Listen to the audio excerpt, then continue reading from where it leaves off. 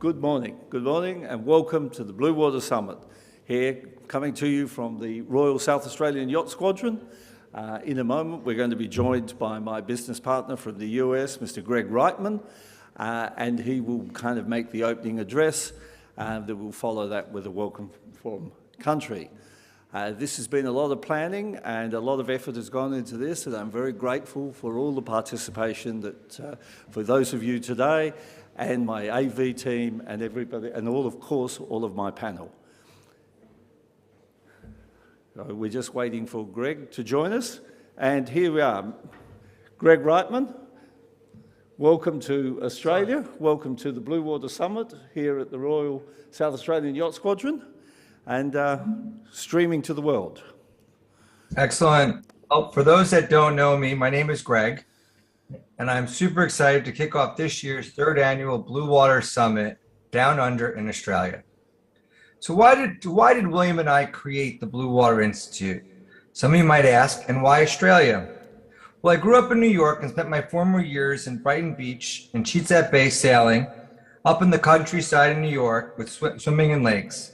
I love my oceans and rivers, and at a very early age, I fell in love with nature. When I came to Australia and visited the Blue Mountains, everything became crystal clear for me and my intention of creating a production company and now the Blue Water Institute serving our environments. As you all know, forests and oceans are the two great lungs of our planet. Without them, there is no life. Not just trees, but kelp forests sequester more CO2 than the terrestrial forests, coupled with seagrasses, which absorb huge amounts of CO2. Sadly, human activity on planet Earth has polluted and acidified the oceans. Agricultural and industrial wastes have washed down the rivers into our seas. For years, garbage and human waste has been dumped into the once pure waters of the oceans. Many oil tankers have cleaned up their tanks at sea with devastating oil spills, which have gone unreported. In addition, there is a huge increase now in shipping, and the noise pollution and lower frequency sonar used by the Navy has made the underwater world a living hell for marine life. As oceans absorb more CO2 from the atmosphere generated by our reckless use of fossil fuels, the ocean becomes acidified, changing the chemistry, leading to an imbalance in our waters, causing coral and mollusks that are now unable to survive. Commercial fishing, drift nets, long knives, gill nets, and bottom trolling is driving large habitats of fish to extinction, coupled with catching tropical fish for aquariums is another disturbing reality. Finally, the death toll of marine species caught up in nets and in abandoned fishing lines is truly sad, which has no commercial value, including some of the most valued treasures in our world are sea turtles or dolphins or whales, seabirds. All of this is affecting the world tapestry of our marine ecosystem of life below the surface and the people who rely on this source of food as income. If we continue this violation on oceans, lakes, rivers, as well as on terrestrial forests, our future is doomed. However, I am an optimist and believe change is coming. I believe, as Arun Gandhi, Mahatma Gandhi's grandson, shared with me, it all begins with respect. Respect with oneself, respect for loved ones, respect for your family, and more importantly, to respect, of course, nature. This is the new beginning coupled with science. We are now embracing the new frontier, our oceans. In closing, as Captain Paul Watson once said, if the oceans die, we die. So on Oceans Day, let's celebrate the wonders of the sea and think about what we can do as individuals and as a global community. Thank you. I would like to now preface and share with you, we have just completed our third annual Blue Water Film Festival, and I'd like to now show you our trailer.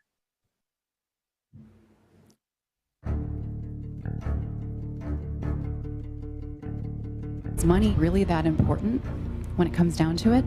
We have to place more value on life. This is a Hawaii treasure, and they're stealing it. You need two things to be an aquarium collector in Hawaii. It's a pulse and $50.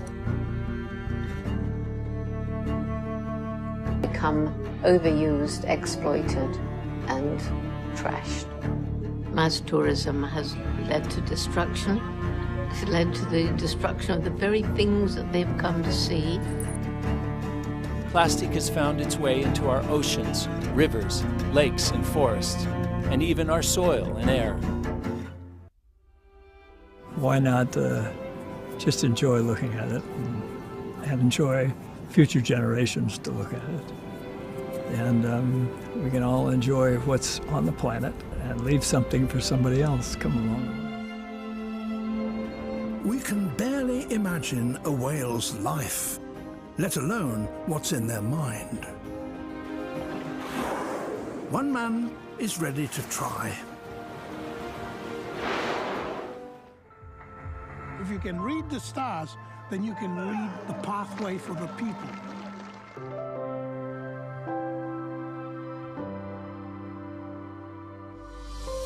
We are from great navigators. We're the greatest explorers on the face of the earth. We were the nomads of the oceans. Navigation was power.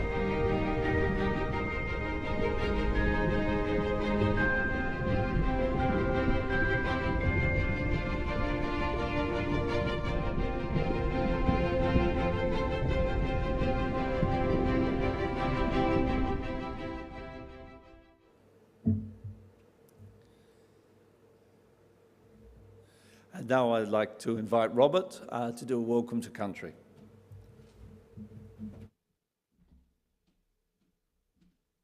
Thank you, William. And also thank you, Greg, for your wonderful words. Certainly a powerful message there, I think, that needs to be expressed throughout the whole world. We've certainly felt the impact down here in South Australia. I'm a proud Ngarrindjeri Narungga man, so the Ngarrindjeri people from the lower parts of the River Murray and the Coorong, traditionally known as the Kurang, the Narungga people from the York Peninsula, and the Kaurna people from here in the Adelaide Plains, or traditionally known as Tarndaganya. And over my years, I'm only a young man, but over my years I've certainly noticed the impact, especially down here in the Port River, where we used to see many dolphins, and unfortunately we don't really see them as many dolphins cruising around in their pods with their little families as much anymore. So being the butterfish person as well from the York Peninsula, it's always wonderful, but each year we go back home and we're noticing the impact that the devastation's having with the urban expansion on our waterways. Being an Aboriginal man, a proud Aboriginal man, we have a strong connection to our country, to our land and to our waterways, and it's very important that we do protect it. It's very important that we do have these difficult conversations and these hard topics. In saying that, I'd like to welcome you here today. So for those streaming in live from far and wide, I'd like to say Nyaki Nyamena Namarni. Mananda Budinya Lokuyata, Tarndaganya, Garna Yatanga. Nainari Robert Kare Karamo Taylor. Nainarindri Naranga Kumagana Mirna. Manindalo Tampidigana Mirna. Kumandalo Parna Yatanga Imbadendi. Tabantalo Bukiana, Burkana, Kumagana Minialara. Na Yakrandalia, Na Yungandalia, Na Chalia. So for those just tuning in, here in our beautiful country, we don't have just one Aboriginal language. We have over 250 different Aboriginal languages.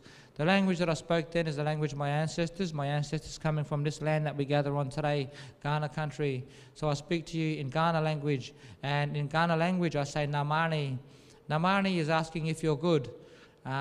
If you're at home and you can reply at the moment, if you're good, you reply with Mani I.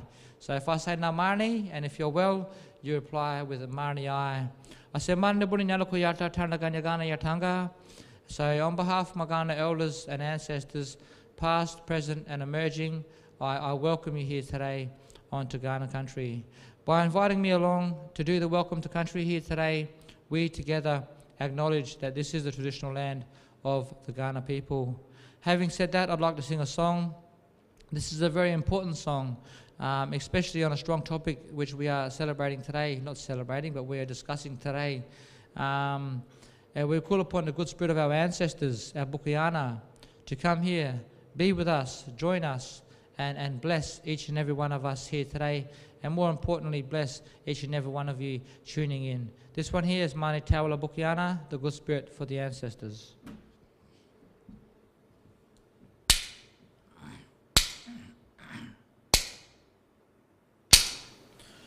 Bukiana!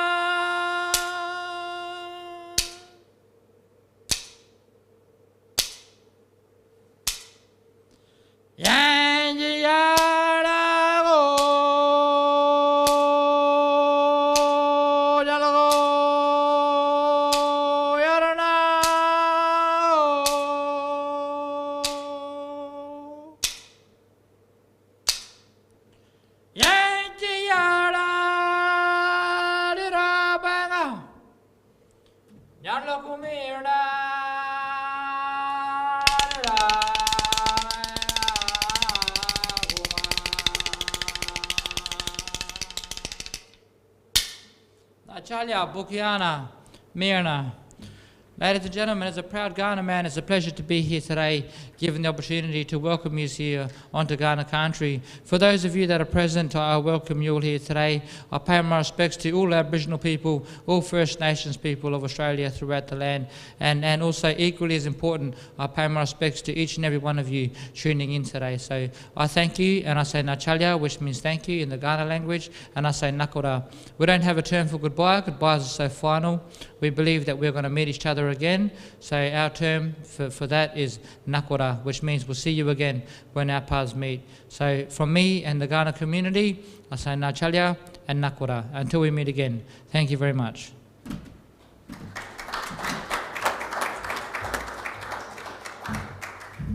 Thank you very much, Robert. Thank you. All right, we just have a few minutes pause now to recommence at 9, well, our 9 a.m., depending on where you are in the world, with our first talk about the discovery and recovery for Antarctica with Tim Jarvis, Peter Madden, and Mike Lebecki.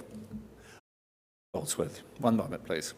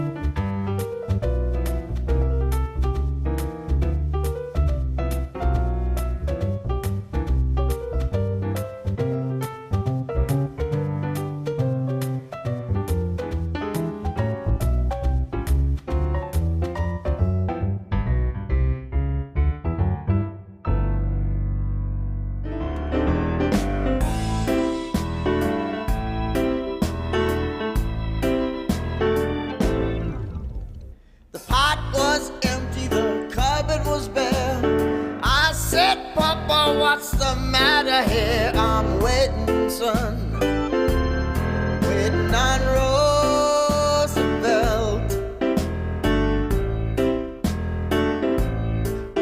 I'm waiting on Roosevelt. The rent was due and the lights was out. I said, tell me, mama, what's it all about? We're waiting, son, waiting on Roosevelt.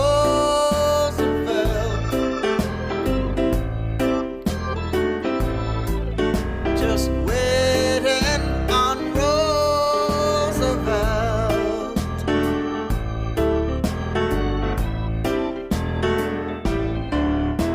My sister got sick and the doctor wouldn't come because we could not pay him the proper sum. Awaiting, waiting on Roosevelt.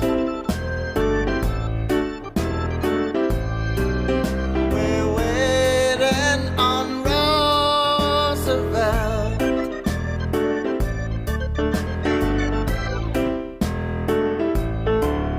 Then one day they put us out of the house. Ma and Pa was meek as a mouse, still waiting, waiting on Roosevelt.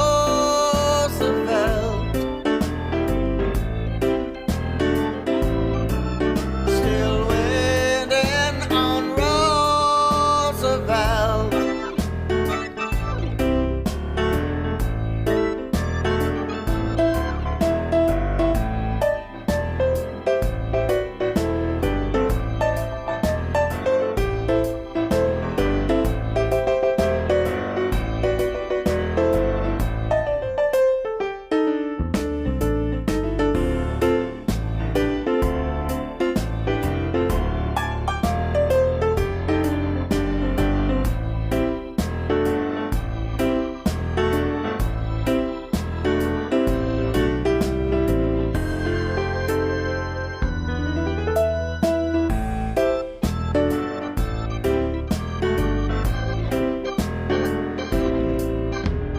When they felt those cold winds blow, didn't have no place to go. Pa said, I'm tired of waiting on Roosevelt. I can't get a job, I can't get no grub. Backbone and navel's doing the belly rub. I'm tired of waiting on Roosevelt. Tired of waiting on Roosevelt.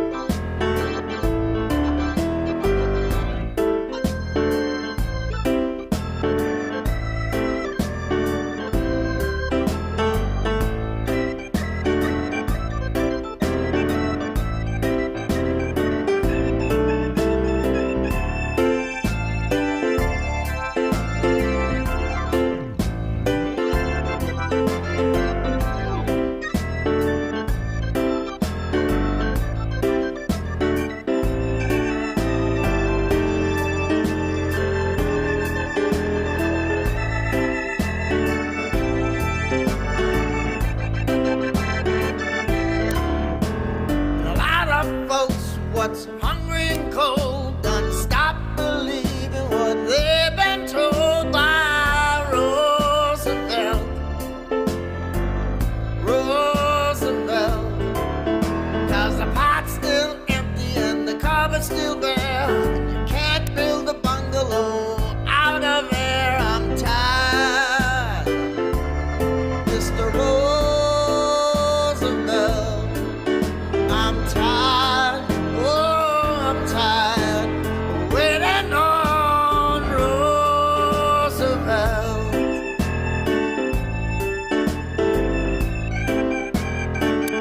Mr. Roosevelt, listen, what's the matter here?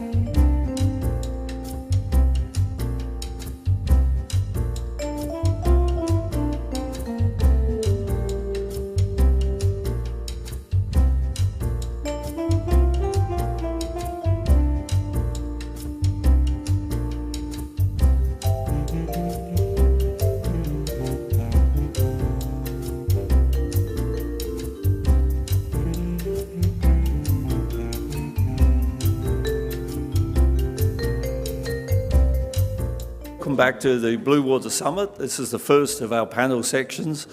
This is the discovery and rediscovery and recovery of the Antarctic continent. And I'm welcome on our panel. I have Mr. Tim Jarvis with us, adventurer and very inspirational. And actually, Tim, you have been instrumental in getting this journey started for me. So for that, I thank you. And we have Mike Lebecki, will be dialing in from the USA, who's also explorer, adventurer, and has recently been to Antarctica. And we have some historic footage on Hubert Wilkins, which has been put together by Peter Madden, who sadly can't be with us today for health reasons. So, Tim, can I invite you to the lectern and take it away? Thank you, William. Wonderful to be here with some of you literally, others virtually. I think this is a wonderful initiative. The oceans are really under extreme threat, and it's important we all play our part in protecting them. My relationship with the outdoors goes back a long way, both as a scientist but also as someone who's spent a lot of time outdoors, both on the ocean and in the high mountains and indeed in the Antarctic. So it's a great opportunity to talk about those three things. And I thought what I would do is talk about the journey of Ernest Shackleton briefly, a journey that I retraced myself some 7 years ago, but also, other than the fact that it's a wonderful story, there are some great lessons we can take from it that I think can be really usefully reapplied to how we deal with some of the environmental issues we're faced with. There's some really, really wonderful take-homes. Just by way of starting, I know we're talking about the oceans, but I think it's worth briefly mentioning the geography of the Antarctic, because it is a quite remarkable place. It is around twice the size of Australia, 14 million square kilometres to Australia's 7.7 million. It is 58 times the size of the UK, where you can perhaps tell from the accent I'm originally from. It's 12,500 times the size of Hong Kong, some 20,000 times the size of Singapore, and the average thickness of ice on the Antarctic continent is 2,050 metres, so 2K's average thickness of ice. It is the complete inverse, interestingly, of the Arctic, which is essentially more or less a landlocked ocean, about 2,000 metres deep and 15 million square kilometres in size, surrounded by kind of the coastlines of Canada and Russia if you're looking at the roof of the world. But Antarctica is this high, dry, windy, cold continent with this vast amount of ice on it, and we're very concerned about the fact that that ice should not end up in the ocean, of course, contributing to sea level rise, but we're also worried about the state of the ocean around Antarctica. This shot here is taken in Antarctica. It is my bid to cross the place one side to the other on foot back in 1999, and I took the shot just to demonstrate the sheer scale of what we're dealing with down there, because that mountain in the background, those are my tracks coming out of the screen towards you, towards South Pole, still 600 k's away. In the background there, that mountain is about 1,000 metres bigger than Mount Kosciuszko, but only the top 100 metres sticks out of the ice. The other 3,000 is buried. And between where I took that shot and the South Pole itself, still 600 k's away, many more mountains, none of them physically big enough to poke through the ice. You're literally walking over the summits of those mountains on your way to South Pole. 97% of the world's water is in the ocean, which is very topical given what we're talking about today. But of the remaining 3%, 2 is actually locked up in the ice of Antarctica. And if it were all to melt, we would have about a 70-metre global sea level rise, which would mean we would all be talking about the ocean, because it would be right on our doorstep, or indeed we'd be completely inundated. So it's a very, very topical issue. Shackleton, of course, was around during what we now call the heroic era of exploration. So Antarctica really was only kind of, in inverted commas, discovered in 1820, but by the 1890s, 1895, in fact, the first person had sort of slept ashore, if you like, had a night on the Antarctic continent itself, and that began this heroic era of exploration where people were down there trying to explore the interior of the Antarctic. But a lot of the exploration was undertaken by people who'd gone down there to exploit it. Sealers, whalers, all intent on plundering the ocean, and more about that perhaps in my next talk. But Shackleton's goal actually was to cross Antarctica one side to the other on foot. That was his goal. 2,700 k's from one side to the other, and he went down in his ship, the Endurance. The Endurance, of course, has recently been discovered in 4,000 metres depth of water off the coast of Antarctica, perfectly preserved after it had sunk. And its sinking resulted in Shackleton having to abandon his goal of crossing Antarctica, but it resulted in him undertaking this most incredible of survival journeys to save both him and his 27 men that travelled with him from certain death. And, you know, you couldn't write the script. The ship goes down, no one knows where they are, they don't have enough food to survive, they live on the stricken ship for 10 months, they then live on the pack ice for a further 5 months, and then the pack ice breaks up and they have to paddle open rowboats, keelless, 6.5 metre long keelless rowboats to try and reach the nearest land and begin their escape from Antarctica. But before I just tell the rest of the story, I think there are some really interesting take-home messages from Shackleton and his expedition that I think can apply to some of the environmental issues we're facing, certainly ocean conservation and climate change, which is my bag. The first of them is that, you know, Shackleton was really a consummate manager of change, and he knew that now the goal of crossing Antarctica was gone with the loss of the ship. Now he had to think about the new challenge. The new challenge was saving themselves. Every undertaking has two elements. It's got a vision and a mission. Doesn't matter what you're doing in life.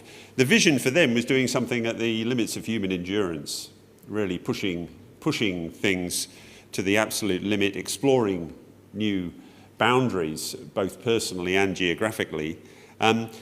Shackleton said to all his men, you know, that vision is still intact. It's just the mission has changed. We're not going to cross Antarctica anymore. The new mission is saving ourselves. And I think this is a really relevant message for fossil fuel-based organisations that I speak to a lot.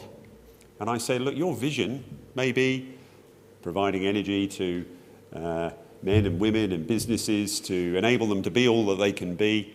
That bit can remain intact. It's just the mission, the way you deliver it, that needs to change. I think the era of fossil fuels is well and truly over.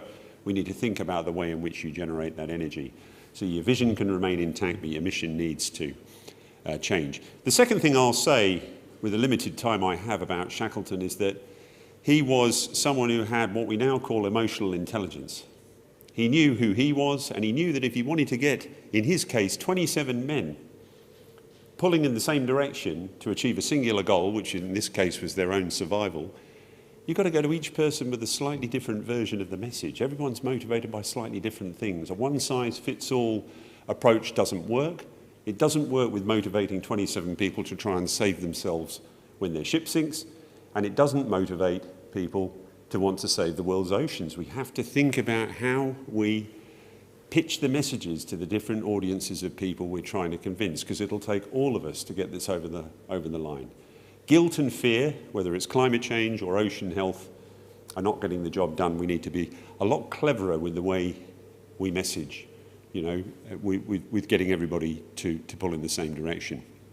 In Shackleton's case, I'm here presenting at the Royal Yacht Squadron here in South Australia, so it seems appropriate to talk about a sailing journey. But essentially, this big ship sinks. They spend 10 months on it until it goes down. They live on the pack ice, as I say, for 5 more months. They're starving. No one knows where they are. They're certain to die. The only thing for it is to shelter under the 3 lifeboats they take from the ship, and this is one of them. And they do that on the pack ice for that 5 months until one night the piece of pack ice on which they're sheltering under the boats breaks up. Nothing more to be done than to tip the boats the right way up, get in them, and try and reach the nearest land. Now, the nearest land, unfortunately for them, is some 100 kilometres away. It is a place called Elephant Island, a remote island off the Antarctic Peninsula. Against all the odds, 5 days later, in open rowboats, wearing cotton smocks, woolens, leather boots, temperatures in the far sub-zero, mountainous seas, they make it. They fall ashore, they celebrate, but Shackleton knows no one will find them on Elephant Island because there's nobody there, no one knows where they are, no one goes to Elephant Island, not even the sealers and the whalers of the period. Only thing for it, get in the most seaworthy of the rowboats, attempt another journey, this time 800 nautical miles across the Southern Ocean to try and reach another island, South Georgia, in the far South Atlantic. Mountainous seas, 2 storms and a hurricane, navigating using a sextant to measure an angle to the sun on the 2 occasions that they see it in 17 days at sea, threatening to capsize it all the time, wearing, as I say, non-waterproof clothing. Against absolutely all the odds, they make it to the island of South Georgia. There they fall ashore, they celebrate again, but unfortunately the whaling stations, which were for them their salvation, they were the rescue, they're on the far side of the mountains. These guys had landed on the southern side of the island, the whaling station was on the northern side, they had to cross a mountain range.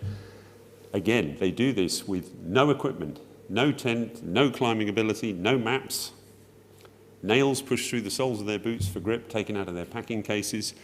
They do it in a time that even modern mountaineers have been unable to replicate, and reach the whaling station, raise the alarm, save everyone. Remarkable story.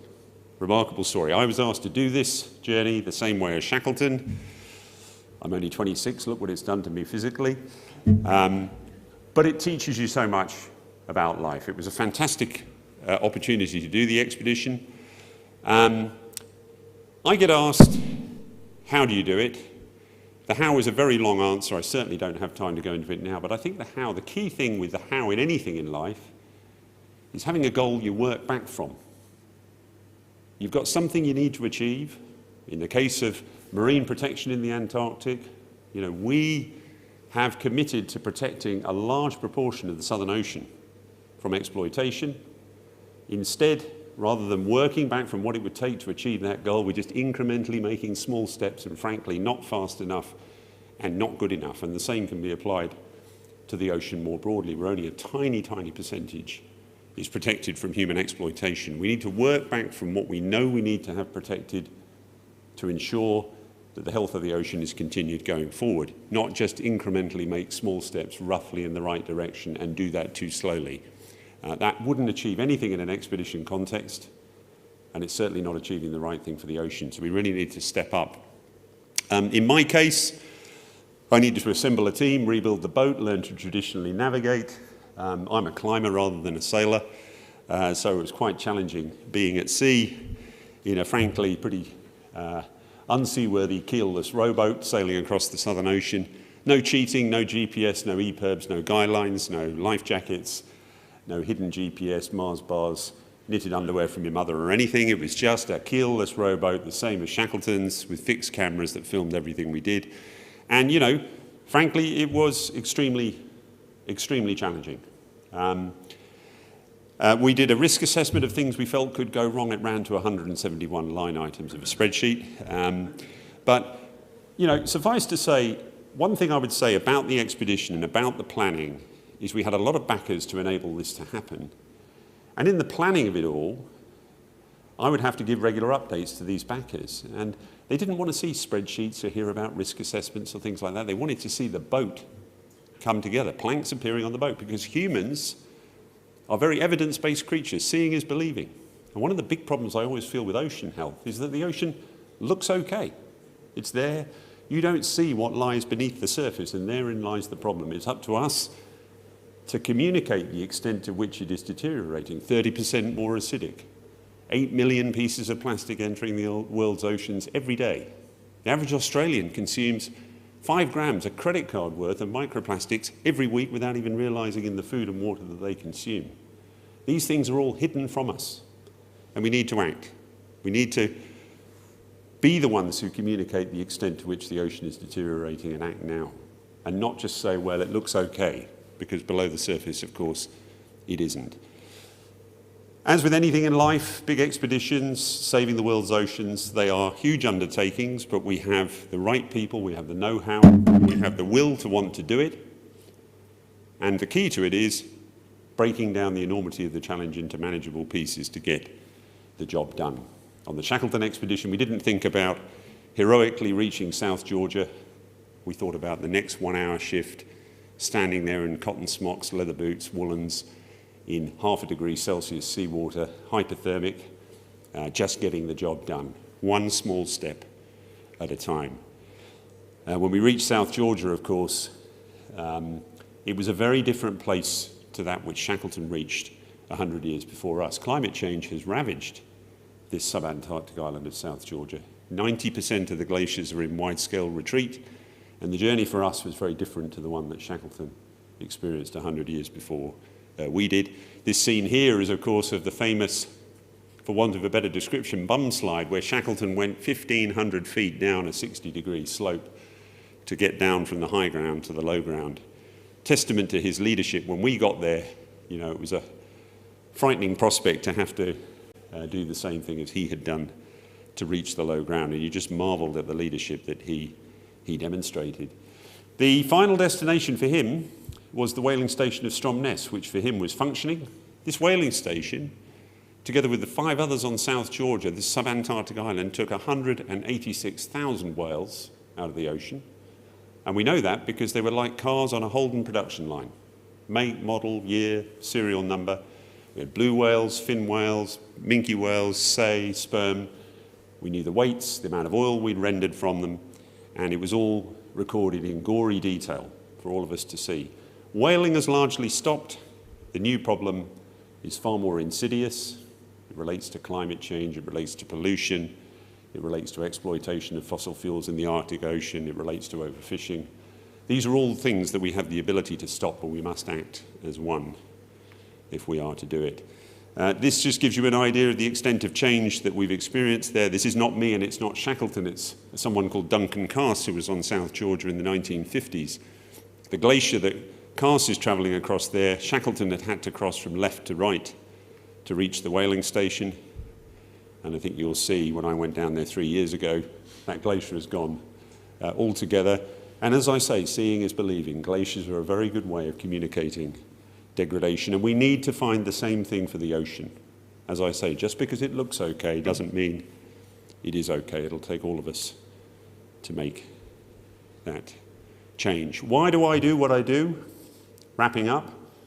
Expeditions, because I'm a scientist by original training, expeditions are about pushing your personal boundaries, enjoying that more resourceful side of yourself that emerges when you put yourself in sticky situations. But really, as an environmental scientist, as much as anything now, the expeditions are something that afford me the opportunity to speak to politicians, to world leaders, to environment ministers, to hard-nosed corporate executives who don't believe, to the members of the public, to school kids, and get the message across almost by stealth. I push my little Shackleton boat inside the walls, and at night you emerge and deliver your environmental message. And we, all that are assembled here today, both online and in person, have a role to play in protecting the world's oceans. We need to get on with it. It can be done, but we must act now. We must act as one. And thank you for this opportunity to be able to speak. Thanks. Thank you, Jim. If you'd like to take a seat, I'll join you in your beautiful, thank you so much. All right, we've now got some more historic footage, and there possibly even some footage that Tim hasn't seen, for courtesy of Peter Madden's work on Hubert Wilkins. So if we could roll that 10-minute video, please, with a over voice of Peter. Thank you. Good morning. Like many, regrettably even in his hometown, I have only recently come across the name of Sir Hubert Wilkins, and his exploits, particularly his photos and films, have become almost an obsession in the 4 years since. This study has manifested itself in many works, including the first book to be done that curates all his photos, and a documentary that also includes extracts from some of his films, both under the name of The Eye of Wilkins. These, and what I hope will become everything Wilkins, can be found at my website honouring him at www.wilkinstheadventurer.com.au. What follows is made up entirely of images and films shot by Sir Hubert Wilkins. So Wilkins' first visit to Antarctica was in 1920, aged 32, as part of an expedition led by an English doctor, a certain John Cope. It wasn't Bert Wilkins' first polar adventure. He had been on the Canadian Arctic expedition before the Great War, but both he found had flawed leaders. In what seems almost beyond belief in these days of protective parenting, Cope decided to take along a couple of volunteer scouts. But before they all got into hairy waters, the boys had been left for safekeeping on an island. However, when Cope ran out of money, it fell to Wilkins to rescue himself, the scouts, and his own reputation. And so, for the required cash to get them all back to London, he took a gig from locals to film and photograph their country and lives, particularly on and about the whaling stations at the most southern tip of South America, producing images such as these. It was not a task that much agreed with him, but his options at that time were few. Sir Ernest Shackleton's last venture to Antarctica, left from London St Catherine's Dock, captured in this film taken by Wilkins on 17th September 1921. The purpose of the venture was not as precise, but it brought together many who had been a part of his endurance fiasco of the previous decade, including the ship's captain Frank Worsley, his deputy Frank Wild, and medic Sydney-sider Alex Macklin. Interest in this expedition had been non-existent until Shackleton came up with a brilliant marketing stunt of running a competition in an English newspaper for a scout to come along, the boy to be chosen by no less than Lord Baden-Powell himself. As this film shows, by the time they set sail, the public fully embraced it. Wilkins's official role was as biologist, though he had no qualifications to be deemed one, not that that ever seemed to worry anyone. Wilkins would have gone on this trip as a deckhand, so in awe of Shackleton was he. Shackleton liked being referred to as the boss, and Wilkins rated him the greatest leader of men he ever came across. Macklin is of interest as he also took photos, and some of the best of the whole expedition exist only by his family donating his and those of Wilkins he in turn had given to Macklin to the State Library of New South Wales after Macklin's death. In my view, as a series, the photos taken by Wilkins on this venture were his best, showing a masterful appreciation for the boat, its crew, and the views possible from it. Though only 47, Shackleton likely harboured some serious health issues, which were exacerbated by the abysmal weather the venture suffered from almost immediately in the Channel to down the South American coast. The Quest, the dilapidated Norwegian sealer being used, was never going to be up to the task, and the bad weather just highlighted its inadequacies.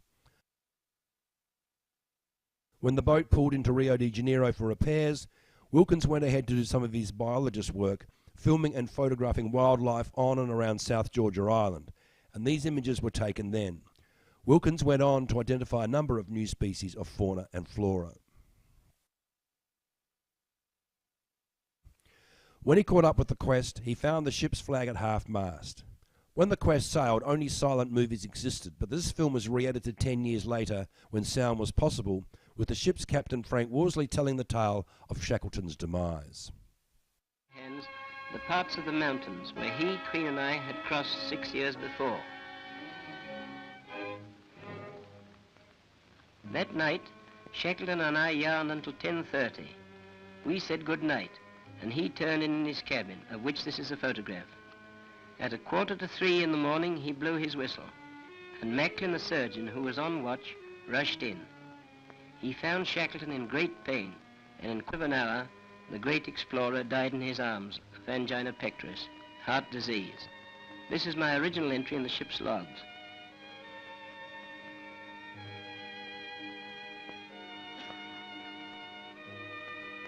By Lady Shackleton's wish, we buried him in the little cemetery at Grytviken, which for more than 100 years has been the last home of seamen, whalers and explorers, a spot he would have chosen to lie in, looking out at the scenes of his great adventures, his great triumphs, and what I might describe as his most glorious failure.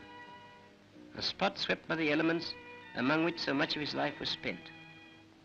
Wreaths were sent by Lady Shackleton and the British and various South American governments. I think that indirectly he had laid down his life for his comrades. His great exertions and self-sacrifices laid the seeds of the disease which caused his death. Our last service to him was to build a cairn to his memory, and also to act as a guide to ships entering King Edward Cove. Our favourite A.B. MacLeod, a fine old Scot, took charge of the building operations, because at his home they all know how to build stone fences and walls. As we dug out stones and sledged them down the mountainside, the sky became heavily overcast, and soon it was blowing a snow blizzard. We could hardly see each other through the driving snow, but we carried on the work by following our sledge tracks. The next day our labour of love was completed and the sky cleared. We erected an oak cross 3 feet high on top of the cairn, and into the front of the cairn we cemented a brass plate bearing the words, Sir Ernest Shackleton, explorer, died here January the 5th, 1922, erected by his comrades. After the ceremonies, the quest expedition went on, but without much enthusiasm from its crestfallen crew. When the quest threatened to do another endurance, they decided that was enough, and the boat turned around and headed home.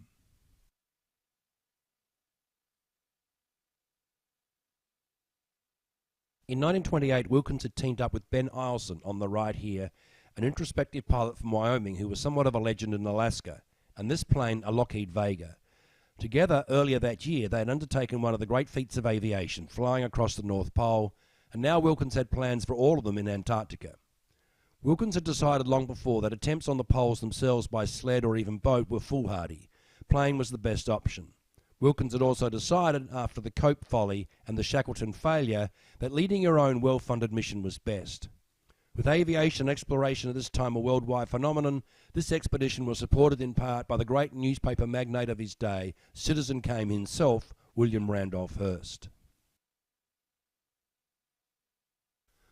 Before we get to that flight, this is film, probably the first time it has been seen in Australia, which features observations of the lives and activities of locals at Graham's Land, the closest point that Antarctica gets to the other land, in this case Chile.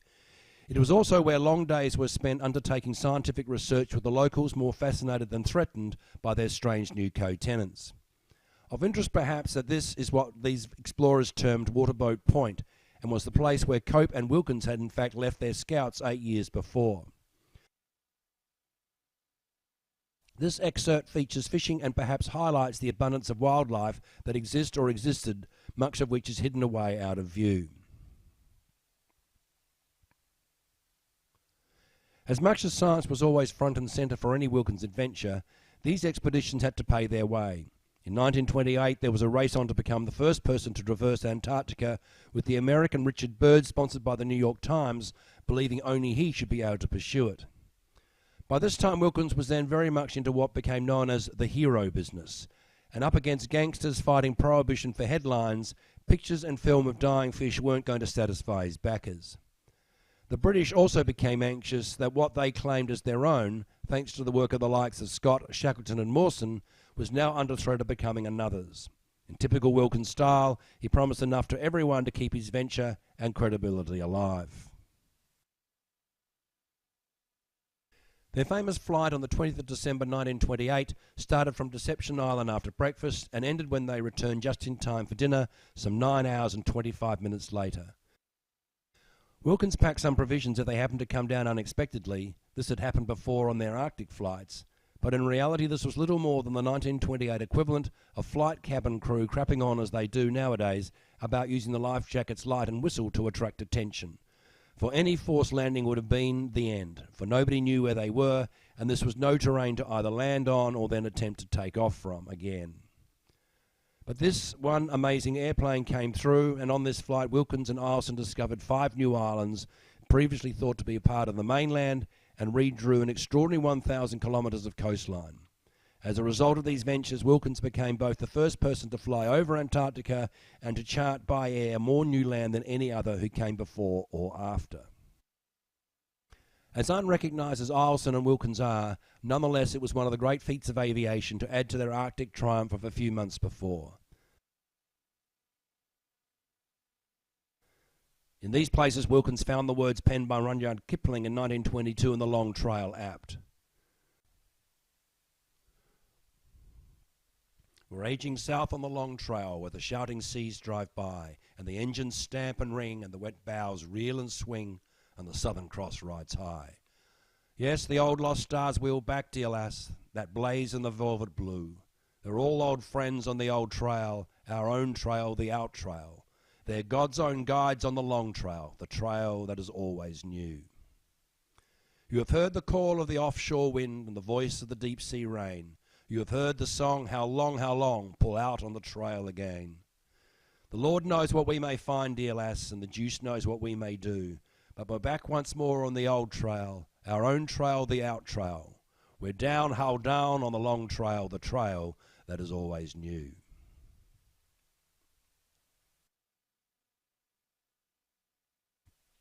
Lincoln Ellsworth, on the left, was a wealthy American and strong supporter of Wilkins, having sponsored both his Nautilus Arctic submarine and previous Antarctica missions, as well as hosting Hubert and Suzanne for their honeymoon in his castle in Switzerland. However, in order to repay his debts after the Nautilus, Ellsworth pressed Wilkins to lead his ventures to Antarctica. As this image may suggest, being subordinate to another flawed leader did not please Sir Hubert. Still, it was one better than Ellsworth's pilot, Herbert Colic Kenyon, seen here, who couldn't stand the guy.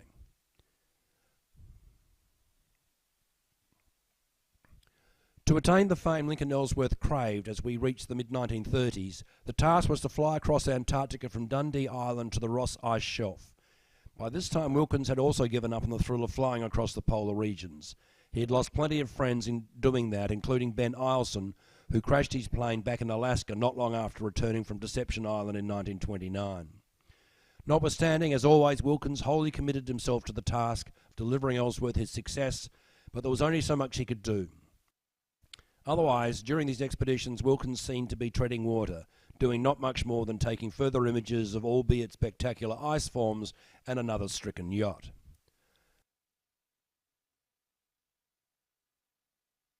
After 2 months, both Ellsworth and his pilot were rescued, but soon after Wilkins found an excuse to get back to the Northern Hemisphere and left Ellsworth to it. Ellsworth had land, a mount and a lake named after himself. It was not his habit to share around the honours to those who supported him.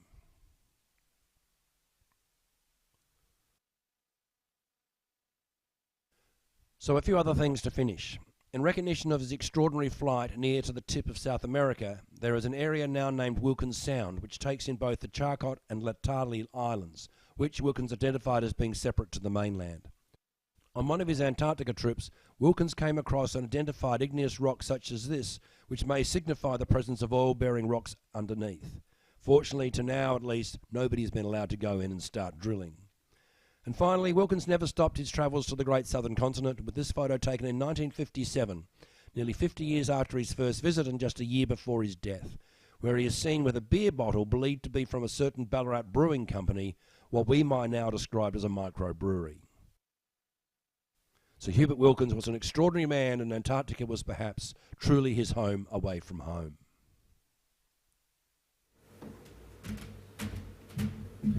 Well, my thanks to Peter Madden for assembling that, and he sends his apologies on not being able to be with us today.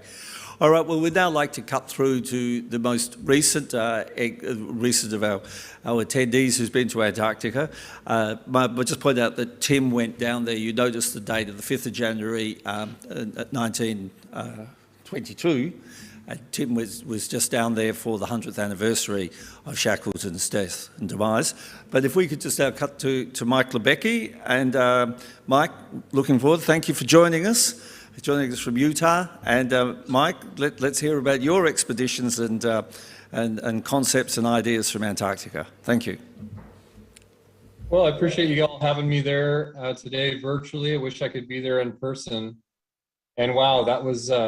these last two presentations were quite special and emotional, to say the least. I'd like to just kind of jump into, I'd like to show the video that we recently did this last February, March in Antarctica. And it really does, it's more about the whole Earth, but of course, going to Antarctica, what we think is the last pristine continent, you know, that's changing very quickly. So there's a lot of emotions going on in our planet, and I'd really like to show this video, and then maybe we can do a little discussion after that. So let's go ahead and cue up the video.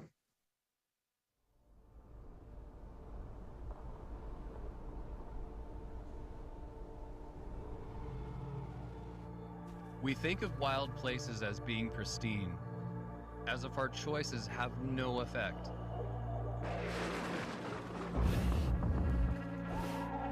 But the reality is, we put over 12 million tons of plastic in our oceans every year.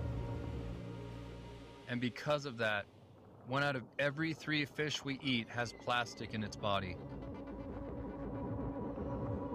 Even though microplastics are a really new field of study, every food system that we've looked in, every habitat that we've looked in, every water source that we've looked in contains microplastic pollution.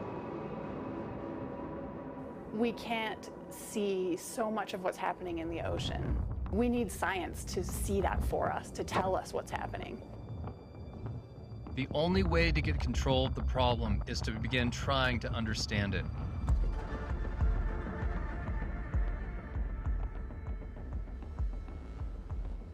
We're on the National Geographic Explorer. We're headed to the Drake Passage, and in about 2 days, we're going to be at the Antarctic Peninsula. This is a really innovative trip. Tighten these down. The purpose of this expedition is to study microplastic transportation and concentration throughout the Antarctic Peninsula to help fill in some of the knowledge gaps in the field of microplastics research. I met Abby Barrows several years ago. She asked me to take samples of water from all over the world to bring back for her to test for microplastics. I first heard about microplastics in 2012, and a light went off for me. I couldn't believe that the waters that I grew up on were filled with plastic. Everything had been touched by plastic pollution.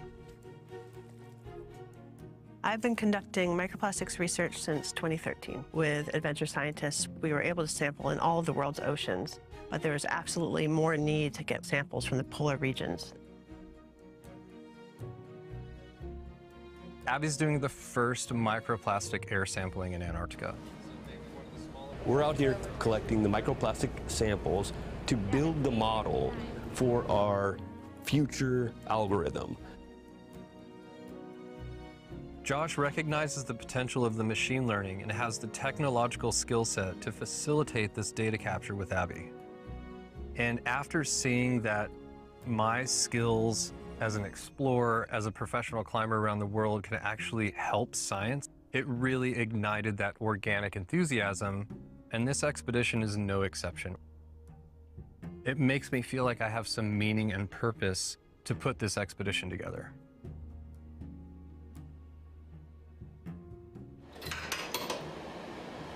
Any bridge yet from our end, you can board.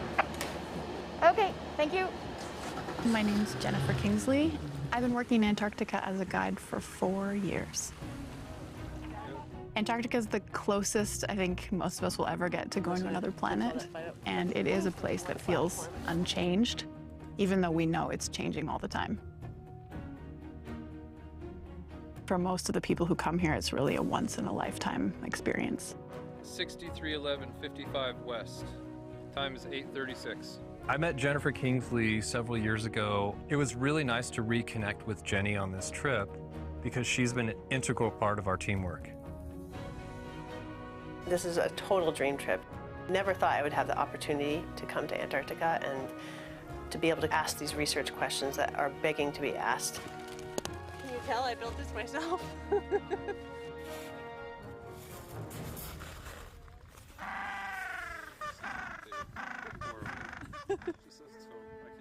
We want to experience Antarctica as a place that is untouched and that has no human footprint, but that's simply not the case.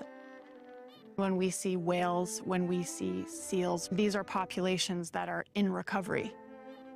This is a place where wildlife were hit hard by people in the past. Flotillas went to the Antarctic as to war to kill the blues. These scenes record the destruction of an irreplaceable resource. Now, for commercial purposes, the blue whale is an extinct animal. There are reminders of the whaling industry all over the place down here. It's not difficult to find a beach that's covered in whale bones. As much as we come here for a wilderness experience or something that's really beautiful and amazing, we need to know that we also have the power to impact it heavily. Not only do we have that power, but we've done that. We've already done that. My fear is that these seemingly pristine beaches will have the remains of our plastic misuse, and the environment will never be the same. We need everyone involved in science. The more different kinds of people we see in science, the more interesting and better questions we're going to ask. We're on James Ross Island, which is actually really remote, even for the peninsula. Not many people come here, and we're standing on moraine, actually rock and dirt. This used to be a huge glacier, and it's a testament and evidence that climate change is very real. Since this is the first of its kind research on the Antarctic Peninsula, I was so eager to plug in my microscope and have a look at those samples. One way to think about the bioaccumulation of microplastics in the food chain is to start with the plankton. A plankton ingests one piece of microplastic. A krill eats 100 plankton. A fur seal comes along and eats 1,000 krill. An orca comes and eats 10 fur seals. So by the end of its life, that orca could have consumed millions of pieces of microplastic.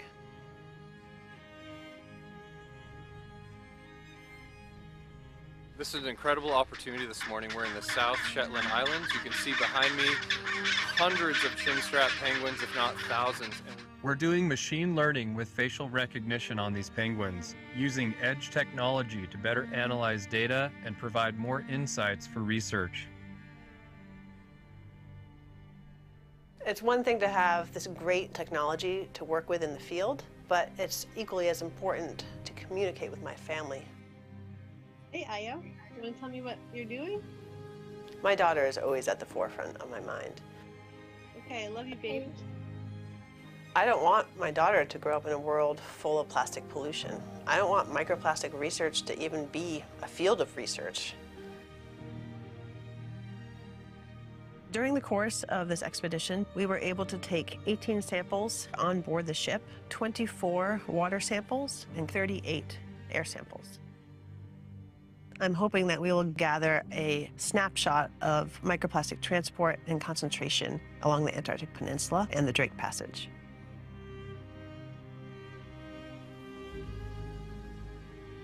If I can bring those stories back and share these with people and they can feel the emotion, I really think that's a big part of the teamwork to change our planet, to get people to care. It's really important for people to become more aware of how their actions as consumers are contributing to the global budget of plastics in our oceans. To think about the world through her project, looking for the things that she's looking for that we can't actually see, has given me a new perspective on the unseen. Now is the time to act, to protect our planet and prevent further damage. We can vote with our dollar. We need to think about policy. We need to think about extended producer responsibility models and really think how we can make changes quickly so we can stop pollution at its source. All of our little actions to stop plastic consumption add up and can create a tidal wave of change. And change is absolutely imperative now if we don't want a future choked with plastic pollution. There's no reason to wait any longer because the oceans can't wait.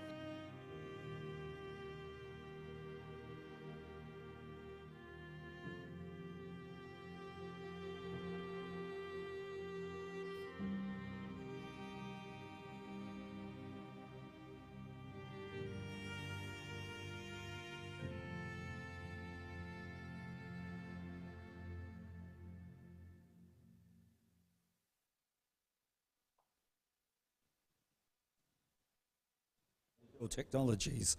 I believe that might be the first time that footage has been shown outside of the US, so we're really appreciative that we've had the opportunity to use it here at the Blue Water Summit.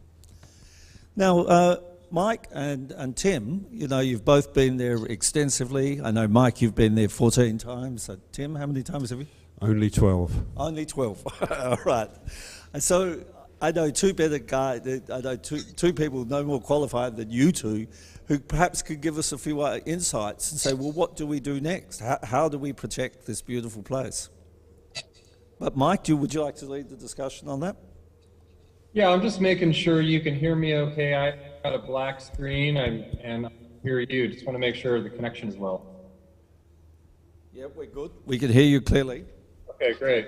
You know, I think, you know, the video you just saw is really just a long trailer and a teaser and some information of I just want to go into, gathering water samples all over the world for years and years, and coming back with these samples, and 90+% of them having microplastics in them was a really emotional awakening moment for me. So I'm mainly a climber and explorer in an athletic sense at over 100 expeditions, and connecting with different scientists and learning about their passion and of course the facts of what's happening to not only our oceans but the planet in general. The older I get, just the more emotional it's become. And so I'm just part of that equation to help find a final product of learning more about this, getting more information, and ultimately maybe stopping the source and maybe calling out the corporations and people that we know are responsible for most of this pollution. And some of the most recent, and Tim, you might be able to note on this, but a lot of the most recent information is more about 12 million tons of plastics going into the oceans every year and increasing daily, of course. And so it's an emotional component with a lot to say about this. And of course, Antarctica is a perfect example of what we think is a pristine place, but it's been murderous taking the animals as these guys have shown, and now taking all of these incredible, wonderful creatures of our planet and now depositing plastics and pollution. And it's just a maddening, emotional time. And I'm just happy to, again, be part of it, to even just share some of this message for us to start thinking about what are we doing? How can we stop the sources of these petroleum plastic madness products? And also from a standpoint of just doing our own part every day. So it's quite a discussion and an emotional component. Okay, thank you. You want to add on to that, Tim? Yes, thank you for that. Look, I think the key thing for me is, for a start, it's making the issue real to people. So if you live in Carlton and inner city Melbourne, or you live in LA, are images that Mike and I show from Antarctica really going to speak to you on a day-to-day basis on, say, a Tuesday morning when you're commuting to work? The answer is maybe. But I think we need to really speak to people using sort of language and metrics that work in their world and mean something in their world. That's the first thing. Secondly is telling them what it is that they can do to make a difference. And say, for example, I do a lot of work with the United Nations at the climate level. I remember back in Paris in December 15, where the new climate accord was struck, and a big celebration was made about the fact that we had $10 billion set up in the Green Climate Fund, which is contributed to by all the world's governments to kind of solve climate change. And I remember thinking at the time, as I sat in the press conference, not on the stage, but in the audience, thinking, Australian super funds, so I'm speaking to an audience in person here of Australians, many of whom who have their pension funds. We have over $2 trillion in Australian super funds. So mums and dads have 200 times the purchasing power in their super funds that the United Nations has to solve climate change. So we should go online and repurpose and readjust our investments in those funds into things which don't pollute the ocean, don't produce plastics, don't support fossil fuels if we are serious about the issue. We have the ability to make changes over and above, not buying plastic bags and things like that, with some of the investments we make, how we vote. I'm pleased to say, putting it out there, that we've kind of voted the right way in this country recently. But we have it within ourselves to make a big difference. But I think it's about us showing individuals, corporations, local councils, government, senators, members of the media, members of the public, what they can do in their world to make a difference. Yeah, I'd echo that. I think, be the change, not ask other people to change, but be the change yourselves. And that's the message we'd like to get out on the Blue Water Summit. Just another question I'd just like to pose, and I dropped an email to you earlier on this morning. With so many people taking interest in Antarctica, I can see it's going to be, now that the borders are open and we're all travelling again, I can see it's going to be the next go-to tourist destination that people want to put on their bucket lists. But how are we going to cope with that level of interest that people want to go down there and just, as we say in this country, have a Captain Cook, have a look around? And when I've already seen the problems that are happening on Everest with overclimbing, we see what's happening in Venice with the cruise ships. What's the story then for Antarctica on that one? Tim? Well, Mike will know about this too. I too have travelled several times on the Explorer, the ship he was on. I think the fleet of vessels servicing the Antarctic tourist trade is rapidly going up. I have a friend who works in Antarctic logistics who said the Chinese are building 30 vessels as we speak to service their interest in that. And, they've every right to go, I guess, because we've been going for many years. There is an organisation called IATO, which is the International Organisation for Tourism Operators in the Antarctic, and they have very strict guidelines. But will everybody join up with those? And will just sheer weight of numbers cause problems? I guess it will. I actually think that the visiting tourists are kind of less of an issue than the big picture impacts associated with things like shipping as an industry, rather than people physically going to Antarctica. But yes, we have to regulate that kind of behaviour. I hope that there's a balance between people going, yes, they have a carbon footprint associated with getting on a ship and going to Antarctica to talk about not releasing carbon, but they come home maybe as ambassadors, seeing the beauty of the place and the fragility and thinking, well, maybe I should change something in my world back home. Be the change, yeah. Mike? Sorry, the audio, I'm hearing about half of it, but I did hear Tim talk about IATO, and those that are following those strict regulations are getting stricter more and more from what I can tell. We can hope that people follow those guidelines. I think most tour operators down there are. Sounds like we've shared, half the trips I've done, I've been on big cruise ships, the tourist ships, and I agree that I think a lot of people go down there and their lives are changed. And there's some emotion where they want to become ambassadors, not only for Antarctica, but the planet. There's compromise and sacrifice. I mean, if you really get into it, we're all part of the problem.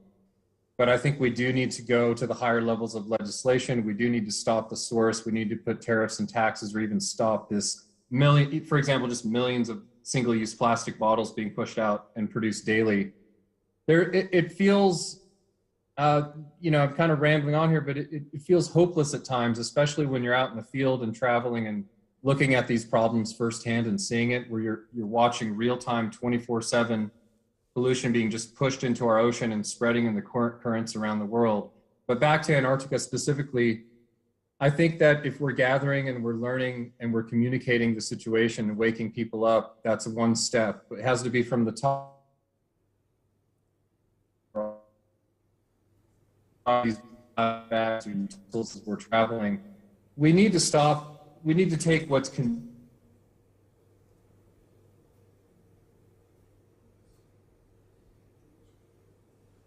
We've just a bit of an internet issue there. Tim, do you just want to just pick up with some closing remarks then? Because I like what you said. Maybe we need more ambassadors, so maybe people going to Antarctica is a good thing. If it's down to the balance between people, I went on I'm the ambassador for WWF in this country, not the Wrestling Federation, by the way, just to clarify, the one with the panda, and it's worth mentioning. But we took a group of high net worth individuals and very influential business people down, and we took them to Antarctica, and yes, there was a carbon footprint associated with that, but they all came home really changed people, and the level of change they could instigate was far greater than the footprint of them going on that trip. So I think it makes a big difference. And then we've got a couple of minutes left. Is there anything else that you'd like to add about? There's plenty of things I could talk about, but I mean, I think it's really down to expeditions, and Mike will know this, are they're big undertakings. You don't imagine the end point necessarily. You think about the next small step in the process. You control what you can, in the knowledge there's plenty of things you can't control. And that's the way I think we need to approach this issue. It can be overwhelming. You just need to understand what your part of it in being the solution is, and break the challenge down into small pieces and work towards those, and not get disillusioned by the enormity of the problem, because we can solve this. I'd like to adopt that small step as a time for the Blue Water Summit. Mike, we've got you back again. We had a little bit of a breakdown of the internet there. Would you like to throw a few more words in just to close down? I just want to be a little bit redundant. Talk to your family, your colleagues, your friends about this, this issue. Try to go to the educators in your schools from an elementary level to college to, the subject of taking care of our planet should be right there with math and history and English or whatever, as in your local schools, and it should just be taught from a young age that we need to respect our planet and how to do that. It's an important it should be the most important subject in school as far as I'm concerned. And if we grow up that being normal, if it's normal to take care of our planet, if it's normal to have integrity and take care of our Mother Earth, generations ahead, we will stop this madness of profits and pollution that's desecrating our planet. I really think that that is important. Our legislation and our leaders will be our next generations controlling this, and hopefully we can again stop the source of the madness and get this world to a better place. Tim? I totally agree with what Mike just said. The next generation are a real inspiration, and we owe it to them to make sure we leave a better place for them, but also for the plants and animals we share the planet with. It's not necessarily just about leaving it for human generations. I'll finish with one thing, which is, I'm in my 50s now. I remember going to the Rio climate talks in 1992 as a 20-something, and a 50-something guy, probably my age then, said to me, "You, 20-something guy, don't make the mistakes we have made." And here we go, fast forward 30 years, I'm the 50-something guy going to 20-something saying, "You, my son or my daughter, you are the future, don't make the same mistakes we made." We've got to be careful we don't just kick the can down the road and expect the children to do it. We too need to step up. We are often the ones in the positions of authority now with the financial wherewithal to make the changes that really are impactful. So the kids are incredibly important, they're very inspiring, but we too can't just absolve responsibility and expect them to do the heavy lifting. Fantastic. Thank you very much. Mike, thank you very much for being with us. We really appreciate it. And to your ambassadorship with Dell. And Tim, thank you very much. Stay with us, Tim, because we're now going to talk about how we can set up some greater marine protection areas in Antarctica. All right, thank you very much. Thanks for having me. So we'll just take a break for a couple of minutes while we get organised, and then we'll be bringing in Linda Goldsworthy to talk with Tim about marine protection areas. Thank you.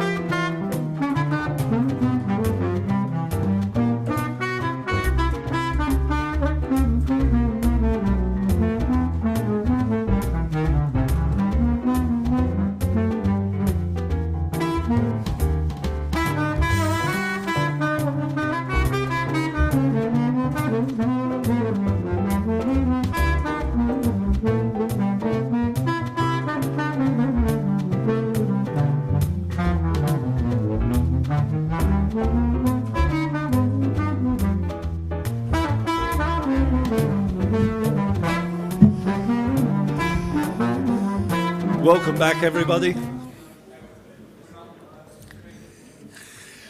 Okay, welcome back to our second panel discussion. Thank you, of course, to our previous speakers. It was some really inspiring movie, and to quote Mike, they're very emotional material about Antarctica. We're now going to talk about marine protection areas, a subject that is very close to a number of people's hearts, and we're privileged to have with us Lynn Goldsworthy. He's coming in from the University of Tasmania, and I'll introduce Lynn, if we could have her on the line. Good morning, Lynn. Thank you very much for being with us here at the Blue Water Summit. We have a small audience here at the Yacht Club and a much larger audience streaming. Now, we'll start off with that beautiful little piece of cinema that you sent me from Pew Research, and then we'll cut back to you to discuss issues about MPAs. Thank you. Yeah, thank you very much. I just wanted to introduce the video. It's a video by Pew that was developed to advocate for one of the proposals that are on the table at the moment, the East Antarctic MPA. And I think it sets the scene very well for our ongoing discussion about how we get MPAs up in the Southern Ocean. Thank you. Thank you, Lynn.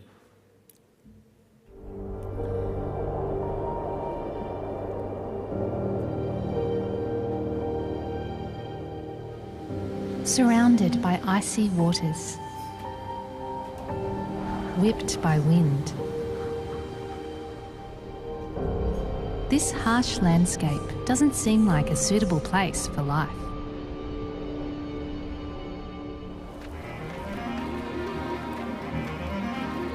But tell that to this Adelie penguin, or the estimated 6 million others that call East Antarctica home, or to the legion of emperor penguins lined up for miles across the icy landmass, making their journey to sea.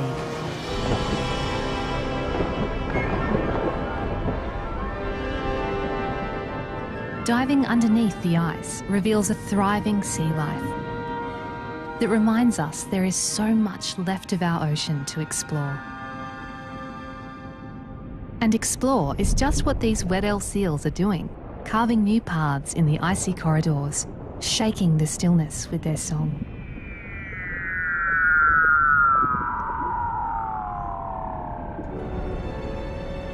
The deeper you dive, the more diverse life is. Fluid fluttering of jellyfish tendrils give way to a field of sea feathers, where we witness the dogged determination of this large scallop. Dimensions are distorted in the Southern Ocean.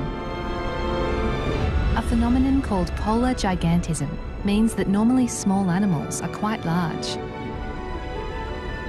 Like this sea spider, the size of a dinner plate. Expectations are challenged too. Familiar-looking species are found in an unfamiliar place. Plant-like creatures here are actually animals, and these animals make this part of the Southern Ocean look like a tropical reef. But surprisingly, most of the animals here are found nowhere else on Earth. For millions of years, this mosaic of marine life has been kept isolated from the outside world because of circumpolar currents. These powerful currents block warmer waters from entering and prevent Antarctic larvae from leaving the region, creating an environment that is truly one of a kind.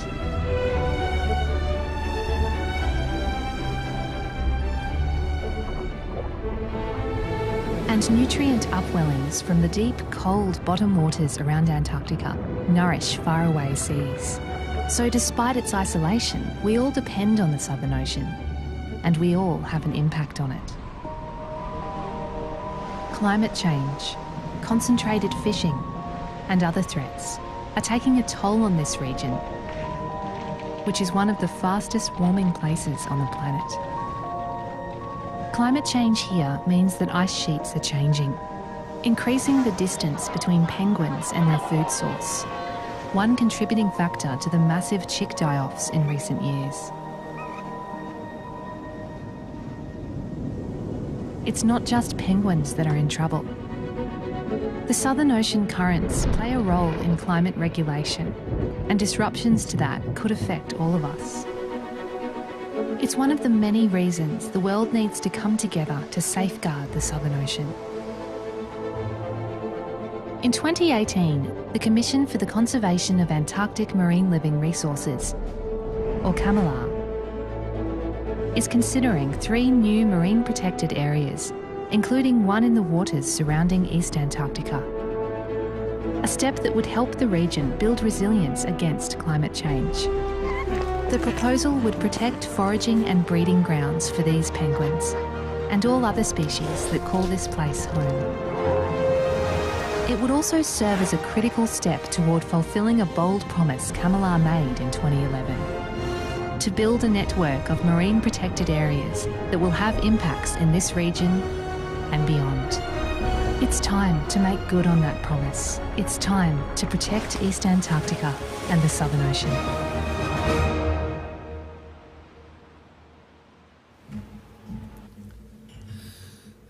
Fantastic. Thank you, Linda. After such a really interesting session this morning, I'm going to take you back into a little bit more process focus. I think that what I want to focus on is efforts made thus far to implement marine protected areas in the Southern Ocean, and then look at possible ways forward, because we are not doing very well at the moment. So I think first it's important to review the many reasons why a network of MPAs across the Southern Ocean is important, not just for the Southern Ocean itself, but also globally. And that video touched on a few of those.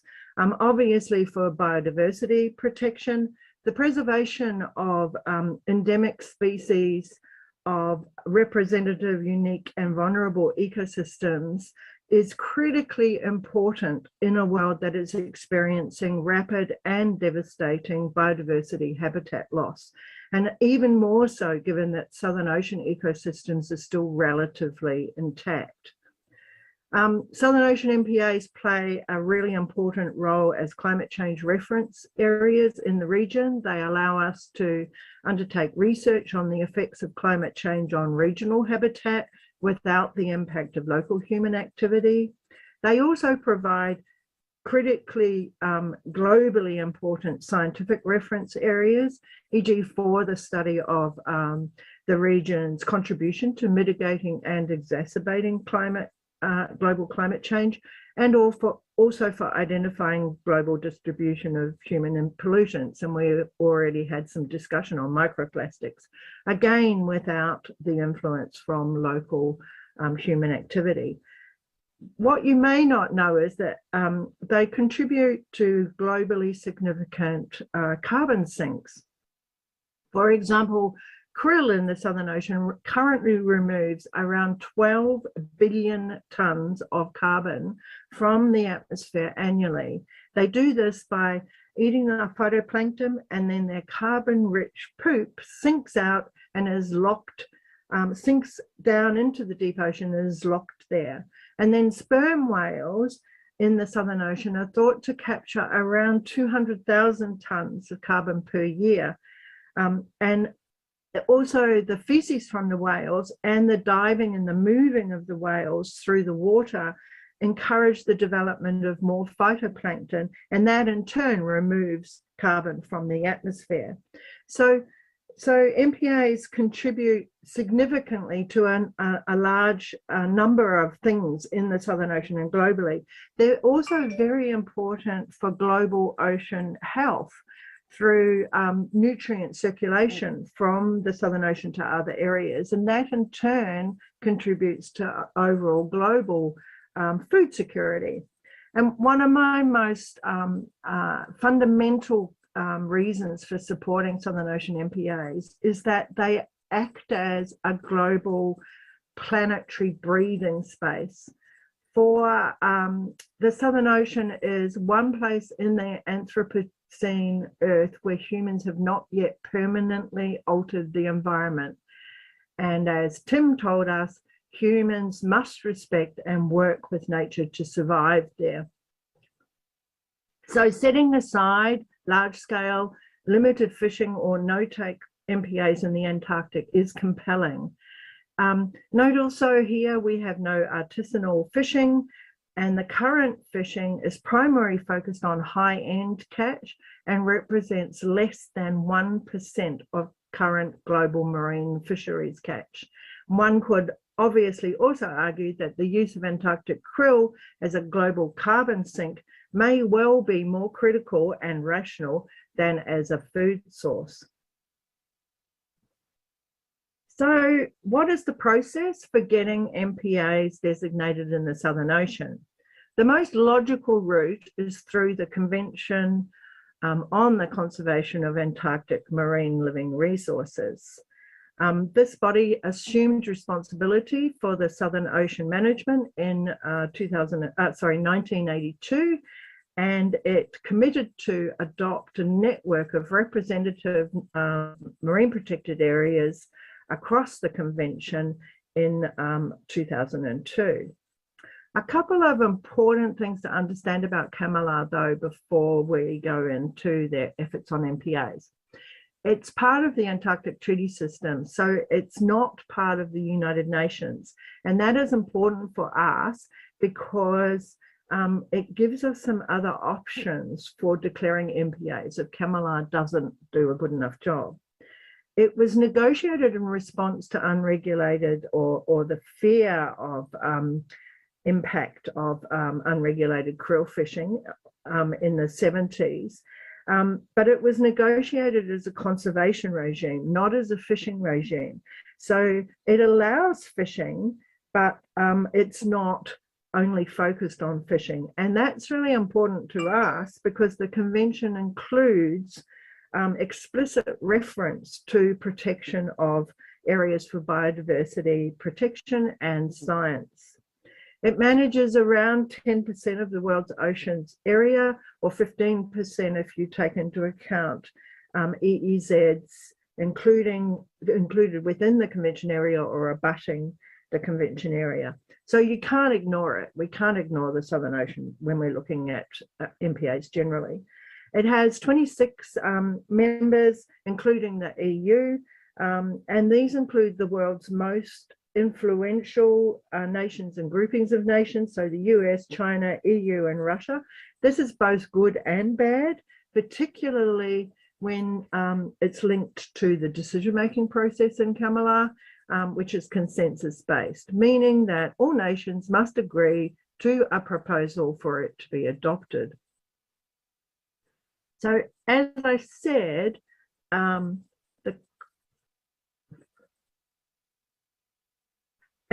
the conservation objective, the objective of the convention is conservation.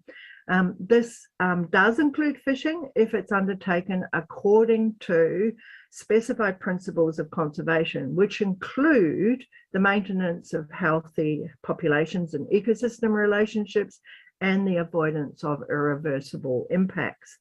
But its responsibilities are, it's okay. Its responsibilities are extend beyond fish species to the conservation of all species of living organisms, including birds, and to safeguarding the Antarctic environment and providing the integrity of its ecosystems. I think I have given you an older version of my slideshow. I have no idea how that's happened, but anyway, I shall talk my way through this. So what's happened thus far in terms of marine protected areas? Well, quite a lot at the level of setting the scene. We've generated a scientific basis and we've developed a process. And we've adopted 2 marine protected areas in the South Orkney Islands Southern Shelf and in the Ross Sea MPAs. But since 2016, not very much. This is the East Antarctic. These are the three MPA. Sorry, this here is the original East Antarctic MPA proposal. It's now considerably reduced. I'm really sorry. I'm going to turn this maybe here. Yeah. So if we look at the current MPA proposals, you can see here that we have these ones here, the Ross Sea MPA, and this one up here, the South Orkney Islands Southern Shelf MPAs are the ones that are currently adopted. These middle blue ones up here are the ones within the EEZ designated by individual CAMLR members, so they're not part of CAMLR in itself. And these ones here are the proposals that are currently on the table. This is the much reduced East Antarctic MPA, which was initially designated in 2011. This is the Weddell Sea MPA, and this is Domain 1 around the peninsula area. So where do we stand in 2002? In reality, things have not just stalled, but they're going backwards. We have no progress on proposals. We have blocks on the implementation of agreed MPAs. We have China and Russia now calling for a review of the commitment to the MPA network. And we have Russia also demanding a consensus-based agreement on a definition of MPA before they will even consider, let alone accept, any further MPAs.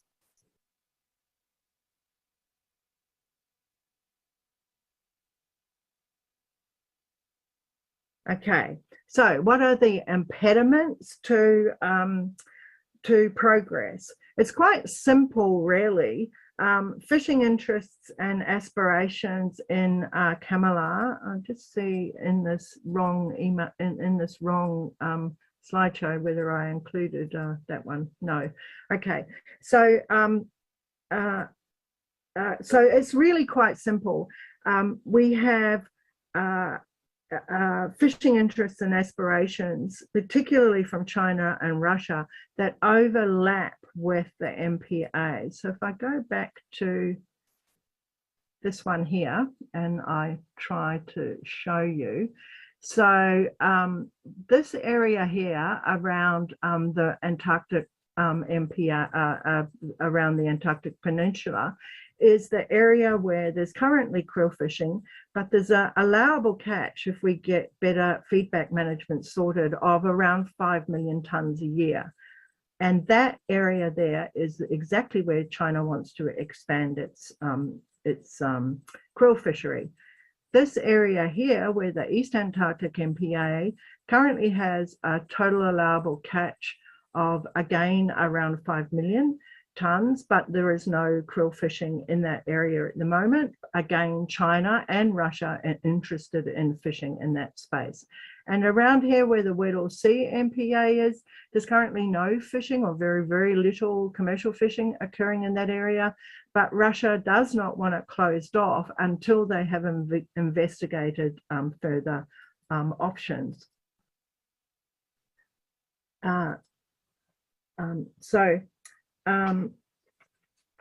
Of course, it's a little bit more complex than that. China, if you think about what China has in terms of aspirations globally, it wants to be a major player in the high seas fisheries area. And the Southern Ocean is the only high seas area not completely subscribed or overfished. So to progress that, they want the CAMLR Convention to be seen as a fisheries regime rather than as a conservation regime.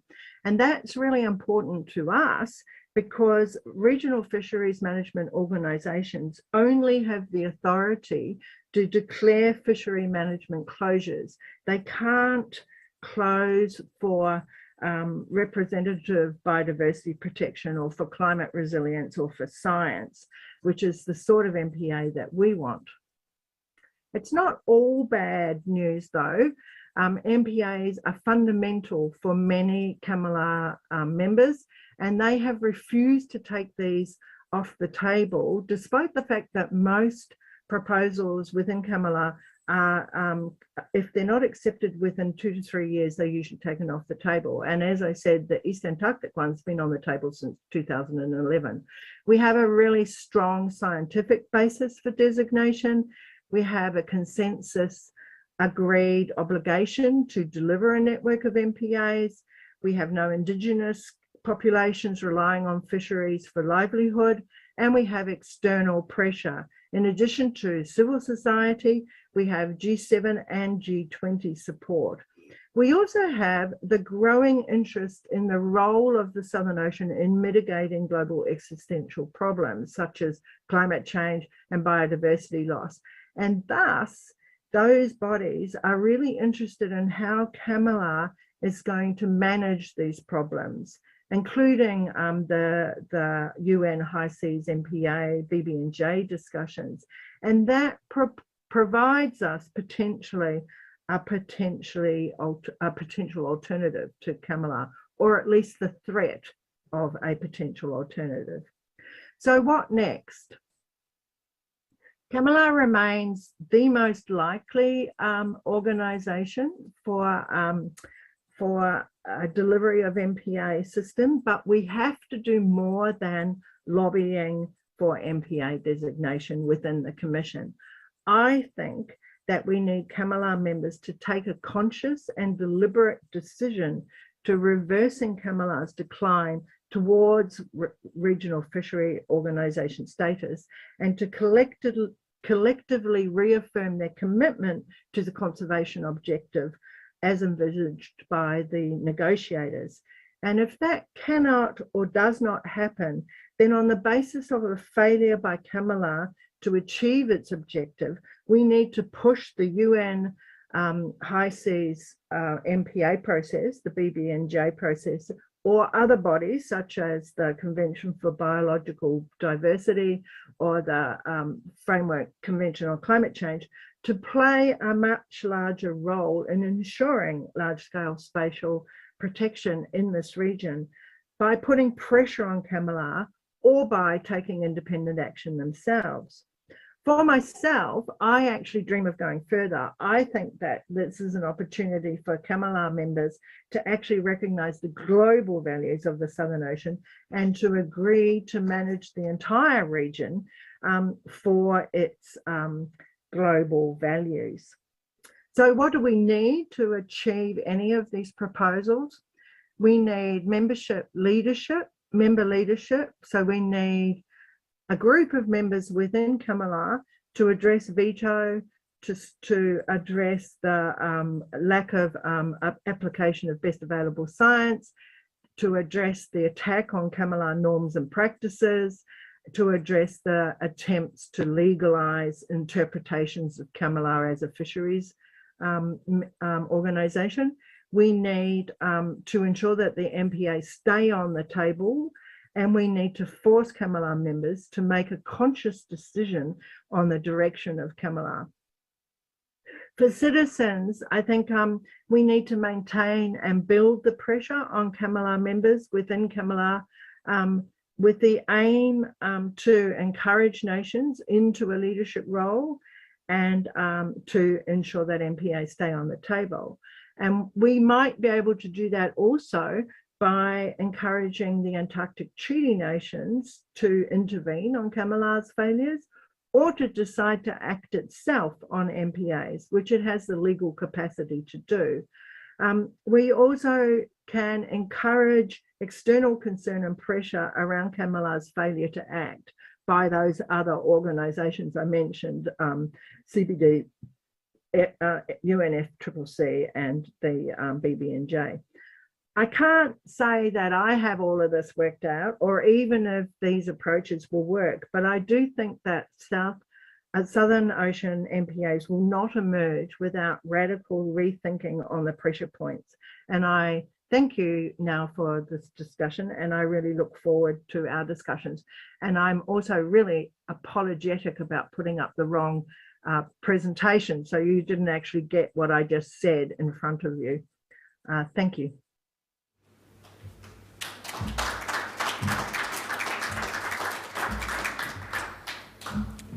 Thank you, Lynn.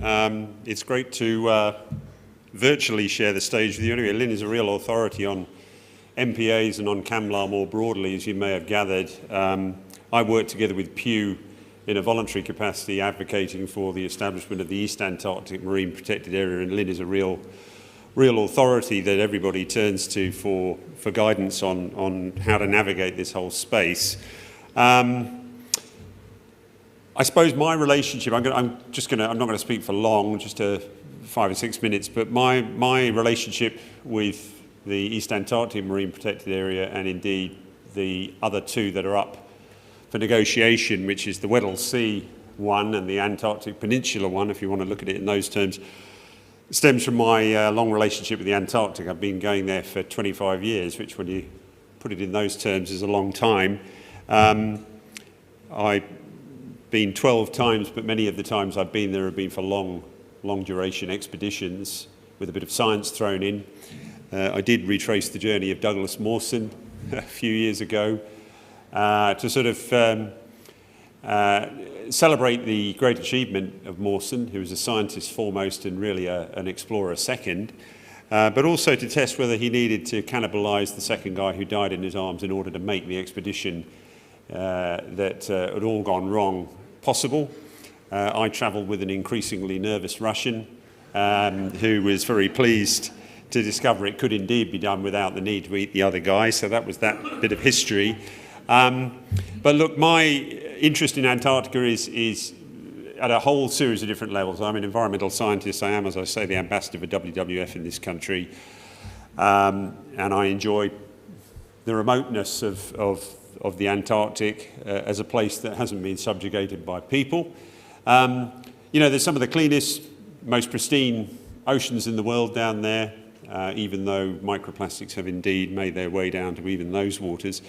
Home to around 9,000 different species, the Antarctic waters. You know, they really are this incredibly rich, biodiverse, rich habitat that we need to be very, very mindful of trying to protect.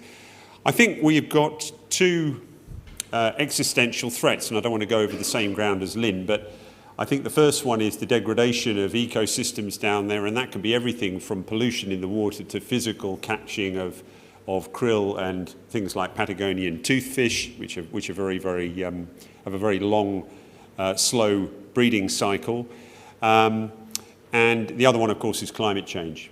In terms of the first one, you know, many of the early explorers, as I say, when Antarctica was first discovered in 1820, it was really either the Brit Bransfield, the Russian Bellingshausen, or indeed Nathaniel Palmer, the American, who first sort of sighted it in 1820. And Palmer, of course, was a sealer. He was only there, wasn't interested in planting a flag. He was interested in harvesting the ocean for seals. And that relationship began with sealing in the early 1800s through to about the 1830s, when we completely exhausted the seal populations, through to whaling that occurred all the way up to around the 1920s, 1930s. These, interestingly, they're digesters on Macquarie Island. And when we ran out of seals and whales, we used to chuck penguins in those and render them down, light a fire underneath and render down the oil to get the subcutaneous fat that each penguin contained. And of course, the penguins now are blissfully unaware of this and sort of mill around these digesters, unaware that their forebears might have ended up in the pot. But look, Macquarie is a fascinating place, of course. It is now a wildlife sanctuary, and it was Douglas Mawson, in fact, in 1933 who got it designated as such. So Australia has a long and very proud tradition of conservation in Antarctica, which is why we have such an important role to play, all the way back from things like the work of Mawson, all the way through to Bob Hawke, who in fact is a South Australian, who said, you know, we're not going to allow mining or defence-based activity in Antarctica. And it was actually him who was instrumental in ensuring the Antarctic Treaty didn't allow for mining or defence-based activity in Antarctica. going over kind of what Lynn has said, I mean, the big fear today is not necessarily, certainly not seals anymore, we don't take them. Some whaling still occurs, but very limited amounts. I think the big fear is really krill, because krill are this little crustacean that form the basis of the food web, as was mentioned in the Pew film. I think the big worry, the figures I have, everybody's figures slightly differ as to what is being taken, but there's about 380 million tonnes of krill in the ocean. I think the catch at the moment is only several 100,000 tonnes, but that's the stuff we know about. The IUU, the illegal, unregulated and unreported krill harvest, could be many multiples higher than that official figure. And that's the thing that is really worrying for us. And as Lynn said before, you know, krill are great sequesters of CO2 in addition to forming the basis of the food web. The other threat, which is really my bag, I'm really involved a lot in the climate science these days, is climate change. And I went down to Antarctica most recently in November through to January, down to the Antarctic Peninsula on the left-hand side there. And the temperatures there have risen 3.2 degrees Celsius in the last 60 years. In fact, I didn't have a single day below zero in the 2 months I was there, to give you some indication. You go further south in Antarctica, of course, it gets far colder. But in that part, the temperatures were not below freezing in the 2 months I was there, which is really pretty frightening. The eastern part of Antarctica is ironically a little bit colder due to the changes in SAM, the southern annular mode, which is the way the ocean circulation works. But that's kind of, I don't want to call it an anomaly, but suffice to say we have enough ice in the western part of Antarctica to raise sea levels on their own by 7 metres. So we're very concerned about the climate change happening there. And the scale, as I mentioned in my earlier presentation, is huge. Antarctica is twice the size of Australia, as I mentioned, but even icebergs and some of the ice shelves that are breaking off are vast. This is the remnants of B-15, which is the largest iceberg to break off Antarctica that I saw in 2006. When it first broke off, it was 295 kilometres long by 37 kilometres wide and several hundred metres thick. So this is a large piece of real estate. Poor old Singapore gets it in the neck again because it's 15 times the size of Singapore. Sorry about that, Singapore. But you know, the scale of what we're dealing with down there is vast. Interestingly, krill, and this is one, sit at the absolute nexus of this issue. They are not only critical to the biodiversity of Antarctica and form the basis of the food web down there, but as Lynn mentioned, they are great sequesters of CO2. When they either die or excrete waste matter, it goes down to the deep ocean where that carbon is essentially locked up. And the figures I have that I often cite are that krill on a daily basis sequester the same amount of CO2 as the UK produces through all its industry and energy generation. So they really are major sequesters of CO2. So they're important for two very fundamental reasons. CAMLR, Lynn has given us a very exhaustive rundown, so I don't propose to, but I'm not happy with it. Set up in 1982. As part of Australia's proud tradition, it's hosted here. So in fact, it's the only international environment convention that we host. It's becoming a bit of a glorified fishing treaty, really, where the catch limits are set very low to get conservation outcomes. So its conservation teeth are not really sharp enough. They're too slow, and they are consensus driven. And guess what? Two of the members are Russia and China. So it doesn't matter how much we all go around patting ourselves on the back about progress being made amongst the rest of the world. If you can't get those two countries over the line with all of their vested interests in politics, then you're going to go nowhere. So we need to really rethink about how we get outcomes that don't involve this very clumsy, frankly fairly tiresome consensus-based approach to it. So there are many things that I'm unhappy about. It does get some good outcomes. Many of the people involved are very highly credible diplomats and politicians. There's a lot of goodwill, but we're just not getting the outcomes fast enough. In terms of the outcomes we have got, as Lynn mentioned, there's two red ticks on this map. You can see they're the two MPAs that we have got over the line. The South Orkneys is the one at the top there. That's 94,000 square kilometres, I believe, and the Ross Sea is about 1.5 million square kilometres. The stuff that's not on that map are the ones that individual countries have basically got over the line. They include South Georgia from the Brits, Prince Edward Island, which is sort of south of South Africa, that's run by the South Africans, Kerguelen Island and its marine protected area, which is the French, and Heard and MacDonald, which is down to us.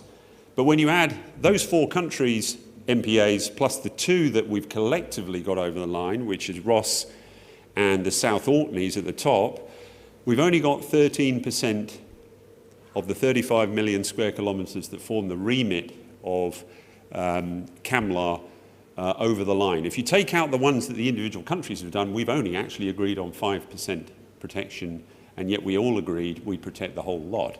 So we're really kind of dragging our heels. In terms of my involvement, it's been related to helping Pew, whose video you saw at the beginning of Lynn's presentation, try and lobby to get the East Antarctic Marine Protected Area over the line. It would be the second biggest after the Ross, about 1 million square kilometres, and it's now broken up into 3 areas: Dragalski, D'Urville and Mac Robertson.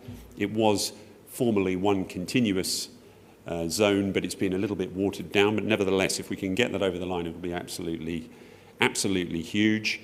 You know, I lobbied very successfully and found a very receptive audience in Maurice Payne and Susan Lee, who were the Foreign Minister and Environment Minister respectively in the former government, and they were highly supportive.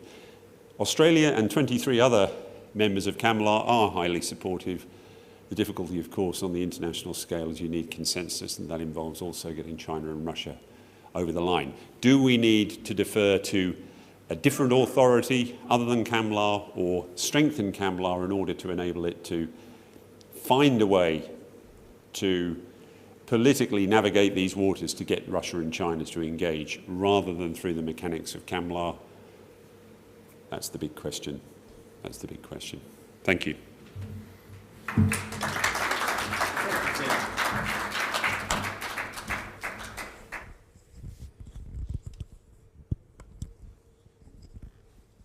We'll get Lynn back on the line, and then we can have a little bit of...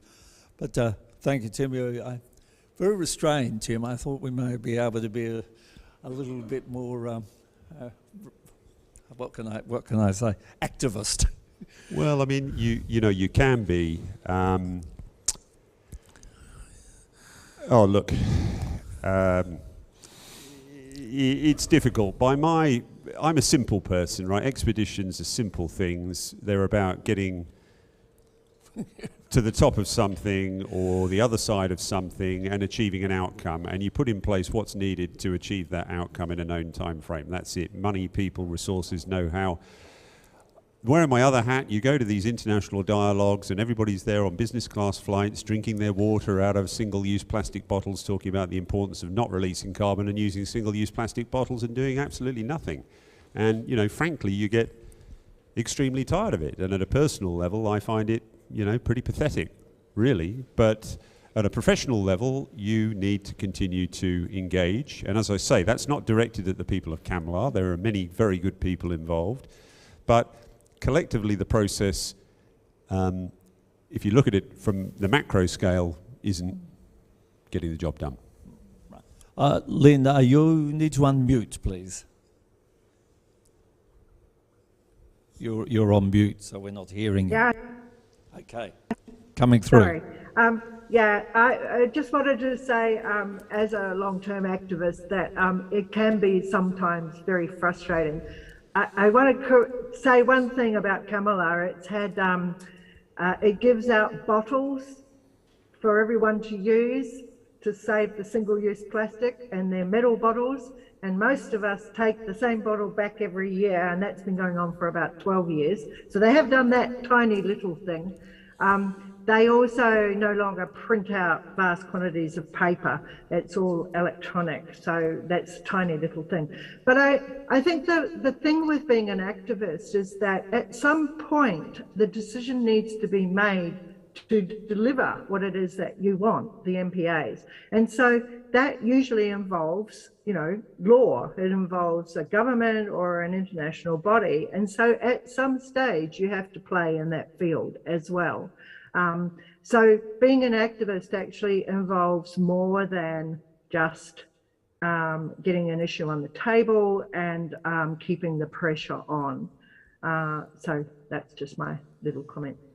Yeah, and I don't envy anyone, particularly with the two people you're negotiating with, the Russians and the Chinese, who have proven themselves in many capacities to be unresponsive to a lot of world pressure. But I believe that from all of us, we need to engage with our local governments and I think work a hierarchical basis, because if Bob Hawke made that decision, I wasn't aware of that. It just goes to show that if people can get our electorates and our electorates can get to our members and our members can get to their counterparts internationally, we may be able to keep this whole process alive. Can I make a comment? In a small scale, Tim and I earlier on this, or late last year, we had a discussion where perhaps some of these MPAs, whilst still understanding that there's definitions are required, perhaps we could just make them no fishing zones for a period of time. Is that a possibility? Yeah, it is perfectly possible to stop fishing from going ahead in certain areas, because CAMLR requires consensus to approve a fishing proposal. It won't necessarily give you the broader protection that we want in an MPA, as in, climate resilience, etc. But we could stop fishing in some spaces. The difficulty that a number of CAMLR member countries have is that if a fishing notification has gone through all the hoops that it's supposed to go through, and it meets all the scientific requirements, etc., then they feel it's bad faith to say no. The trouble is, of course, that China and Russia are not playing good faith either. So, so at some stage, someone actually has to step up and play leadership. I think. Sorry, I'll stop there. I think the strength with a consensus-based approach is if the situation is the way you want it, then consensus protects it because it stops it easily being changed. The difficulty is the situation is not the way we want it, and it is difficult for us to change it to the way we want it because consensus is actually hindering our ability to do that. I'm sort of not suggesting we do away with consensus, but the question I think is probably aimed at Lynn is whether CAMLR represents the right international dialogue in which to make these sort of determinations. If it's not, who is? Because we certainly need progress in this area. The Australian government, if I can say so, the former Australian government, were very, very supportive of all the work, and my role really, together with Pew and many other people, was just to keep it on the agenda at CAMLR, especially during COVID, when it became a virtual conference with a reduced scope of work.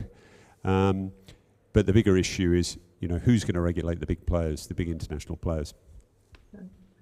Yeah, I think, I mean, as I tried to say, the proponents of the existing marine protected areas in CAMLR, and in fact, pretty much everyone other than China and Russia, a couple of other countries are very quiet, but I don't think they'll block consensus. Pretty much everyone fully supports the MPAs, including the three that are on the table at the moment, which is why I was suggesting that we need to go beyond just lobbying our current members to maintain the MPA. I think there are a couple of things there. One is that often a country will fully support an MPA, but what Russia or China will do, particularly Russia, will play a game where they will propose to block a fisheries proposal unless no progress is made on an MPA. And most countries that are proponents of MPAs are also fishing nations. So we actually need to get them to think about which is more important here. Is it one vessel going down to fish for a high-end fishery, or is it global ocean health and the global values that MPAs put up? And that's actually a really difficult question.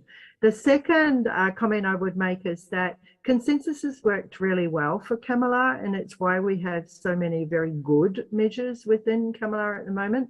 What we have now is not consensus. What we have now is veto. We have a situation where a country will say no, whereas what they're meant to do is say, we don't like that proposal, here is an alternative. Or how can we work to find something that we both agree on? And we actually have China and Russia sitting back and saying, we don't like that, you fix it. And I think that it's up to the other CCAMLR members to stop tolerating that behaviour. And then the third comment is, which is why I mentioned pressure and from other organisations. I actually believe that CCAMLR has the best structural process for delivering the best MPAs if we can get around the problem that we have at the moment, because I think that if it goes to United Nations, they will be watered down. However, a watered down network of MPAs is considerably better than no MPAs. So I think that there is quite an interesting game that I think we all need to play at the moment, which is getting the other organizations like the CBD, like the UN High Seas MPA discussions to actually start pressuring CCAMLR to do something about it. And if they don't do anything about it, then take over. Thank you. On the other hand, or the other scale, we have my good friend Paul Watson with Sea Shepherd, who has been instrumental in reducing the quantity of whaling going on in the Southern Ocean, and perhaps maybe there is still some need for just plain old protest to keep getting this message across. But I think, Linda, I'm very privileged and pleased that you could join us. Linda Goldsworth has just completed her PhD on this subject, so I believe we have no better panelist to describe how these things can and should happen. So thank you very much for your comments, Linda, and I look forward to having more dialogue with you through the Blue Water Summit. And to Tim, thank you very much as well. We'll draw this session to a close, and there'll be about a 10-minute break, and then we'll move on to our further session, which is on hunting and harvesting. So thank you very much.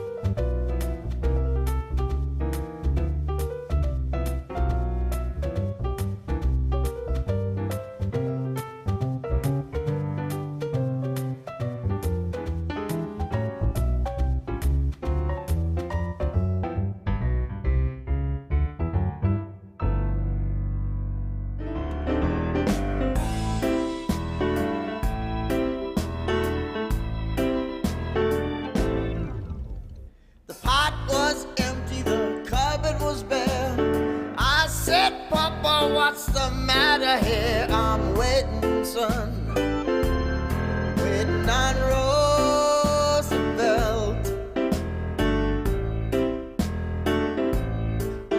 I'm waiting on Roosevelt. The rent was due and the lights was out. I said, tell me, Mama, what's it all about? We're waiting, son, waiting on Roosevelt.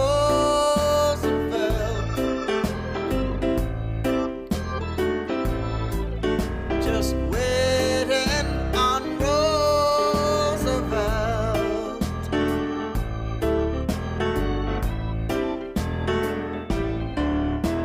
My sister got sick and the doctor wouldn't come because we could not pay him the proper sum.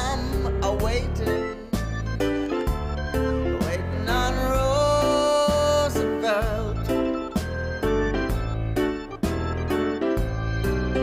We're waiting on Roosevelt.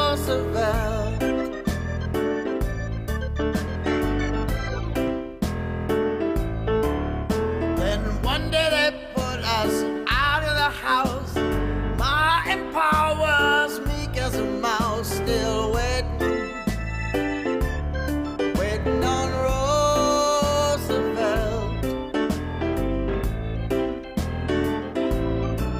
Still waiting on Roosevelt.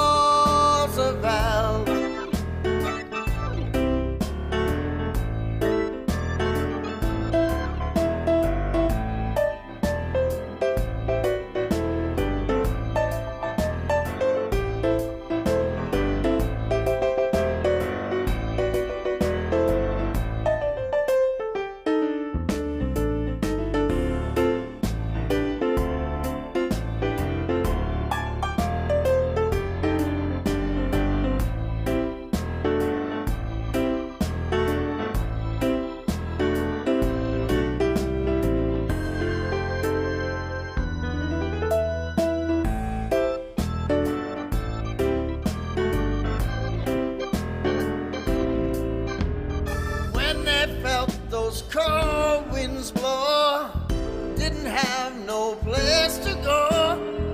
Pa said, I'm tired of waiting on Roosevelt. I can't get a job, I can't get no grub. Backbone and navel's doing the belly rub. I'm tired of waiting on Roosevelt. Tired of waiting on Roosevelt.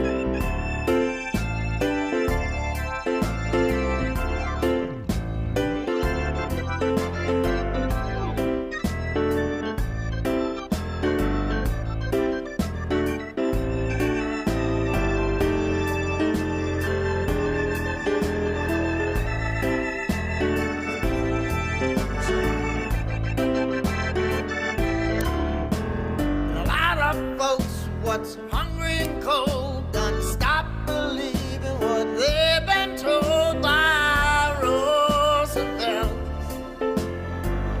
Roosevelt, 'cause the pot's still... Okay, welcome back to the Blue Water Summit, and this panel is entitled From Hunter to Harvesting. So we have three speakers, and the first is Dr. Kate Rodder. Kate is with fishing and aquaculture in the primary industries and regions department in the South Australian Government here in Adelaide. And Kate has spent much of her life playing and studying and working on the sea.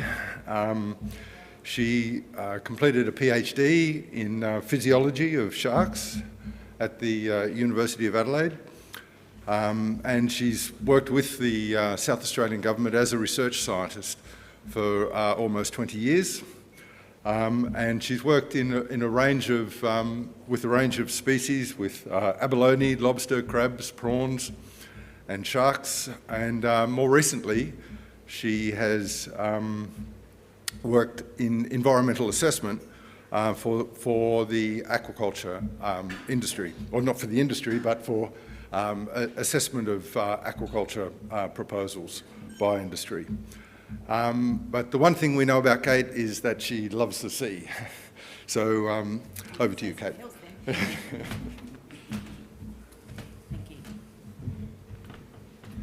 Hi, welcome everybody.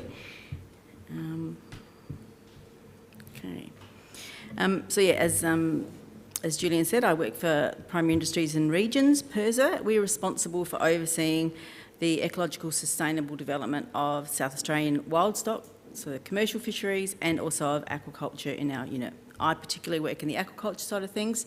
There's a whole team of people that work in the fisheries management side of things. South Australia is considered a world leader in sustainable fisheries and aquaculture. The key features of the South Australian, and is that going to work? Nope. There we go.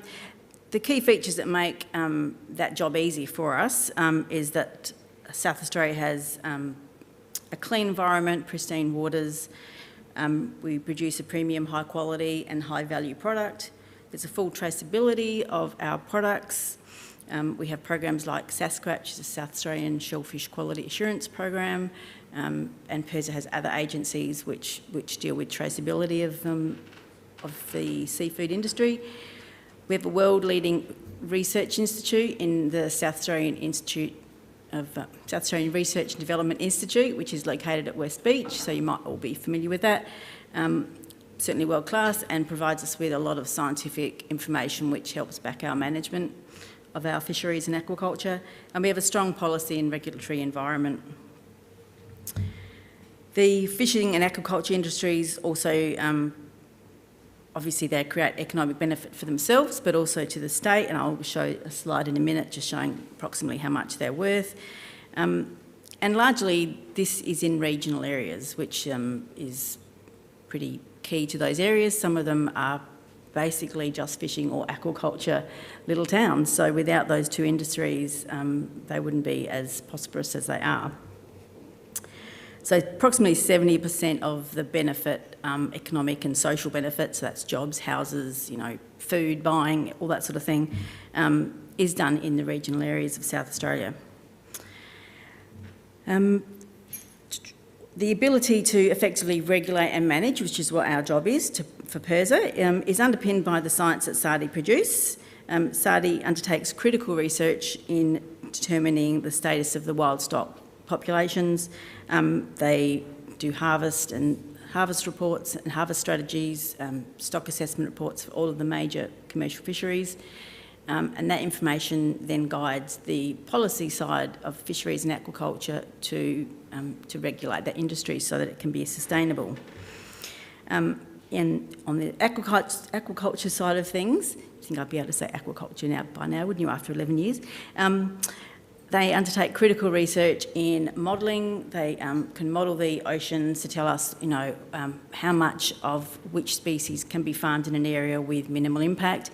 They can model where nutrients go, what sort of things uptake the nutrients and all that sort of thing. All that helps in the management decisions of the aquaculture and helps us sort of locate where the best places to put particular types of aquaculture as well. So couldn't do our job without SARDI Aquatic Sciences. They're just fundamental to doing good policy.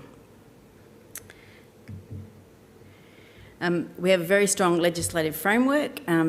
There's the Fisheries Management Act in 2007, and under that there's management plans that get undertaken. I'll backstep first. And we also have an Aquaculture Act, which was implemented in 2001. This is the only Aquaculture Act in Australia for our state. All the other states and territories regulate their aquaculture under Fisheries Management Acts. So South Australia took that step to actually recognise aquaculture as an entity on its own and produced its own legislation in 2001. This was recently reviewed to be more relevant and up to date. The objectives of both of those acts are pretty similar. The principle is to protect, manage, use and develop the South Australian aquatic resources in a manner that's consistent with the principles of ecological sustainability. We're here, obviously, to grow these industries, but it has to be done in a sustainable manner. There's no point in allowing, too much to be taken if it's going to have a negative impact on the environment. I think we can all agree that nothing we do doesn't have an impact. So the human race, just simply by being in this room, we have an impact. But we can certainly minimise that, and we can introduce regulations which and rules about how they do this aquaculture and fishing to minimise the impact. So the principle of ecological sustainable development allows for using and conserving the community's resources for future generations.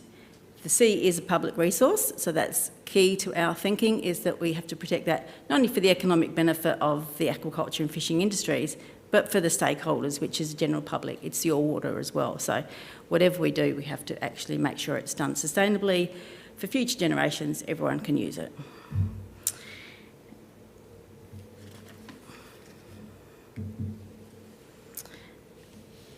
Okay.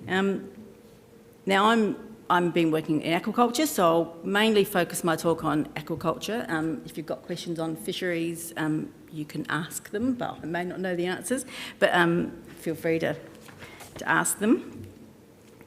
Aquaculture in 2019-20, which was the last time we have a published record of the economic benefit of this industry, was worth about $229 million. That's the direct farm gate, that's what the product's worth. And then with flow-on effects, with transport and marketing and et cetera, it's actually valued at about just over 600 million.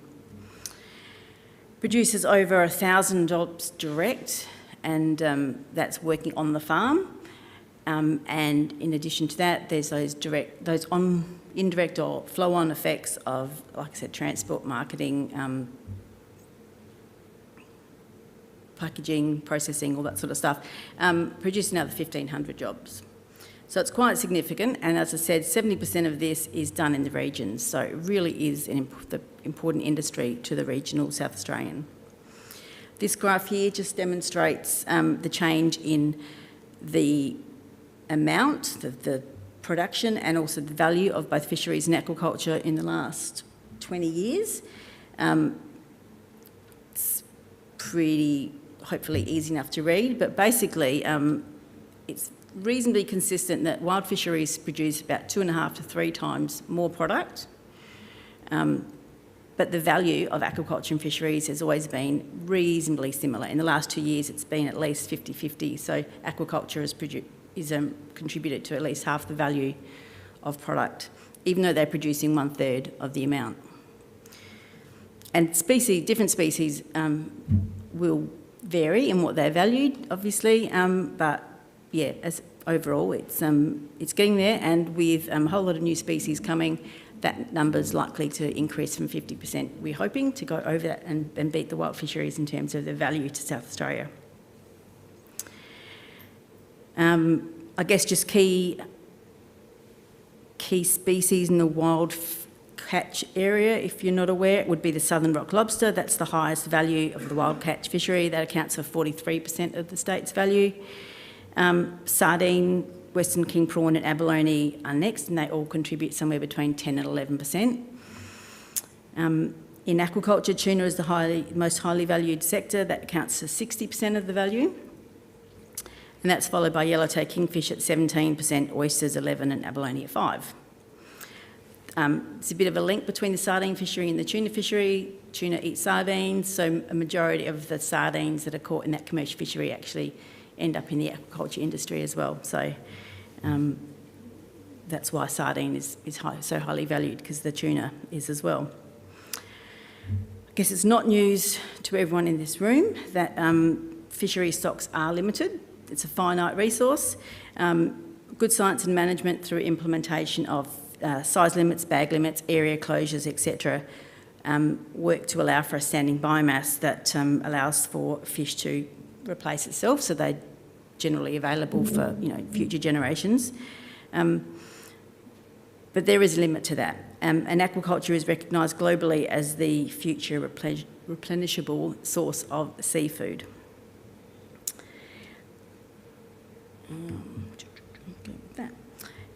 Aquaculture is quite a young industry compared to agriculture.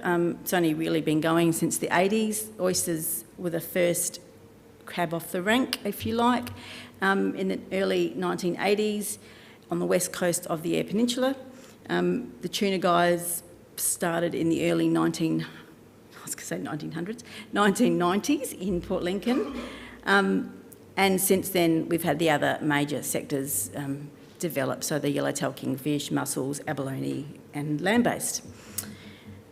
In terms of where it happens, we've got quite a big coastline. As you can see, this figure demonstrates that aquaculture occurs generally along the coast in shallowish waters up to 25 metres, 0 to 25, and it goes from all the way from as far west as Ceduna to down southeast to where the land-based barramundi farms are. Oysters are pretty well widespread. They're in 7 major growing areas: Ceduna, Streaky, Smoky, Coffin Bay, I'm sure you've all heard of, Cow or Franklin Harbour, and other remaining sectors generally are located in one area. So Port Lincoln is that hub of aquaculture, really. It's got pretty well all the species are grown there. It has major port, it's major facilities which also assisted where aquaculture can be. In terms of value in the Australian market, South Australia is second in value to Tasmania only with their Atlantic salmon, but we do have the highest diversity of species. So we have, as I said, tuna, we have finfish, mussels, oysters, abalone, I don't want to miss anybody here.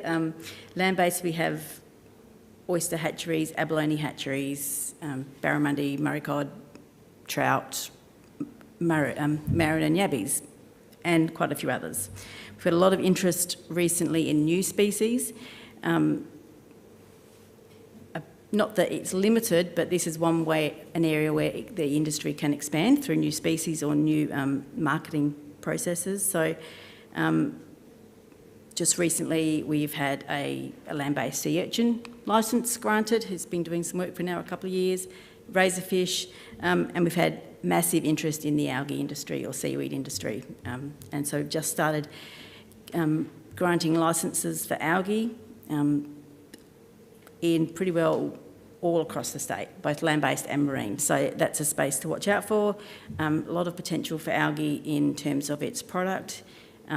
It's looking at being added as a food supplement to cows or ruminants to reduce methane, which will help in climate change. It can be a nutrient offset by uptaking nutrients if you place them just in the right location upstream of nutrients from finfish and tuna farms. It can be used as pharmaceutical, biofuels, and for human feed as well. What it can be used for is limitless, pretty much, and being investigated as we speak.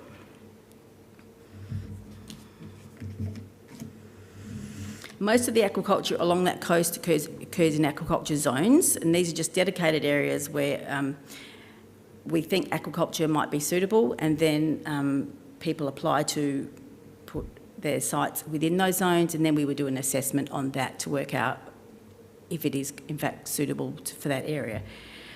But typically we have 12 zones which are spread across the coast as indicated in this picture. Again, we use SARDI to tell us, to give us information of how much you can grow in an area without having any impact or minimal impact to the environment, how much the nutrients can be absorbed up by the existing environment. And these zones, while they go across the whole coast, they actually, aquaculture, which is allocated within them, takes up about 0.07% of the state waters. So it's really quite a small area that is taken up by aquaculture activity.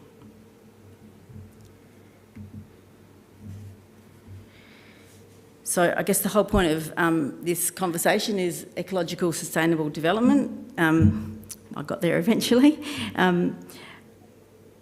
All aquaculture activities that are assessed by PIRSA are done so against a comprehensive risk assessment.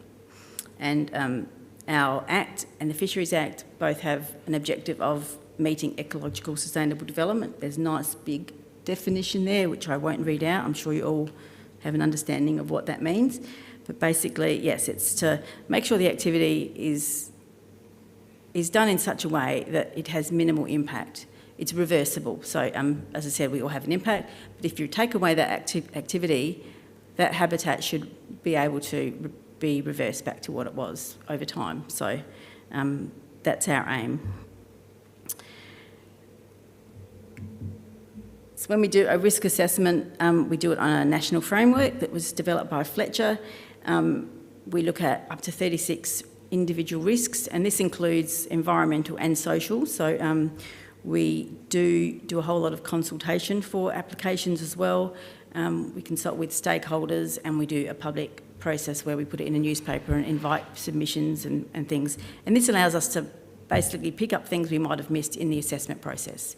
So things that are important to stakeholders that we haven't considered.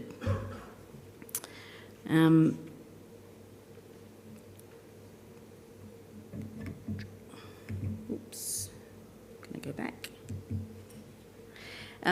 Once an application has been assessed and is granted, it doesn't end there.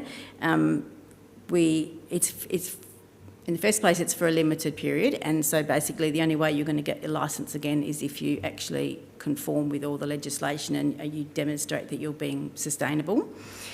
All aquaculture licence holders are required to submit annual reports on their activity, and in many cases they're also required to do an extra monitoring, which typically is benthic or seabed videoing to demonstrate that what they're doing has not an impact on their site and also away from their site. So where the nutrient inputs might go, they're also required to do some video there to make sure there's no changes in the seagrass communities or other communities. A good example of that would be Fitzgerald Bay. Clean Seas have just resumed finfish farming there. We have a very serious monitoring program installed for them there, which they've been doing. There is some seagrass meadows in the area, and they're obviously putting out nutrients from finfish. So they've been doing that and undertaking a research project with SARDI to specifically look at impacts to seagrass from finfish nutrients. All of that is on our PIRSA website. There's a specific link just for the Fitzgerald Bay stuff, so if anyone's actually interested, they could just go look at that. It talks about how we manage and regulate the industry overall, what we specifically did with these assessments, the risk assessment we did, so it shows all the risks we looked at, and it includes the monitoring programs that they're required to do and the results as they come in. So a fully transparent process where people can see what has been done and how it's progressing. PIRSA also have an expert-based aquatic animal health team, which look at, help industry with investigations of any mortality events, and this might not be just aquaculture related, but they'll also look at your general fish kill events that happen through natural events. They assess translocation of stock to their site and use of medicines and disease surveillance, all with the idea of making sure that what they're doing is biosecure and limits the risk of disease and spread of disease. These activities are critical to maintaining the industry by being prepared and responsive to events, including emergencies such as the 2016 POMS, Pacific Oyster Mortality Syndrome. Don't know if you're aware of that, but in 2016, this syndrome hit Tasmania. Tasmania are the major source of spat for our oyster industry. We closed the borders and did all these investigations, etc. And to this day, oyster spat from Tasmania is still not allowed without specific permission to come into South Australia. So, and the South Australian industry do regular surveillance of their sites and off-site just to maintain surveillance of the POMS virus. So I'll finish off with just saying, so with good farming practices and sound management, aquaculture industry in South Australia is looking pretty good in its growing. It's certainly contributing to meeting the increasing demand for high quality seafood that fisheries may not always be able to meet. So between the two industries, they do meet that demand, but as that demand increases, I think aquaculture is the way to go. There's just some references for people. We have done a zoning in report, which is in that reference list. This basically is a document that we have done, again, to be transparent to the public and stakeholders about how we regulate aquaculture. It talks about each of the aquaculture industries, talks about monitoring that's done, results, things that affect industry, storms, COVID, POMs, all this sort of thing. And it's, yeah, just a good all-round document if you want to learn about aquaculture. Thank you.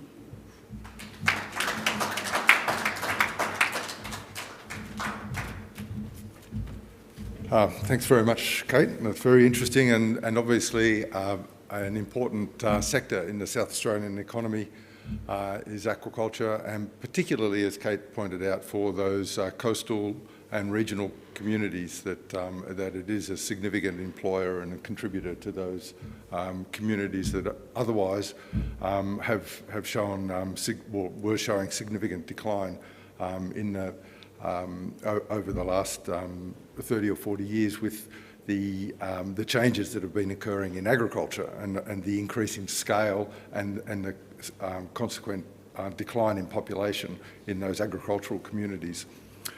Okay, so our next speaker, I'm very pleased to introduce, is Uncle Derek Walker, and Derek is a leader in of the Ngarrindjeri people and the Ngarrindjeri land. So I think Derek might talk on this a little bit, but he's around the lakes and Coorong to the lower parts of the Murray River, and then to the east and south of that area, and also to the west, the southwest as well. But Derek is has been involved. Well, he was trained as an agriculturalist at Roseworthy Agricultural College, now part of Adelaide University, and he's had many important roles in the Ngarrindjeri community. He's former chair of the Ngarrindjeri Regional Authority. He's instrumental in the development of the Nappamaldi Aboriginal Corporation, and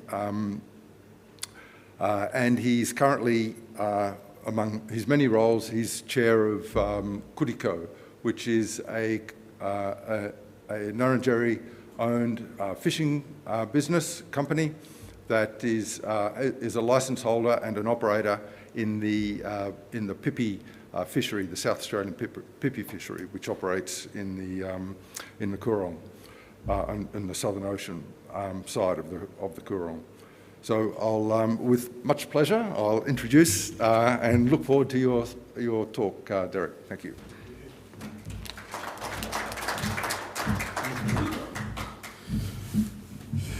Thanks, Julian. Don't reckon I have to say much more after that introduction. Yeah, I'd like to get that. Nina Marnie, I'd just like to acknowledge that this forum is on Kaurna country. I want to pay my respects to Kaurna elders, both past, present and the emerging leadership. That was a great welcome this morning too, so from young Robert. And my talk is about a hungry world that likes fish too much. And I'll talk about it in the context of Ngarrindjeri. And so our country is down where we fish is near the Murray Mouth. So we fish on the Young Husband Peninsula, and we've been fishing there for maybe 20,000 years, maybe longer. And so it's an area called the Meeting of the Waters. It's where the river, the lakes and the Coorong come together with the Southern Ocean, and it has provided for our mob forever. And we see it as really important. So throughout the Young Husband Peninsula, there are a number of middens, and those midden sites are indicators of our cultural economy. And so there are hundreds of them, and we did a dig with Flinders University a number of years ago, probably a decade now, and we worked out how much protein source was in one of those middens. And the volume that we calculated was that there was enough protein source to feed a Nullanjutty family every day for 1,600 years.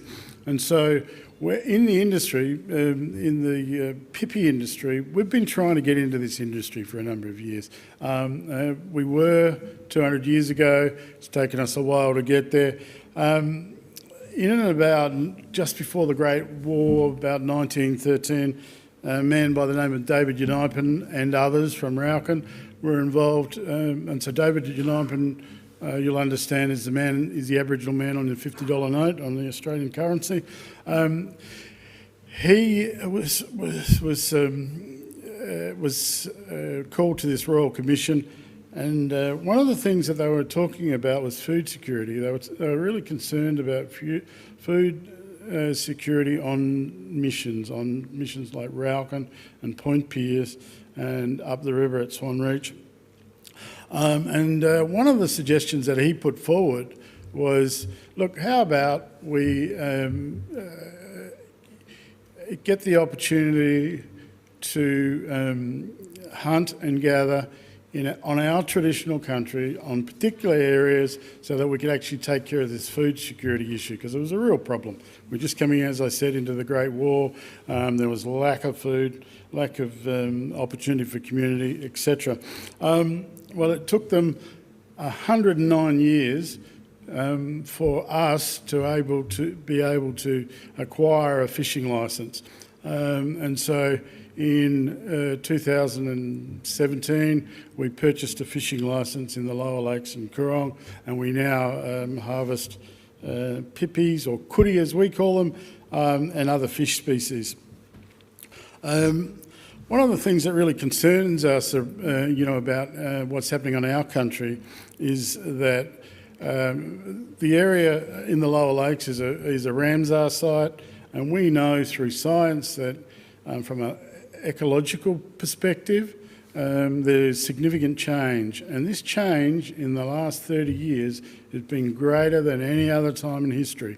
And so the hour is late, and there is a need to undertake significant restoration work to bring about some of those changes, because we do understand that ecological character is linked to cultural character, and our cultural character is one that's a fading imprint on the landscape, and we're working really hard to bring about change, and one of those changes is being involved in industry. So the pippy industry a number of years ago was unregulated. So fishermen could just go and collect the amount, whatever they wanted to, sometimes up to over 1,000 tonnes, so 1,200 tonnes, that sort of stuff. But some of that wasn't even counted, so it could have been even greater than that.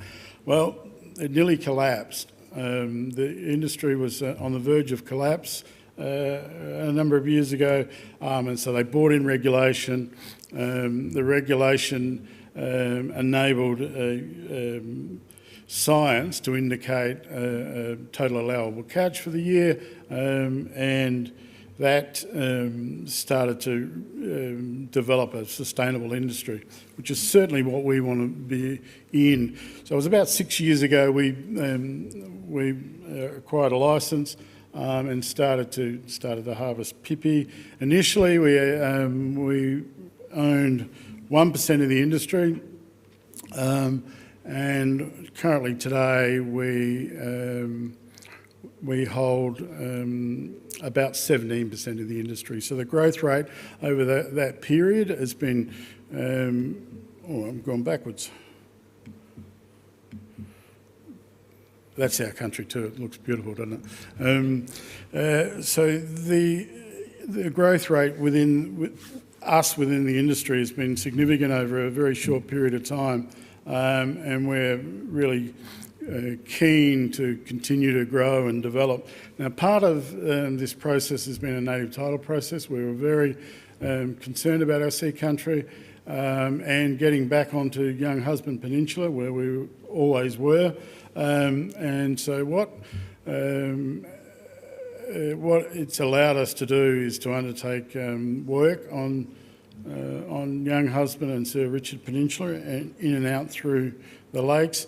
And some of that work is about clean-up work because, we talked a little bit earlier about plastics and the problem of plastics. It's probably the biggest item that we find in the clean-up. And we've even found items like lifeboats, so that wash up coming out of the Southern Ocean and wash up onto the Coorong amongst a whole heap of other nets and etc., which cause their own issues. This is the sort of stuff that we're wanting to grow around our business. So a number of years ago when we first got in, it was predominantly a bait business. And so bait around the time that we entered was somewhere between $2 and $5 a kilo, somewhere around there. Probably a month and a half ago, out of the Sydney market, it's about $41 a kilo. We now don't sell any of the kuri into the bait market. Most of the bait is coming out of Asia. All of our harvest is going to a food source. And so we think that it's always been food to us, and we realise the benefits of it, and we're fortunate to be in an industry that we were connected to for a long time, but also right at the right time. Sometimes it's about timing, and getting involved in this industry was certainly about timing. Things started to move. There were a number of people that were significant in driving the industry, and it is a privilege to work with Gulwa Pipi as one of those companies. We now are, as I said, a 17% owner in the industry, and we own about 25% of Gulwa Pipi, and we're keen to continue and grow that relationship. One of the problems that we had really early in the Coorong is that it was turning hypersaline, and there were species of birds coming back into the Coorong that never came to our country previously, and so that issue, I think someone talked a little bit earlier about water coming down the system. It needs to be resolved in some way because that affects the industry too as well. There's been a bit of talk about pumping the Coorong out into the Southern Ocean, and what we would have then is hypersaline water and contaminated water getting out into the Southern Ocean that would affect this industry, and we're really concerned about that too as well. Kuriko as a structure is owned by the Native Title Corporation and Nopamol, the Aboriginal Corporation, which I'm the Managing Director, and we own it 50% together with the common law holders of Ngarrindjeri. So every Ngarrindjeri person is a common law holder, and they own 50% of this particular company with me and my family. The board, Julian Morrison, who was so generous in the introduction, is a board member and has been a great support for us. Grant Rigney is a common law holder, and myself. We formed the board. And I don't know about you guys, but I sometimes think the smaller the board, the better. It just seems to work. Our harvest technique on our country is manual. We see that as being really important, but we also see it as a sales opportunity, but we also want to be able to harvest this sustainably, and that's why we stay away from mechanical harvesting. We're really keen to continue manually harvesting, our guys this year harvested for the first time 70 tonne, and they finished last Wednesday. I don't know if you remember the weather last week, but it was pretty rough, and so they were hitting the water, and our guys harvested at night, and it was about 3.5, 4 metre swells, so you can imagine they were knocked over pretty well right through the night to get the last of the 26 bags or whatever it was they harvested. So they were pretty happy to get out of there as well. So there's lots of occupational health and safety issues, but it really is a young man's job, and you need to be quite fit. Our current quota, it's 157 tonne. The TAC for this year was 400 tonne, so it's 0.4 of that 157, so about 70 tonne we harvested this year. This is a chowder that the pippies are put in. So what we're trying to do is develop products that you can actually cook in the bag. We see that as being really important. But again, it comes good. A good product in usually leads to a good product out. And so making sure that it's clean and green and pristine, coming out of pristine waters, is really important. The pippies are alive. When we catch them, we put them in map bags, so in modified atmosphere packs, and they're alive until people cook them. So that's how fresh they are. And this is just a projection of financial returns. What we found that this year it's probably double that amount. We found that it was the lowest TAC, but the highest return for us this year, and that's because probably supply, but a little bit, but also people taking hold of the protein source and realising that it's not just fish bait, but it's actually good for you.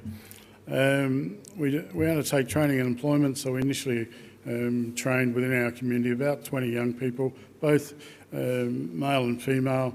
We came up with a team of 5 and a couple of reserves because it is quite tough work. So you can imagine middle of the night, maybe 6 to 8 hours, sometimes 10 hours depending on tide, physically harvesting pippies, and they would get probably close to 20 kilos in one netting opportunity, and so you need to be quite strong. That was the timeline. I talked a little bit about some of the product that we're trying to sell. One of the really big things is about working together and our young people getting the opportunity to be involved in an industry that we're connected to, but also having employment to be able to improve their lot. That is just absolutely prime for us. And that's the end of my presentation, and thank you.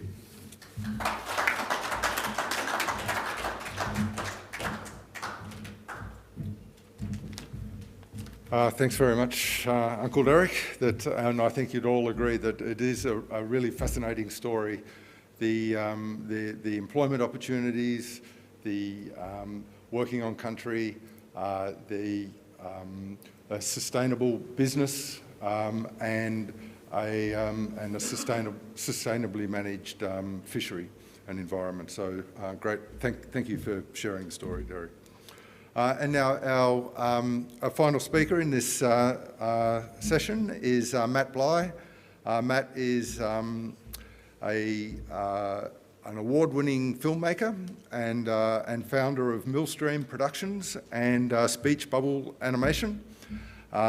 These are creative spaces that specialise in creating unique Australian content for and sharing it with audiences around the globe.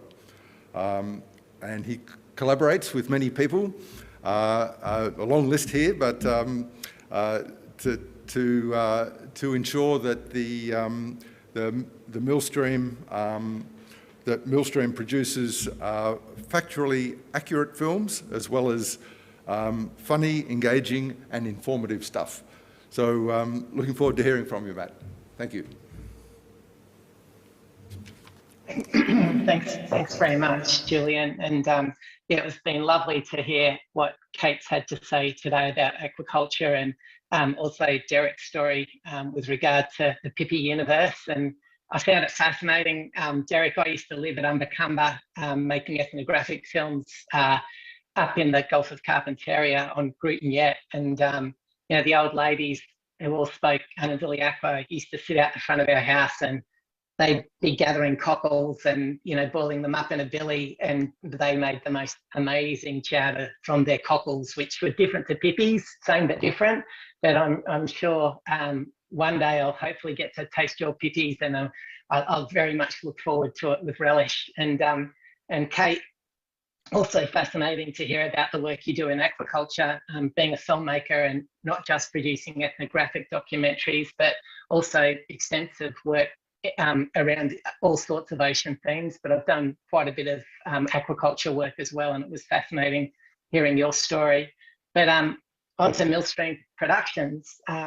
Yeah, we're only a tiny company. There's only 2 full-time staff, but we work all over Australia. I think earlier today you might have seen the Marine Park launch clip that came out of Christmas in Cocos Islands, and that was, you know, one of our productions. We didn't do all the production on that, but we did all the post-production, and, you know, really, really proud to have those kind of collaborations. You know, we love the ocean. Alaneo, who I work with, he grew up sort of diving in the Great Barrier Reef. His parents owned a charter boat up there, so he kind of had a pretty awesome childhood, you know, getting to go diving on the weekends and things like that. And me, my background to filmmaking was making surf films, and obviously that goes hand in hand with being a surfer. So I've spent innumerable, if I can say it correctly, hours in the ocean, and absolutely love it. And you know, so I guess that kind of led us to creating Millstream Productions. None of us could really hold down a job in the real world, so we decided we better find a job, create a company where we could do something that we were really passionate about, and hence how Millstream came about. We sort of painted ourselves into a corner, if you like.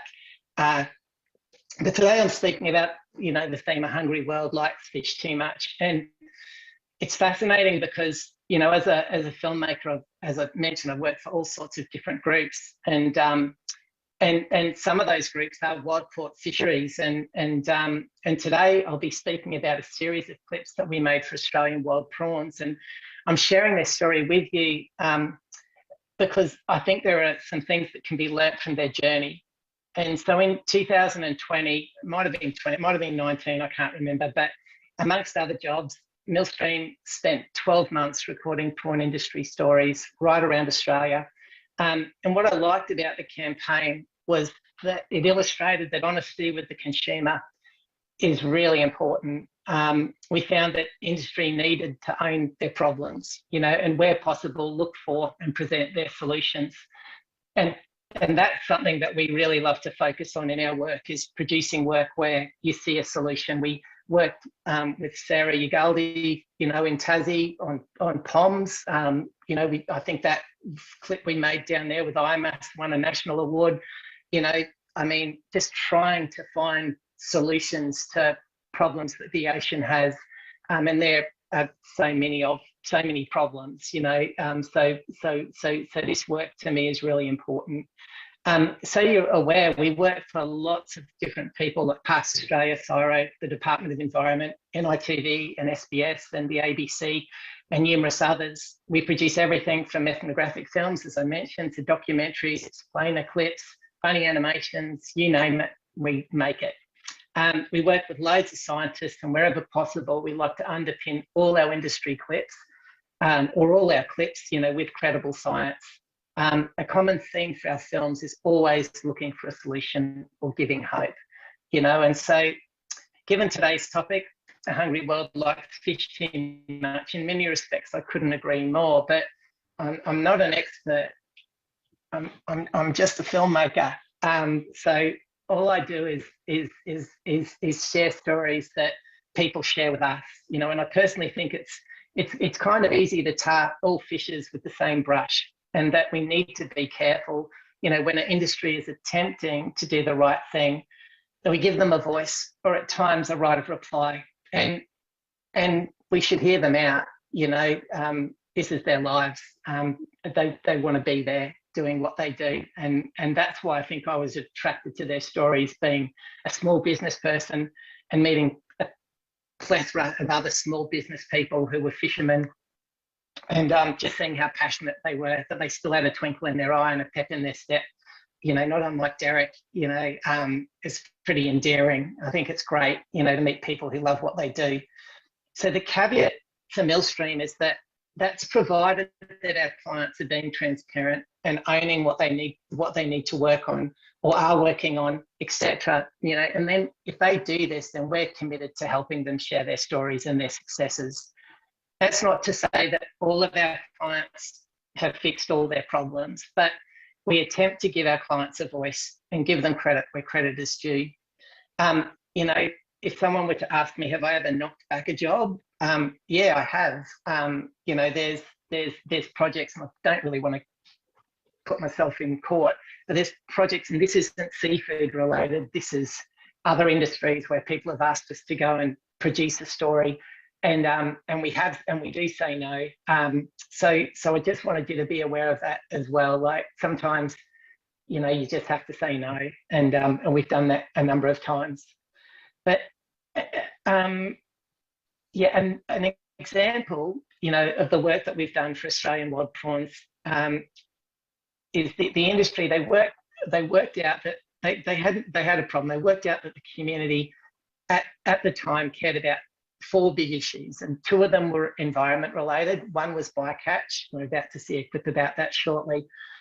And another one was fisheries management. You know, the public wanted to know that if prawn fishers were going out there and they were trawling, that there would be prawns left out there, you know, for, you know, in time immemorial, and they wanted it to be a sustainable resource. And so that's how this project came about. But there was another issue, which is about trust in food, and the last one was about respecting people and communities. And it turned out that the industry actually cared about all those things too. So it was a kind of cool project because we got to go out and answer the community's questions in the form of documentaries. And I found it fascinating. And if the prawn industry didn't do that, with the advent of aquaculture and some of the huge prawn farms that are being developed in the north of Queensland at the moment, or in Queensland, you know, and the Northern Territory, they wouldn't have a future, you know. So for me, it was, yeah, like I felt that this was important work for those guys and their families. So we were engaged to travel around Australia and speak to scientists and fishermen and innovators and entrepreneurs. And the greatest reveal for me doing this work was that in many cases, the fishers we worked with wanted to own their problem. They wanted their fishery to stay healthy now and into the future. And I'm not just saying that, like, you know, no prawns, what's the point of sending the boat out, you know, and how are you going to keep your business going? So how did we do this? Well, we attempted to present stories that engaged an audience, that acknowledged problems with transparency, but also to film the sorts of things that they were working on to solve the problems. And the first clip that I'm going to show today, it's just a short one. It's a teaser, if you like, which is called, from a suite of clips called What We Care About. And it can be found on the Australian Wild Prawns website. And here's the first teaser. It's called Providence, Trust and Transparency. Thanks, guys. I think consumers are faced with so many decisions when they enter a supermarket. Has it been produced in an ethical way? Is it sustainable? And they want to trust the food that they're buying. We care about our environment. We care about the way that our products are made. By lifting the veil, you show you've got nothing to hide. They do want industries to be taking steps to sharing more information. Show us how this is done.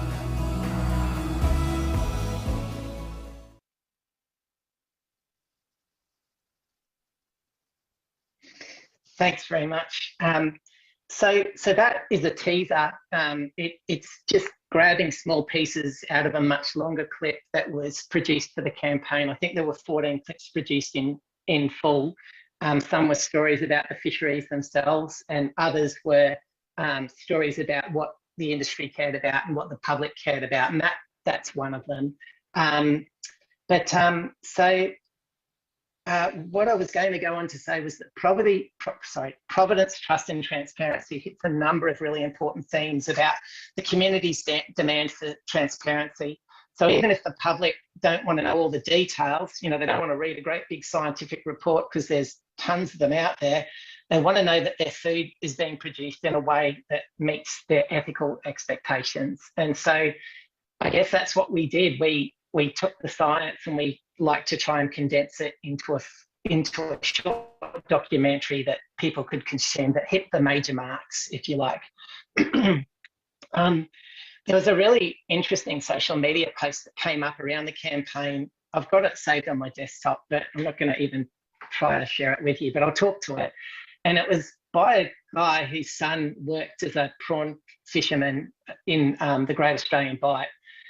And he said that his son would often trawl up to 50% bycatch. That's mind-blowingly devastating. And when you hear that, it just made me feel physically ill. And so when we went to do this work, the first question I had is, well, what's your answer to bycatch? And there's a couple of brothers, although there was a competition run by the Northern Prawn Fishery, and they put it out there. They said that what they wanted to do was they wanted to see if they could develop a device that would enable bycatch to escape. And so basically they did. They created this device called Tom's fish eye that they named after their dad, and it had the most enormous effect on reducing bycatch. So here's an example of another teaser clip from the Australian Wild Prawns campaign about industry-driven bycatch innovation. And you'll see in the bycatch clip that it isn't trying to pull punches. You do see bycatch, but it does share the story of an incredible innovation that's currently being used by boats in the northern prawn fishery and now being adopted by prawn fishers around Australia. So thanks, fellas. Off to the next clip. Food itself has one of the largest impacts on biodiversity globally. Around the world, there were concerns with the ratio of bycatch to prawn catch, and that something had to be done. The Tom's fish eye, when it goes through the water, creates a bit of a turbulence. And the fish are attracted to that. Once they get into that vortex of the cone, they're inclined to then escape through the top. It's our kids' livelihood. If we kept going the way we were going, there wouldn't be much left for them.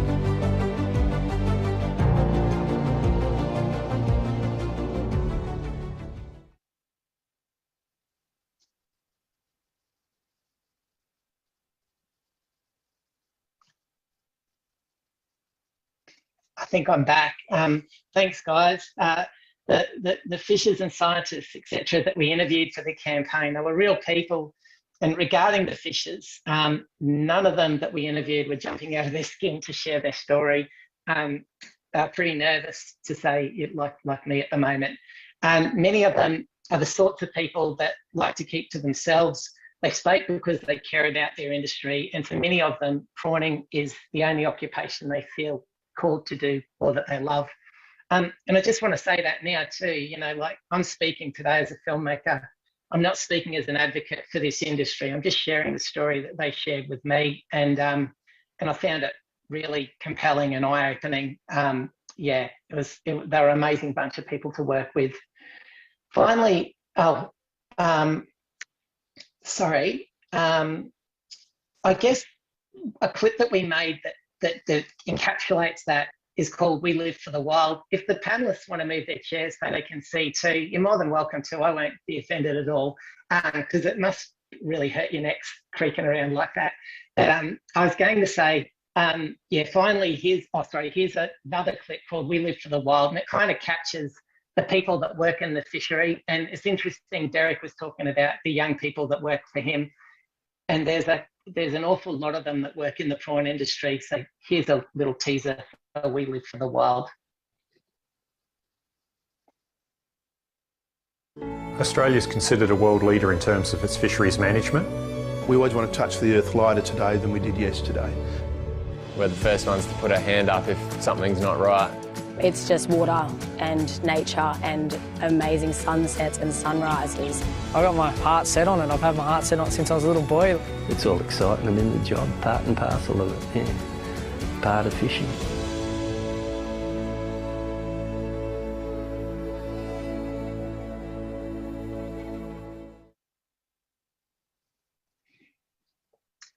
Thanks again, guys. Yeah, I just got goosebumps just thinking back to some of those interviews.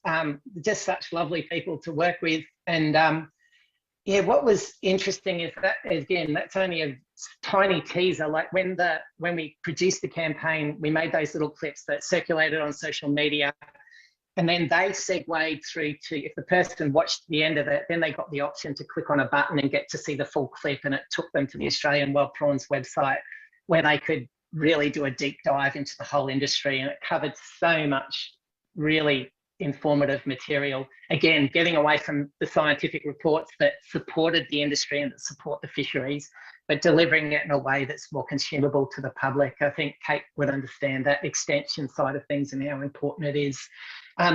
Finally, as an Australian, I think the benchmark in public recognition of sustainable innovation are the Banksia Awards. And the Banksia Foundation is a non-for-profit organisation that believes in the power of social environmental impact through community engagement and sustainable business practices. And to quote them, they believe that positive change inspires action, and our prestigious annual awards highlight outstanding innovation leadership across Australia. I'd like to share an example of one of our client stories. This is the Northern Prawn Fishery that whose story we shared in the Australian Wild Prawns campaign. But this clip was produced just for them.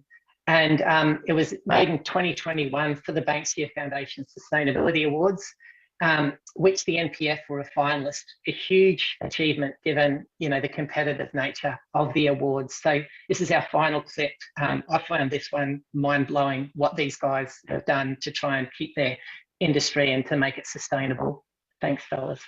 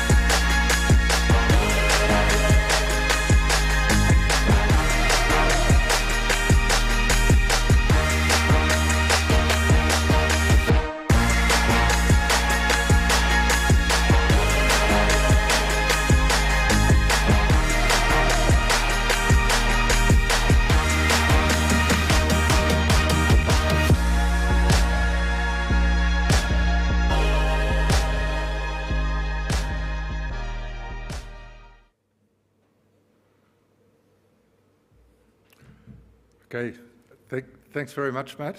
Thanks very much. Oh, just one last little thing. Just in closing, I wanted to say, I think that the Banksia Awards goal to learn from the past, be present today and ignite a bright future is one that speaks to Australian wild prawns, but also to the industries like aquaculture and Derek's Pippy, organisation. We're all about a brighter future. It speaks to the Australian wild prawn industry, and that's why Millstream Productions agreed to produce their stories. We felt that here was an industry that had an important story to share and that they deserved the opportunity to share it so that the public would become better informed about the industry and the science that supports it. Thanks very much. Cheers. Thanks, Matt. Okay, well, I think we're out of time for this session, so thank you very much again to Kate, Uncle Derek, and to Matt.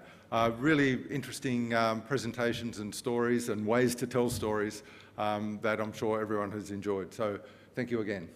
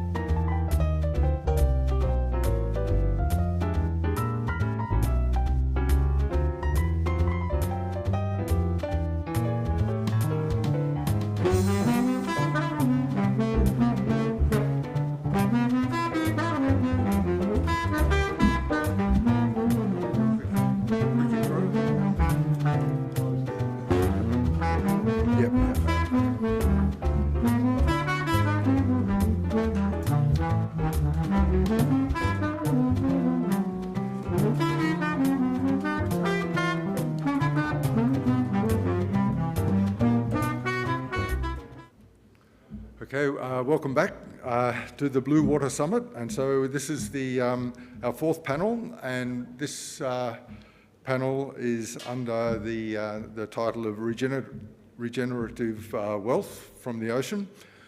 Our first speaker is Rob Lewis. Rob is a marine scientist and he's Director of Science Without Bounds.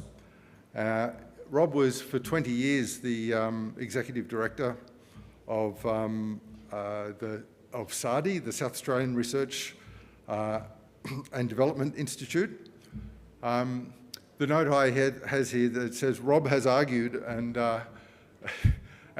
when I saw that, I thought, well, I've had interactions with Rob over the years, and that's one thing that Rob does is argue, and he argues the point from a position of very sound scientific knowledge and passion.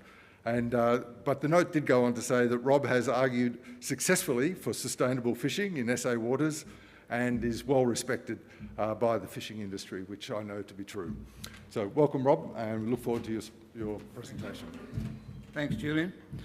Yes, I'm Rob Lewis. I've been an eco-warrior, a hidden eco-warrior for 50 years. I started out in the 1970s as a marine scientist, working on lobsters and oceanography in South Australia. I've been fortunate, I've been able to extend that work around the world, and places like Woods Hole, Scripps, Canada, all over the world. As you can see from my introductory slide, the area that has been my passion has been southern temperate Australia. It is a sustainable bioeconomic potential, but it is what I coined the phrase, the unique South. Someone mentioned earlier that for Antarctica, a significant proportion of the species are endemic there. 80% of the species, many of the species across the southern temperate Australia, marine waters are endemic. I would like to give a presentation that cuts across almost every presentation here because they all gave very good messages and signals, but I would like to put some of those into context of how we actually understand the systems out there, what that means, how we inform management of them, because it is a fact that if you've got a resource, someone wants to utilise it. And how you allow that to happen is the issue, and to do that you have to understand the systems, and they're very complex systems, and you have to be able to have evidence to be able to put restraints on people. The southern temperate region of Australia is unique. 60 million years ago, it was attached to Antarctica. It's our marine bioregions in Australia are some of the largest in the world. They've got mega biodiversity bioregions. We've got 70,000 kilometres of continental coastline and 8.6 million kilometres of continental marine territory, which we're covering. But the area I'm particularly interested in is southern temperate Australia. This area, Australia split off from Antarctica 60 million plus years ago, and basically, as a result of that, basically our biota and our biodiversity has, to all intents and purposes, been isolated, and that's why we get so many diverse endemic species. The other thing about it is that there's only two sources really of new nutrients going into the oceans. One's been mentioned today. I'll come back to that one. The other one is rivers, but wearing down mountain ranges and putting nutrients into the oceans. The other one is upwellings. Most of the life is in the photic zone, and basically what happens is as they die, as organisms die, they sink, they decompose, and upwelling systems bring that up to the surface, and they're the source of productivity in these areas. So basically so Australia doesn't have too many rivers. The largest river in Australia, the Murray-Darling Basin system, quite often is blocked off. So on the southern coastline of Australia, the sole source of nutrition really is upwelling. It shouldn't be there. You don't have upwellings on east-west coastlines, but at certain places you have a northwest-southeast coastline, and at in about October, November, and the winds go southeast, so you get an upwelling system. In fact, I discovered that upwelling in the mid-70s, trying to understand how rock lobsters reproduce. So that was so that's the excitement of discovery of a researcher.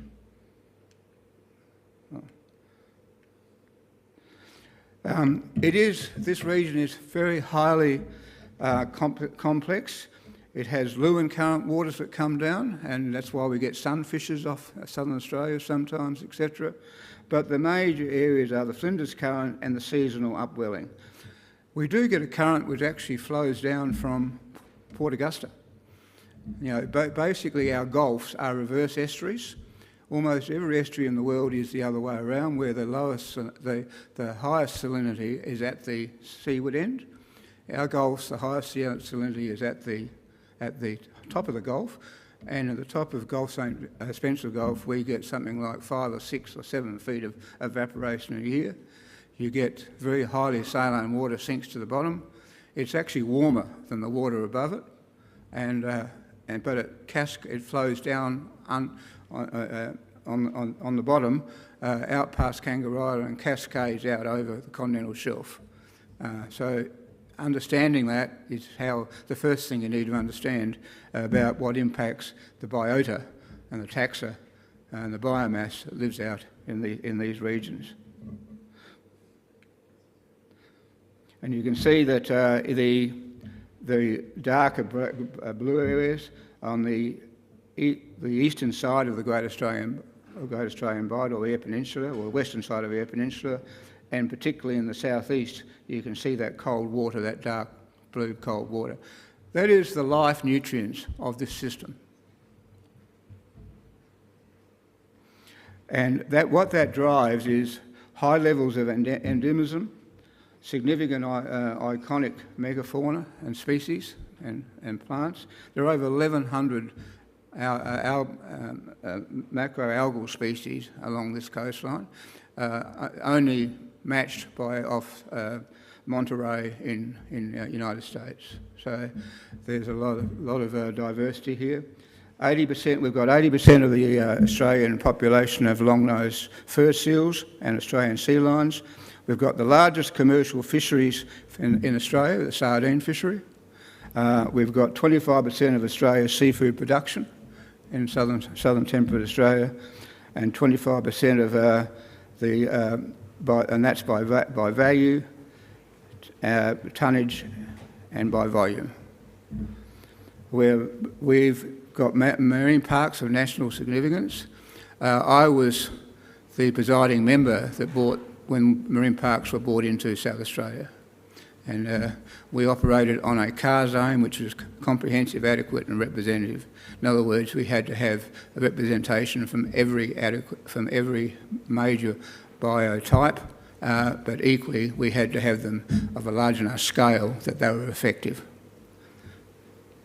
It's a ecotourism hotspot, and as I said, we've got high bioprospectivity.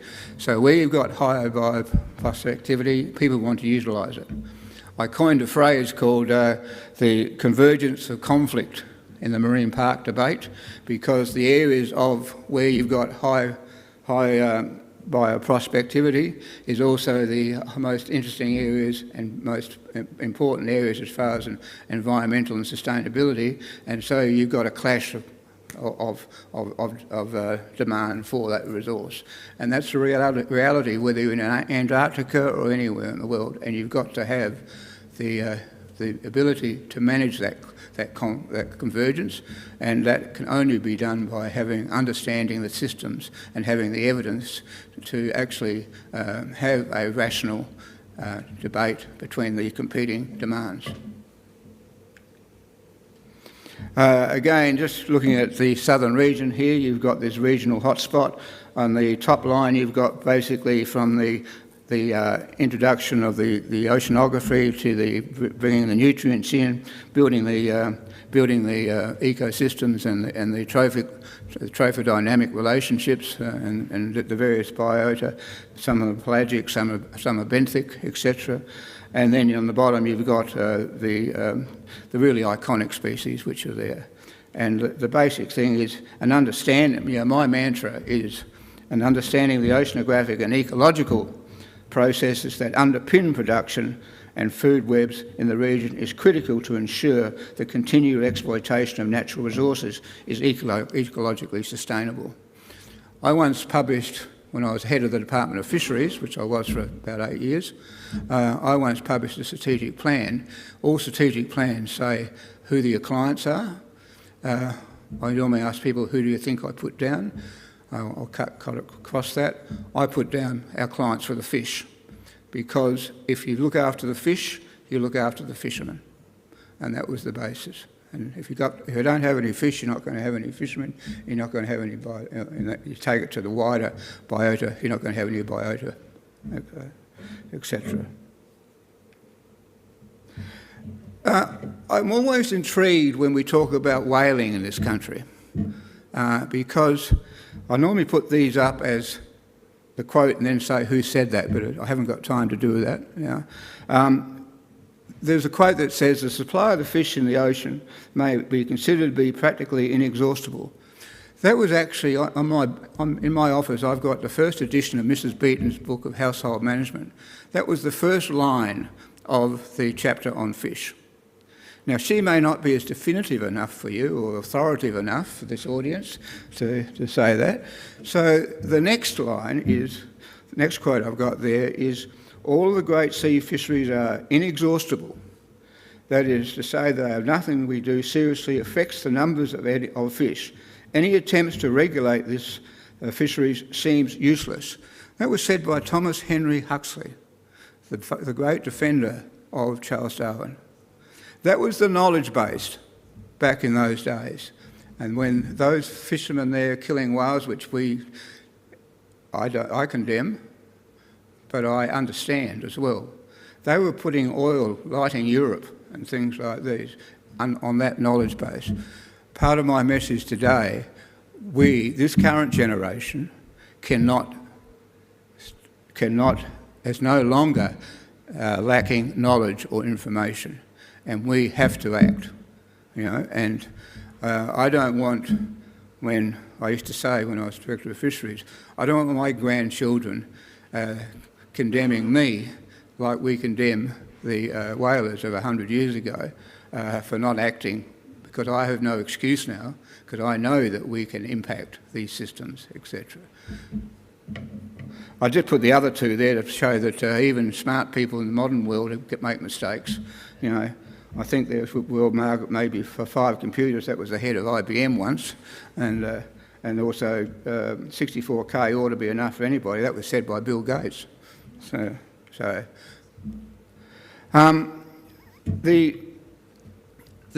basic fundamentals of a blue bioeconomy, a sustainable blue bioeconomy, are finite biological renewable resources. And the definition of renewal is the rate at which you extract them versus the rate at which it replaces itself. Oil is a renewable resource. If you extract 1 barrel of oil a year, and your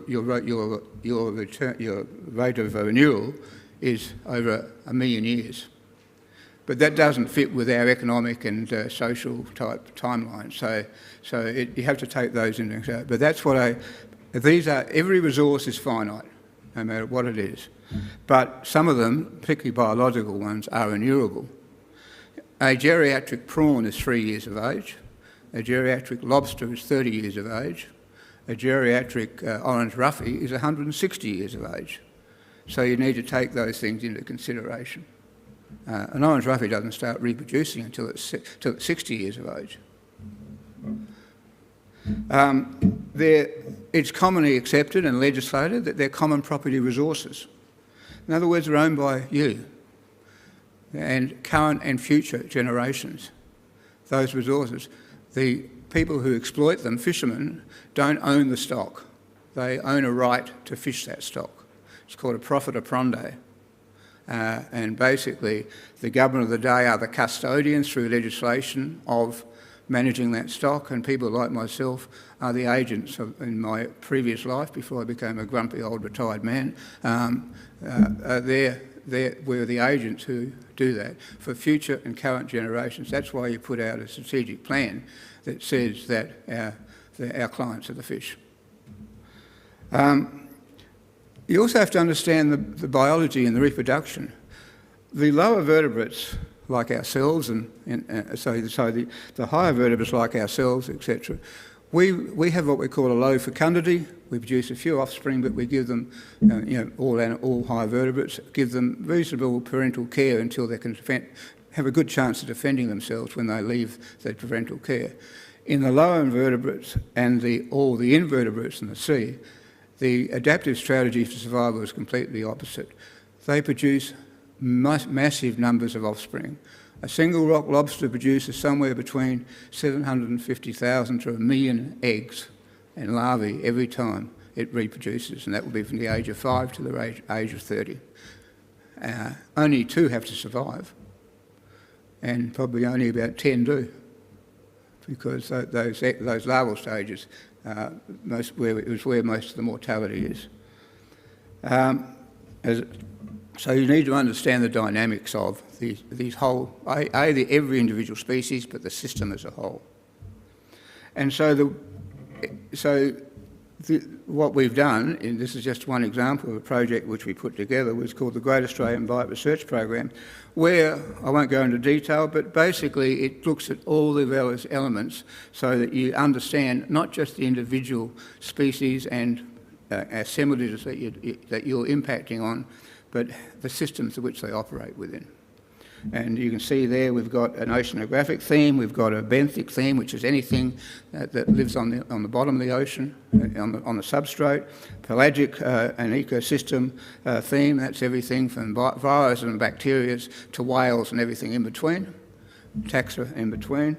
We've also got, we had a program on iconic species and apex predators and socioeconomics, and also petroleum geology and geochemistry, if people want to start drilling out there. So we need to know something about it. And then the most important part is theme 7, where we put all that together into an integrated model, which is about where you could do scenario planning when you had competing demands on these resources. Because that way, this is the only way you're going to get rational debate about how you're going to manage these resources. Because otherwise, you don't have the information, you won't be able to put your case rationally, and it will come down to what I call megaphone posturing, by who can shout the loudest and get the most media or what they do. We also, I haven't got time to go into this, we also have a thing called Integrated Marine Observing System, which when I discovered the upwelling in here, I did it by hand, going out and taking water samples and on a boat, etc. Now we've got all instrumentation out there in the ocean. We've got ocean sentinels out there. I had technical assistants. You had to feed them. They were grumpy. They wanted to sleep. We've got instrumentation on all these organisms, on little penguins, short shear waters, crested terns, on sea lions, sharks out there 365 days a year, 24 hours a day, sending us data on what took me 3 years now takes about 3 months to get those data. You can see some of the data there, etc. There's been 3 generations of marine bioresource utilisation. The first one started in reality it started in time in memoriam, but modern fisheries management was in the late 50s, early 60s, when we went from that, some people will say ignorance, but knowledge base of Mrs. Beaton and T.H. Huxley. We started to realise that we actually had evidence and we had to start managing that. And modern fisheries management started in the 1960s. And I was fortunate enough to be the legacy, to build on the legacy of some of those pioneers. And So we brought in, and someone mentioned, so the basics are you need to know what the stock is, so you've got to do the taxonomy, and you got to know where the sub-stocks are. You need to know how much you can take to make that renewable equation. If you take too much, it'll go off. But you don't see a decline. You don't see a decline in, we use a thing called catch per unit effort as an indicator of abundance, but you don't actually see a decline like that when you've got these things which are basically producing so much surplus yield as offspring. You actually see, as you fish them down, it's like walking to the edge of the table, and then it just suddenly goes off the table. So you have to have an alternative way, and you have to have at least 2 or 3 ways of assessing stock, and see how if they all match up, then you've got a high degree of confidence in it. And for that you then determine what is the total allowable catch. In other words, how many dead fish can you take out of that population? Then you have to allocate it, an ITQ, in a quota, and then you make an individual quota. So the previous session was about hunters turning into harvesters. That's exactly what happened. Before modern fisheries management, and for a while afterwards, until you got off enough evidence to have a TAC, be able to allocate, they were all competitive hunters, basically driven by ego, who can get the greatest catch. They really didn't care too much about the quality, etc. They just want to go out and get the catch. Same with farmers when they want to grow wheat. They go for yield rather than going for quality. So basically, but once you've got the evidence, you can then change it over so that they're guaranteed a share of the catch, and they can fish when it's most appropriate for them, and also when they can optimise their profitability. I won't go into that one. That's the playbook about how it summarises what I've done. I just want to point something out about seafood. And so the first generation was fishing. In most production systems, crops, etc., the more you transform it, the more value. Seafood, it's the opposite. The less you transform it, you get the highest value for. If you sit in the Swiji fish market in Tokyo and for a week and look at it, any fish that goes past your eyes smaller than that, and it's not alive, it'll harvest price. So you basically, so you're not looking at having a commodity, you're looking at having, in industrial fishing, you're not looking at having a commodity, you're looking at having a premium product. The second area, which I won't go into, but the second generation, 20 years later, very quickly, was aquaculture. Kate has covered that. The third one is actually marine bioprocesses, which is happening right now. We're not interested in the whole animal, we're interested in all the bioactive compounds, the saponins, the oligosaccharides, the proteins, the oils, etc., and turn them into a whole range of health, industrial, environmental products, including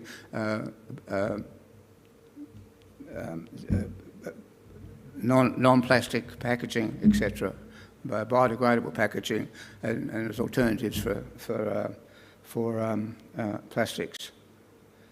I'd just like to finish with two observations, if I may. One at the beginning of my life, and we've heard about we want to bring about change. We have to have change. We now recognise the challenges before us. The first thing is, how do you bring about change in people that you want to change?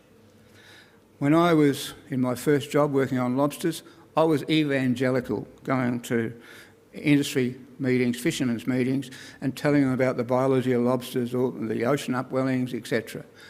I realised that each time only 10% was absorbed, and you've got to be repetitive. You've got to go there. And then they would just sit there and listen. And then after a couple of years, change takes time. After a couple of years, they'd say, oh, Rob, they'd get up at me and say, Rob Lewis says this. Inevitably, they'd get it wrong. 2 years later, they'd start dropping the Rob Lewis, because I've been there another 10 times. And then they dropped the Rob Lewis, and they got it half right. By the time they finished, they could have gone to any university and given a lecture that would shame any academic on ocean upwellings in the southeast, etc. So you've got to not remonstrate with them or lecture to them. You've got to educate them. If you want people to change, you've got to educate them. The final one is change itself is a very interesting thing. Everybody in society, ourselves, me, we demand change. We all got the technology, etc. If you break, we go to McDonald's and it takes 4 minutes to get a hamburger. We want it quickly. This is a fast food restaurant. We demand change subliminally or directly, and there's been a lot of demand for change here. When you break that society up into individuals, those which are directly or peripherally affected by it, they find change stressful. Many of them will push back on it. But you put that same society together, so the same number of people together into a society, that is the collective society, which is collectively demanding change. So we need to, I understand everything that's been said before, but we need to make sure that we are not remonstrating or lecturing, we're educating and understand the psychology of change. Thank you very much.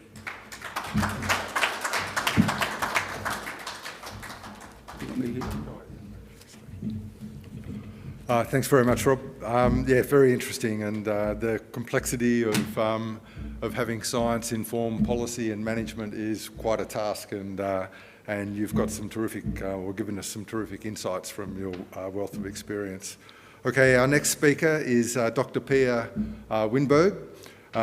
Pia is the founding and chief scientist with FICO Health. She has worked across the sustainable marine industry and marine industry development and academia for the past 25 years, and has a background in marine systems ecology. And her main research interest is in marine food production systems that are sustainably integrated with the coastal and marine environment. So over to you, Pia. Thank you. Thank you, everybody. I hope that you can all hear me well. As mentioned, yep, I'm a marine systems ecologist, now turned seaweed farmer. And my journey to this position is related to the topic of today, in regeneration from the oceans. This is a picture of what I currently do and operate. It's a seaweed farm on the south coast of New South Wales in the Shoalhaven region. It's along the Shoalhaven estuary, and our factory's in Huskisson, Jervis Bay. Some of you might be familiar with that iconic bay and the marine protected area. This is inside our new factory in Huskisson, where we make a range of products from seaweed. I'll explain a little bit about why I became a seaweed farmer. It was all based on the regenerative capacity of seaweed. We currently capture wasted or lost nutrient streams, both carbon, nitrogen, phosphorus, through our knowledge of ecological processes and water chemistry and biology. And we grow a biomass from that process. We grow equivalent of 100 tonnes of seaweed per hectare and annum, which if you compare it to a land crop, say wheat, might be 5 tonnes per hectare and annum. So it's about 50 times faster than other land crops. And from this seaweed, it's a unique species to Australia, and in the green category of seaweeds, we make a range of currently food products and going into the medical product space. But it's a platform. We've worked with plants, applications in soils, reducing plant diseases. We've worked in aquaculture feeds, and we're also going all the way up to biomedical devices from the products we make. And my vision was not originally to make this range of products, but to use seaweed to clean up the environment and regenerate the first part of what we do today, the lost nutrients.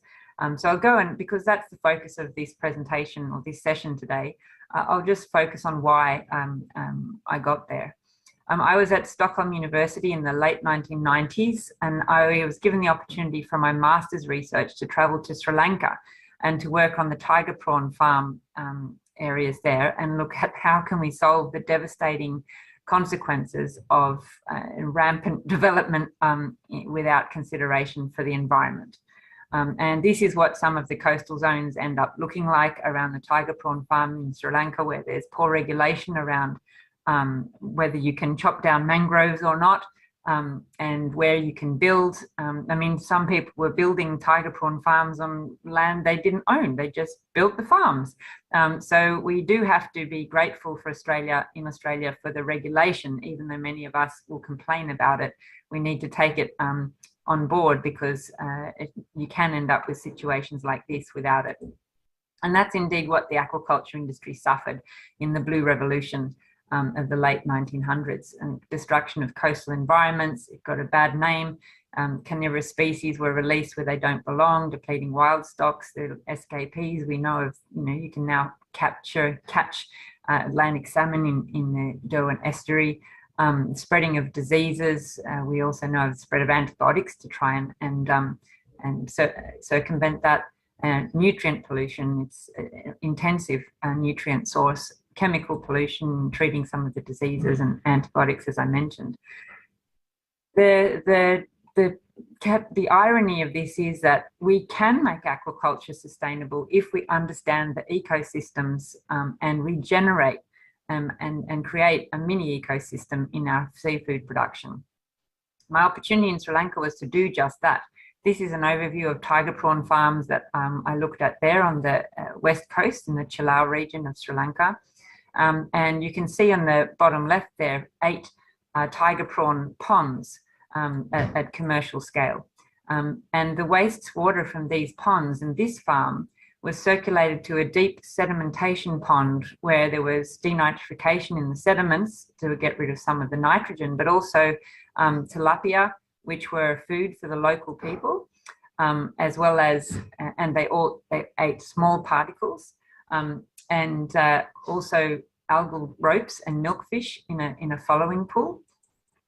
And those removed even smaller particles and some of the dissolved nutrients in the water. And we also had mussels taking a third particle size, as well as continuing algal or seaweed ropes in treatment ponds. And then finishing the polish off with algal ropes, which also put oxygen back in the water with some aeration in that process as well. And this whole aquaculture system could be closed. It could operate and regenerate its own oxygen, buffer the water, and clean up the nitrogen systems, because they were all captured in the other species of biomass here. So it was truly a regenerative standalone ecosystem of itself that could last for the full 9 months of the grow out. And at the end of that, the water that was released to the local lagoons and estuaries did not have high levels of nutrient. And primarily, importantly, the tiger prawns were also healthy. The reason this farm did this was not environmental. The reason this farm did this was to try and isolate itself from bringing in contaminated water with white spot disease, because that was killing the prawns along these estuaries. So the reasons were different, but the way to protect yourself from diseases is to have a regenerative system like this. So my role in my research was to follow the water chemistry, and this is the key to regeneration in our food production systems, is to understand the budgets of the nitrogen nutrient cycles, not just the cash flow, which is what it was back in the 1990s, and they forgot that they actually do have to budget on where the nitrogen, especially loads, go. And to this end, seaweed, I found in this work, was really key. And it created, not only did it remove the nitrogen, but it created a new opportunity for economic prosperity. I'm just going to touch a little bit on the nitrogen issue, and actually our previous speaker, Rob, did actually mention a lot about the nutrients. You know, carbon dioxide gets most of the attention today, and rightly so. We have a lot of fossil carbon emissions that we need to address, but the nitrogen release issues in our coastal zones are very scary as well, and they don't get as much attention. These blue areas on the map are hypoxic areas along our coastlines, where we're releasing and creating a huge imbalance in the nitrogen loads in these areas. It means that huge amounts of organic mass are deposited on the bottom, and hypoxia or a lack of oxygen is a result of this. And you can even see around Australia, where our large population centres are, we also suffer the same fate. And indeed, along the Great Barrier Reef, the reef suffers not necessarily hypoxia, but the corals don't thrive in a high nutrient environment like that. So there's a lot of proponents and people out there talking about carbon sequestration and emissions from seaweed, not so much about the nitrogen. And some of this hype, I call it, is real. But there's also some blue sky ideas that, in my view, we need to temper a little bit and get on with real opportunity that exists today. And as Tim Flannery will say in his book, Seaweed and Sunlight, if we plant 7% of the oceans with seaweed, we can in fact reverse climate change as long as we sink that to the bottom of the ocean. So I'm asking, who will pay for sinking carbon dioxide to the bottom of the ocean, because that's a one-way channel for your investment. So I told Tim to go and take a cold bath, which he promptly did in seaweed. But you can read about these types of opportunities or listen to it on ABC Catalyst, which featured the opportunity of seaweed. But in my view, what we can do today, and we can action it right now, is to look at seaweed for food, because it's so much more efficient in the production systems. And why can't we achieve 10% seaweed in our food chain like they have in some parts of Asia? Indeed, seaweed is the biggest aquaculture crop by biomass today, and Australia doesn't appreciate that very much. We're Australia's very first food-grade seaweed farm, and we're very small. And we have a long way to go, but it's a big opportunity. You can see here that the seaweed production, it can actually target things like protein, plant proteins especially, that are growing now rapidly in the market, even supplementing some of the meat proteins if we want to. We can put 10% seaweed into meatballs, but we can grow more protein on a hectare than a cattle farm. We need to be cautious though with the hype stories, because you have to know how to do this. I get many people saying to me, I want to start a seaweed farm tomorrow. And I'm saying, oh, well, I'd like to start a quantum computing company tomorrow. You do need some serious background knowledge before you start these ventures. And that's something that's poorly appreciated. There's such an opportunity though to address some of the chronic diseases around the world by just adding a little bit of seaweed to the diet. This is an example of a clinical study in India using seaweed on anemic teenage girls. And anemia is the leading cause of maternal deaths still globally. About 20% of maternal deaths are caused by anemia or iron deficiency. And in this clinical study, they just added some green sea lettuce to chocolate and could increase the serum ferritin, iron, hemoglobin in these teenage girls in a 6-week period.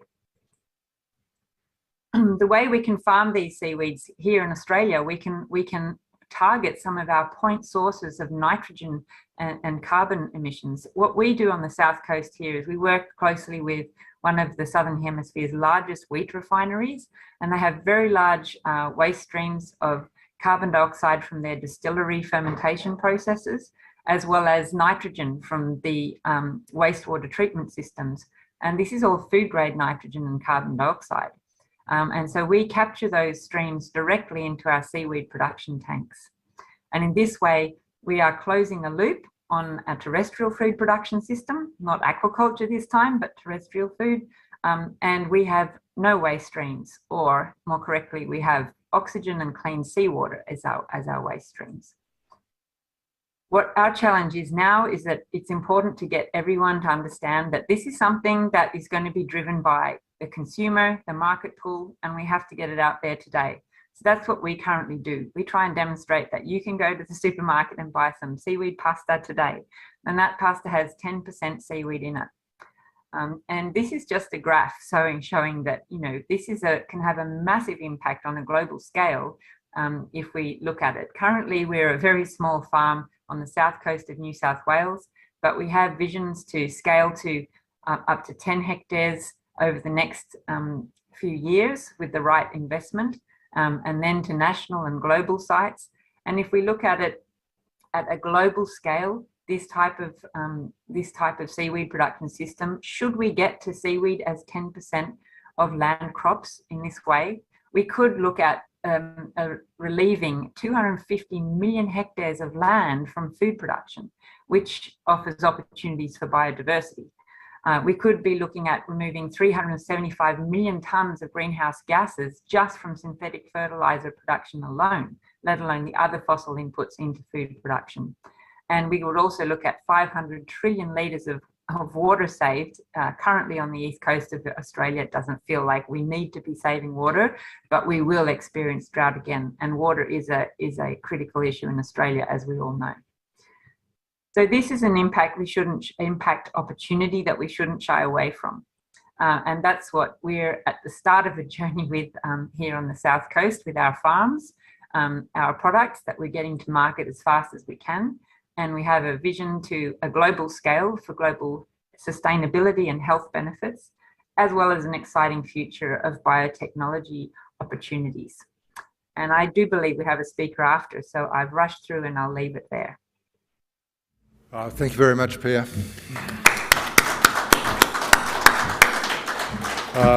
Yeah, terrifically interesting, and what an opportunity for the future.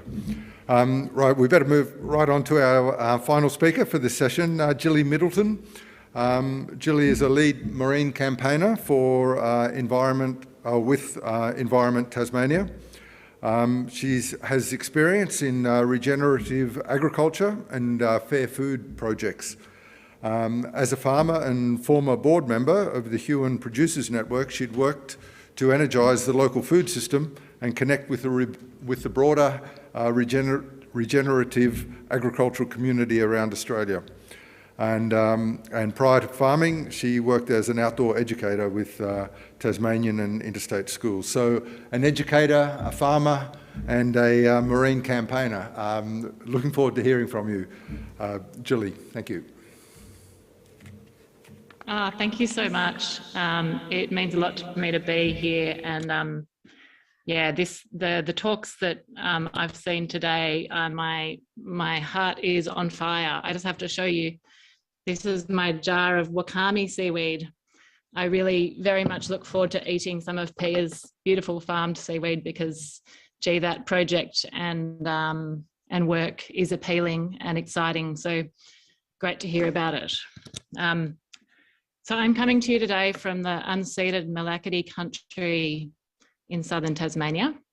And as you've introduced, I work for Environment Tasmania.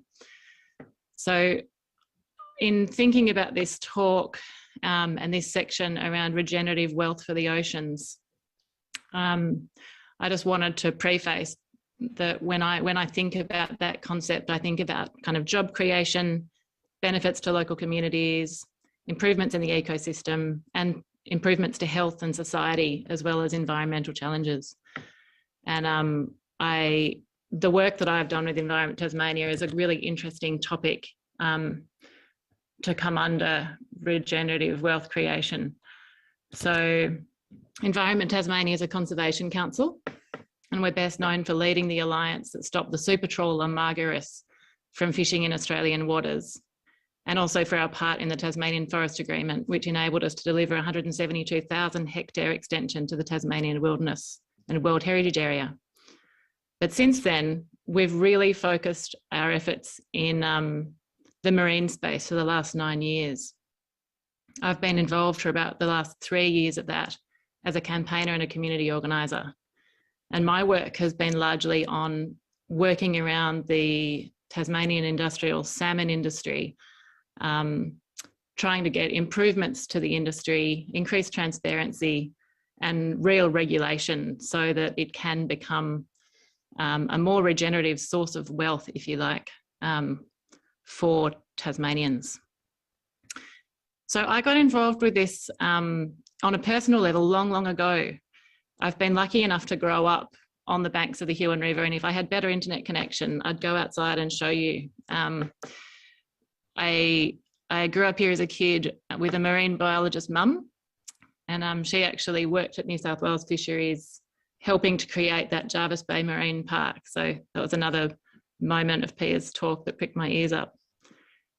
both my parents were keen fisher people and sailors, and we used to spend a lot of time in a little dinghy out in Petches Bay, which is out in the front of our house. So in the mid-80s, my parents were picnicking on the river, and that was the year I was born, when they saw the first of the salmon pens being towed up the Huon. So they'd heard about this kind of coming development to the area, but it took them a moment to recognise the farms. So they were a boat tugging incredibly slowly up the river with these kind of flat platform-looking things being towed behind them. And at that stage, the industry was really tiny. It was boutique, and its products were of a very high quality. And thinking about what Rob mentioned around seafood really stuck with me, that the less you transform it, the better. We should be looking at seafood as a very high quality source of nutrient, not as a mass commodity. So yeah, at that stage, it was almost cottage-sized industry. By the time I was about halfway through primary school, we'd noticed that we just weren't seeing the same kind of life in the Huon. We used to see fiddleback rays and little penguins, heart urchins, eels, seagrass meadows, up and down the river and from the boat when we popped out. Increasingly, I was noticing that we just saw more of these introduced Pacific oysters, a kind of silty bottom instead of the sandy bottom, and we were seeing just less life. We weren't seeing the same kind of animals out there. But I wasn't panicking. I really assumed that the regulators were doing their job and that these things were being looked after. In Year 9, I remember doing a science project on the algae covering the rocky points around the beaches near my house to try and show how I could see it was directly related to the salmon pens. We knew the river wasn't going okay. It was becoming really obvious at that stage. At one point, I kind of shut my heart off to it, and I had to just try and unconditionally love the river as it was, even in a degraded state, because I really couldn't see any way to change what was happening. So it was years and years later that some very clever and fierce women came to Tasmania. Laura Kelly and Beck Hubbard came to work at Environment Tasmania, and they could see what was happening with the salmon industry. So they were very driven to do this work because of some of the... Oh, I've lost you. Can you hear me?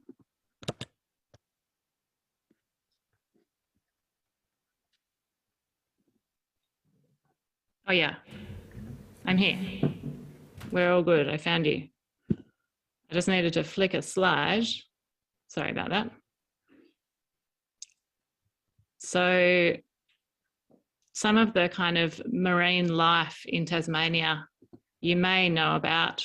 Oh, and we've gone too far. Here we go. So we've got some really interesting and incredible things happening in these waters. We've got very high levels of biodiversity and species endemism. We've got sort of iconic endangered species like the handfish, and we've got rare environments like the tannin-stained river mouths. The water that flows down from the forests and grasslands and bush stain the rivers a red-brown colour. And then we get species growing in shallow water that you'd usually only ever find down deep because of that kind of the blocking of the light by the tannin, which mimics a deep water environment. So part of our work at Environment Tasmania has really been to speak about the stories of the coast and the sea and the people who love it, to connect Tasmanians to the marine environment. We don't have a kind of barrier reef style bikini tourism down here. Our tourism industry relies really heavily on raincoats and down jackets, and our ocean, you know, some of it's turquoise and white sandy bottoms, and some of it is inky black with kelp forests and big rocky cliffs and beating waves. So we are struggling to get our marine areas protected, and we've got less than 1% at the moment in full marine park zone. So we're really falling well behind at the global goals. We also have some of the fastest warming water in the world, and yeah, the waters off Tasmania have been flagged as a marine global warming water hotspot. The East Australian current, which comes down, is extending, and it's warming those waters. And we're seeing a kind of species range extension, which I think that the wonderful Greta Peckel will speak to later on in the day. But we're finding tropical sea snakes washing up on our East Coast beaches. There are green turtles who are cold and confused, but we're seeing a range extension of species that are arriving, and some of them are breeding. Year to year, we are seeing the changes. It means that Tasmania's waters, we're the last in the line. So those cold water species are being pushed further south. Their range is being impacted, and we desperately need to protect these areas from further pressure so that we can maintain some habitat for those species. So we do have some challenges to, oh, I had managed to flick backwards again, beg your pardon. So I can speak about the salmon industry as one of the main challenges to protecting our marine environment. So in terms of scale, from that tiny kind of cottage industry in the mid-80s, the Tasmanian salmon is now, this Atlantic salmon is now the most eaten fish in Australia. 2 years ago, they produced 66,000 tonnes of salmon, and it's a billion dollar industry. The job creation figures aren't consistent between sources, but the Australia Institute calculated jobs at just 1% of the jobs in the state in 2020. Again, regenerative wealth from the oceans. I feel the salmon industry could be giving back more. The industry has been plagued with issues, and I won't go deeply into it here, but we have big issues with the regulatory environment where, for example, the Marine Farming Review Panel has been mired in controversy since the two experts, Barbara Novak and Louise Cherry, quit the panel in late 2018 because they felt it was inherently compromised. They were quite scathing. They told a parliamentary inquiry that this body is not independent and has no legal option other than to ultimately greenlight new fish farming developments. They didn't feel that they could do the job that it was designed to do. There are big issues with animal welfare. So some of the things that we found around seal treatment, we applied for a right to information last year, which found not just high numbers of deterrents used on Australian fur seals and protected New Zealand fur seals, but that there was a problematic culture around seal management within one of the companies, and that even the estimates and reporting of the seal deaths and injury were likely a large underestimate, as many seals with an injury would be leaving the area and dying outside the leases unrecorded. And we can speak to that. We find seals washed up on the beaches, which are often ignored because they're not fresh enough to autopsy from Dupipwe's position. So the newest data on seal underwater explosives is that just one company alone, Huon Aquaculture, released more than 8,000 underwater explosives from the beginning of last year until last month. So we've got new projections around fur seal abundance from CSIRO. We're looking at 150% increase over the next 40 years. So we're very concerned that this problem is going to get worse before it gets better. Last year, we moved from a traditional campaign situation where we were talking to Tasmanians about salmon to talking to mainlanders about salmon, talking to the salmon customers. So this is one of the pieces that tells a very short story of what's happening in the aquaculture industry to people who've never heard it before. Oh.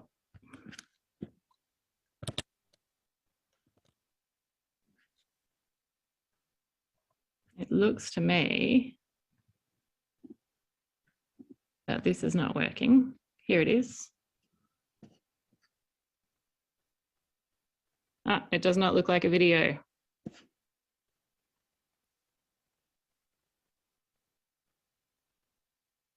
Never mind. We'll potentially can share that in the notes at another time. So moving on, because I think we are getting short on time.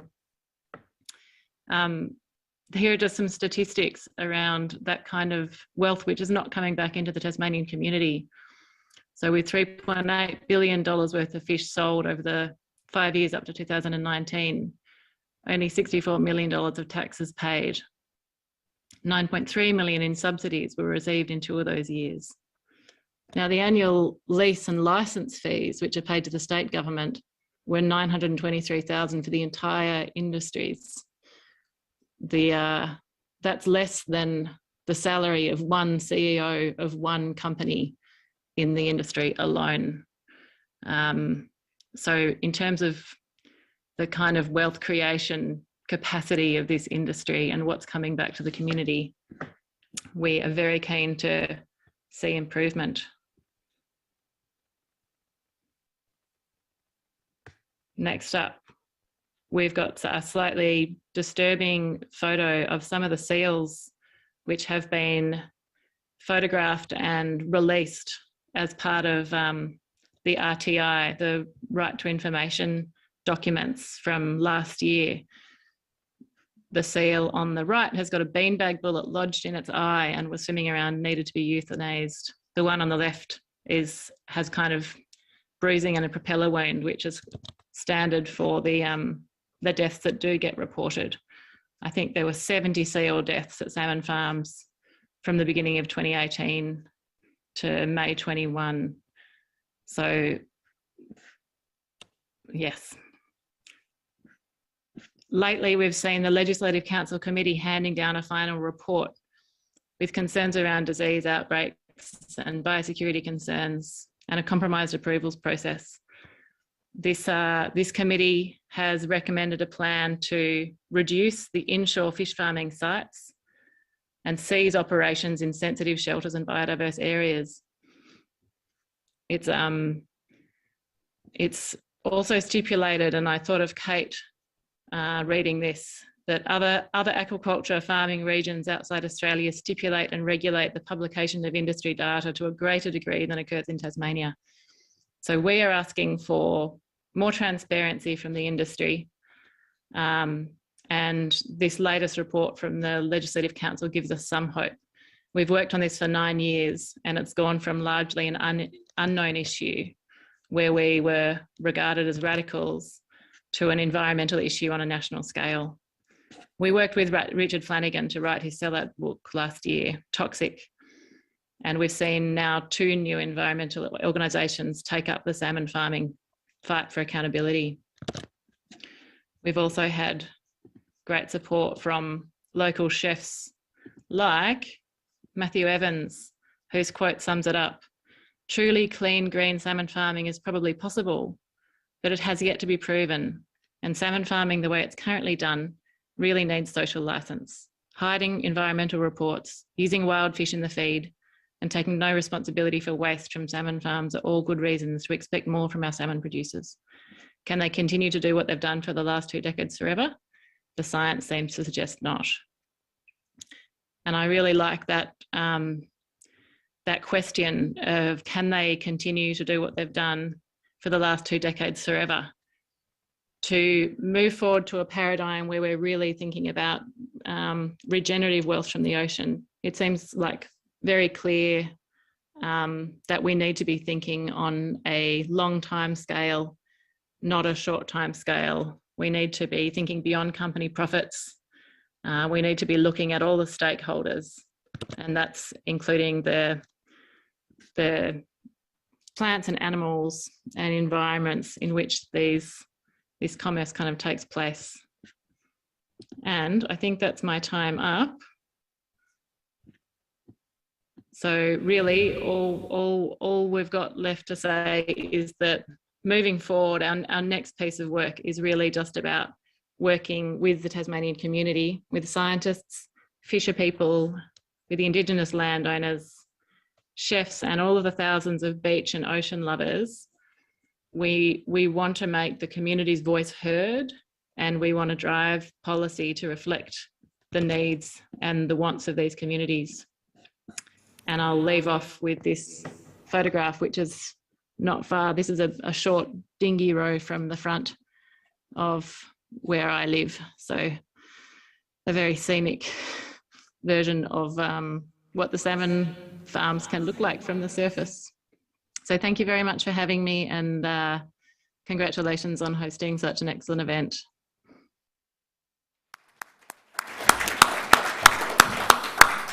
Yeah, thanks very much, Julie. That was really, really interesting, and gives us plenty to think about, and a beautiful photograph at the end. So I think we'll wrap that up for this session. I think that the theme of regenerative wealth from the ocean has been brought through in each of the speakers. I think Rob showed that uncompromised science can inform policy and management, and must inform policy and management. The opportunities that science does provide for the development of sustainable industries. The presentation that Pia provided us was really illuminating and providing a terrific hope for that type of development. And I think Gilly's presentation shows that not only does the management of the marine resources require uncompromised science, but also uncompromised compliance with operations and with contribution, social and economic contribution. So thank you again to all of the speakers. We've really enjoyed the presentations and the insights that have been provided. So thank you.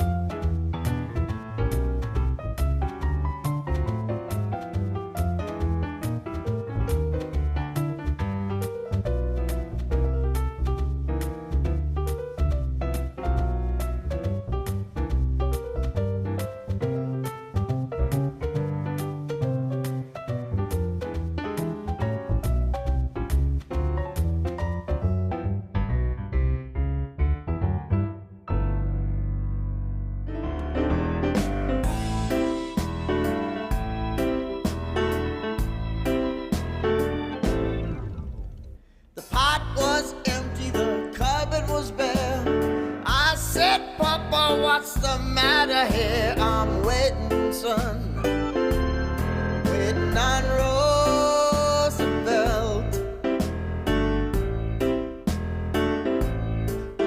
I'm waiting on Roosevelt. The rent was due and the lights was out. I said, tell me, mama, what's it all about? We're waiting, son, waiting on Roosevelt.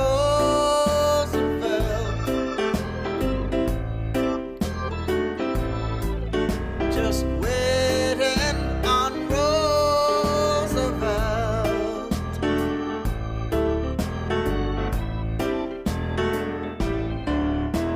My sister got sick and the doctor wouldn't come because we could not pay him the proper sum. Awaiting, waiting on Roosevelt.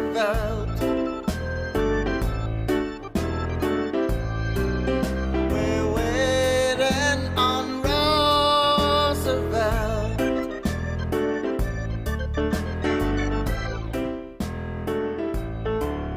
Then one day they put us out of the house.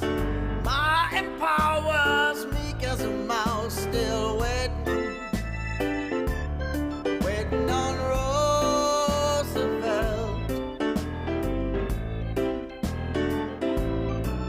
Still waiting on Roosevelt.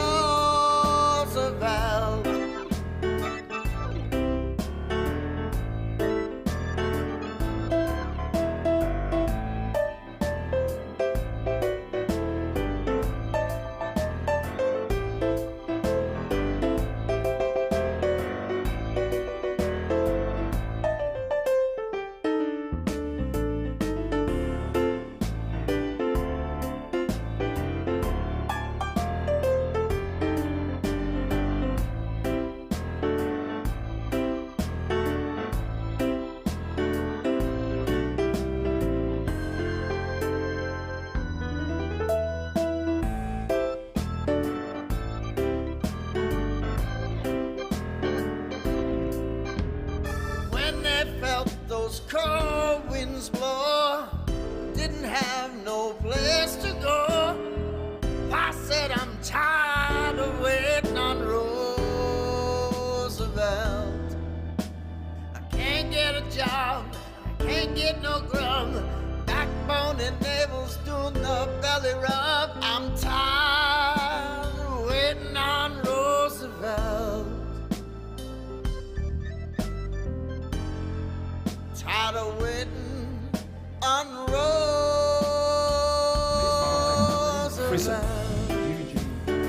Eugene.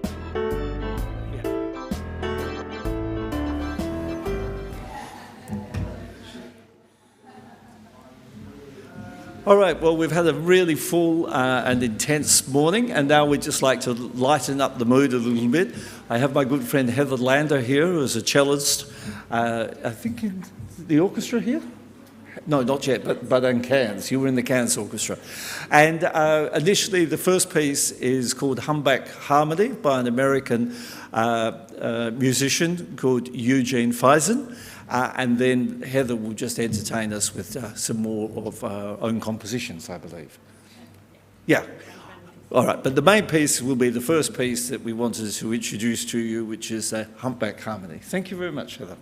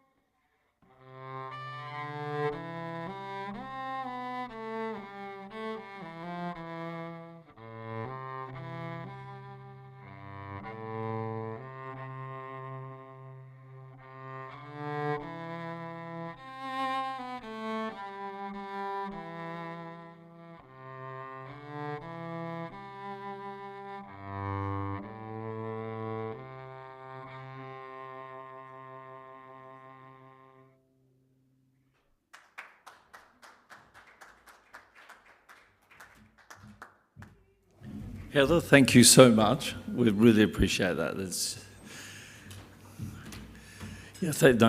Thank you again, and thank you from all of our, I suppose they're subscribers of the Blue Water Summit. Really appreciate you. Thank you.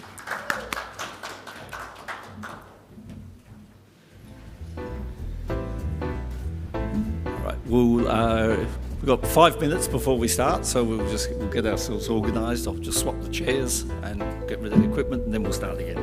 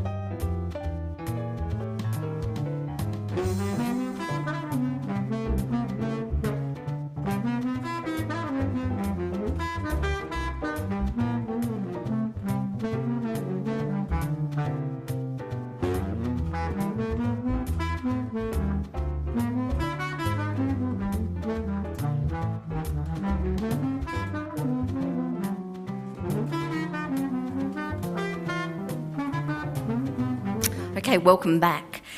This afternoon, we're actually going to be looking and hearing about a cure for ocean blindness. We're going to be learning about some tools and a range of technologies that our three guest speakers are using to really see and hear the ocean. Quick summary about what we've heard this morning. We've heard about regenerative practices, innovative expeditions, unimaginable scientific explorations, the role of marine park areas. It was heaps about fisheries and aquaculture industries. But I think now we're going to hear about the continuous need for community engagement about the ocean, its plight, and the need for change. So we're going to hear from three eminent entrepreneurs, artists, filmmakers, and scientists to learn more about what you and I can all do and what we can encourage our communities to do to help us understand the oceans better and ultimately present a bigger and greater cure for the blindness that we know exists. I haven't introduced myself. My name's Angela Colliver. I am an educational resource writer. I've been a teacher for many, many years, and I guess in my role in executives, I'm currently on the Australian Association for Environmental Education, and I've been invited here today to assist the Blue Water Summit, engage young people in schools. So we're going to hear from Alan Noble first. Now, Alan is a data nerd. He's also an engineer, a technology entrepreneur, and he's had many, many years of leadership in management and founding currently a non-profit organisation in marine conservation, and it's called Oz Ocean. Oz Ocean's mission is to help our oceans through technology, and in doing so help preserve and enhance our oceans for future generations. So please welcome Alan.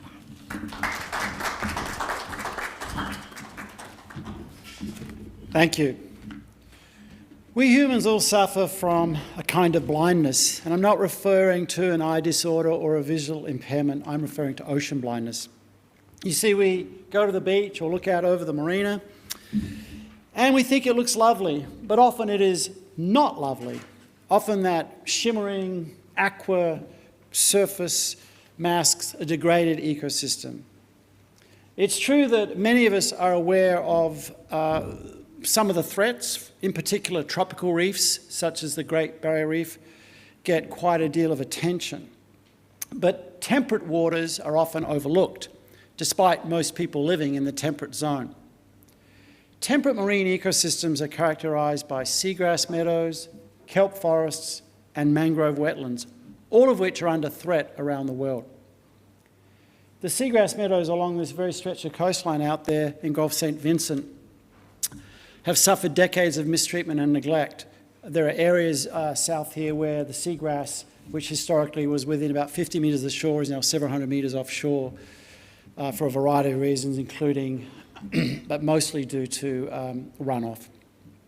The mangrove forests just north of here, up at St Kilda, are also quite threatened, with tens of hectares either dead or dying. Earlier today we heard from some speakers from Tasmania. Well, it's even more staggering what's happening there. The giant kelp forests of Tasmania are barely 5% of what they were compared to 50 years ago. We can't afford to let these ocean ecosystems die, for if our oceans die, our planet dies. Now, we all know that oceans harbour beautiful wildlife and provide a bounty of food. That alone should be reason enough to care, I think. But actually, oceans do much, much more. Oceans produce over half the air that we breathe. Oceans regulate the global climate. And oceans sequester about 1/3 of carbon emitted by human activity, over 2 billion metric tonnes a year. We're land creatures, though. You know, we become outraged if someone chops down a single heritage tree, and yet if tens of acres of seagrass get degraded by a bit of runoff, we largely are ignorant. This inability to perceive or care about what is going on underwater, that's what I mean by ocean blindness. So I decided I wanted to do something about that. So with my late wife back in 2017, I founded the Australian Ocean Lab, or Oz Ocean. The origins, though, go back several decades, way back to the 1980s. About the last time my hair was this long was back then, actually even further back. I was living in California at the time, and there I learned to scuba dive in the cold, clear waters of the Monterey Bay, kept chilled by that cold Alaskan current. That sounds like a bad thing, but actually, had I learned to dive in warmer waters, I might never have put on a 7mm thick wetsuit. Many divers never experience the wonders of temperate waters, shunning them for the tropical reefs that attract so much attention. Yet temperate waters hold an incredible diversity of marine life and few more so than the waters of southern Australia or the Great Southern Reef. I hope by now that everyone's heard of the Great Southern Reef, the GSR, but in case you haven't, it's a network of interconnected reefs covering over 70,000 square kilometres, which is big, of southern Australian waters. Seagrass meadows, kelp forests, mangroves fuel a vast and productive ecosystem that is home to thousands of species, including the iconic giant cuttlefish, which OzOcean has adopted as its logo, leafy sea dragons, Australian sea lions, migrating whales, and more. It's one of the most pristine and unique reefs in the world. 85% of the species are endemic to the region, found nowhere else in the world. And the region contributes over $10 billion in economic activity annually. And there's still a lot we don't know about the Great Southern Reef. Sadly, what we do know is not always good news. Climate change, overfishing, the usual careless development is putting this marvellous ecosystem at risk. The trouble is, gathering knowledge about our oceans is quite challenging at the best of times, and particularly so in rough southern waters. Acquiring ocean data relies on expensive technology. It's technology that's usually has its origins in the oil and gas industry or military technology. It's usually engineered for extreme depths, extreme pressures. Excuse me. I should have killed that earlier. And so this very, very expensive technology makes it quite inaccessible to all but the most well-funded researchers.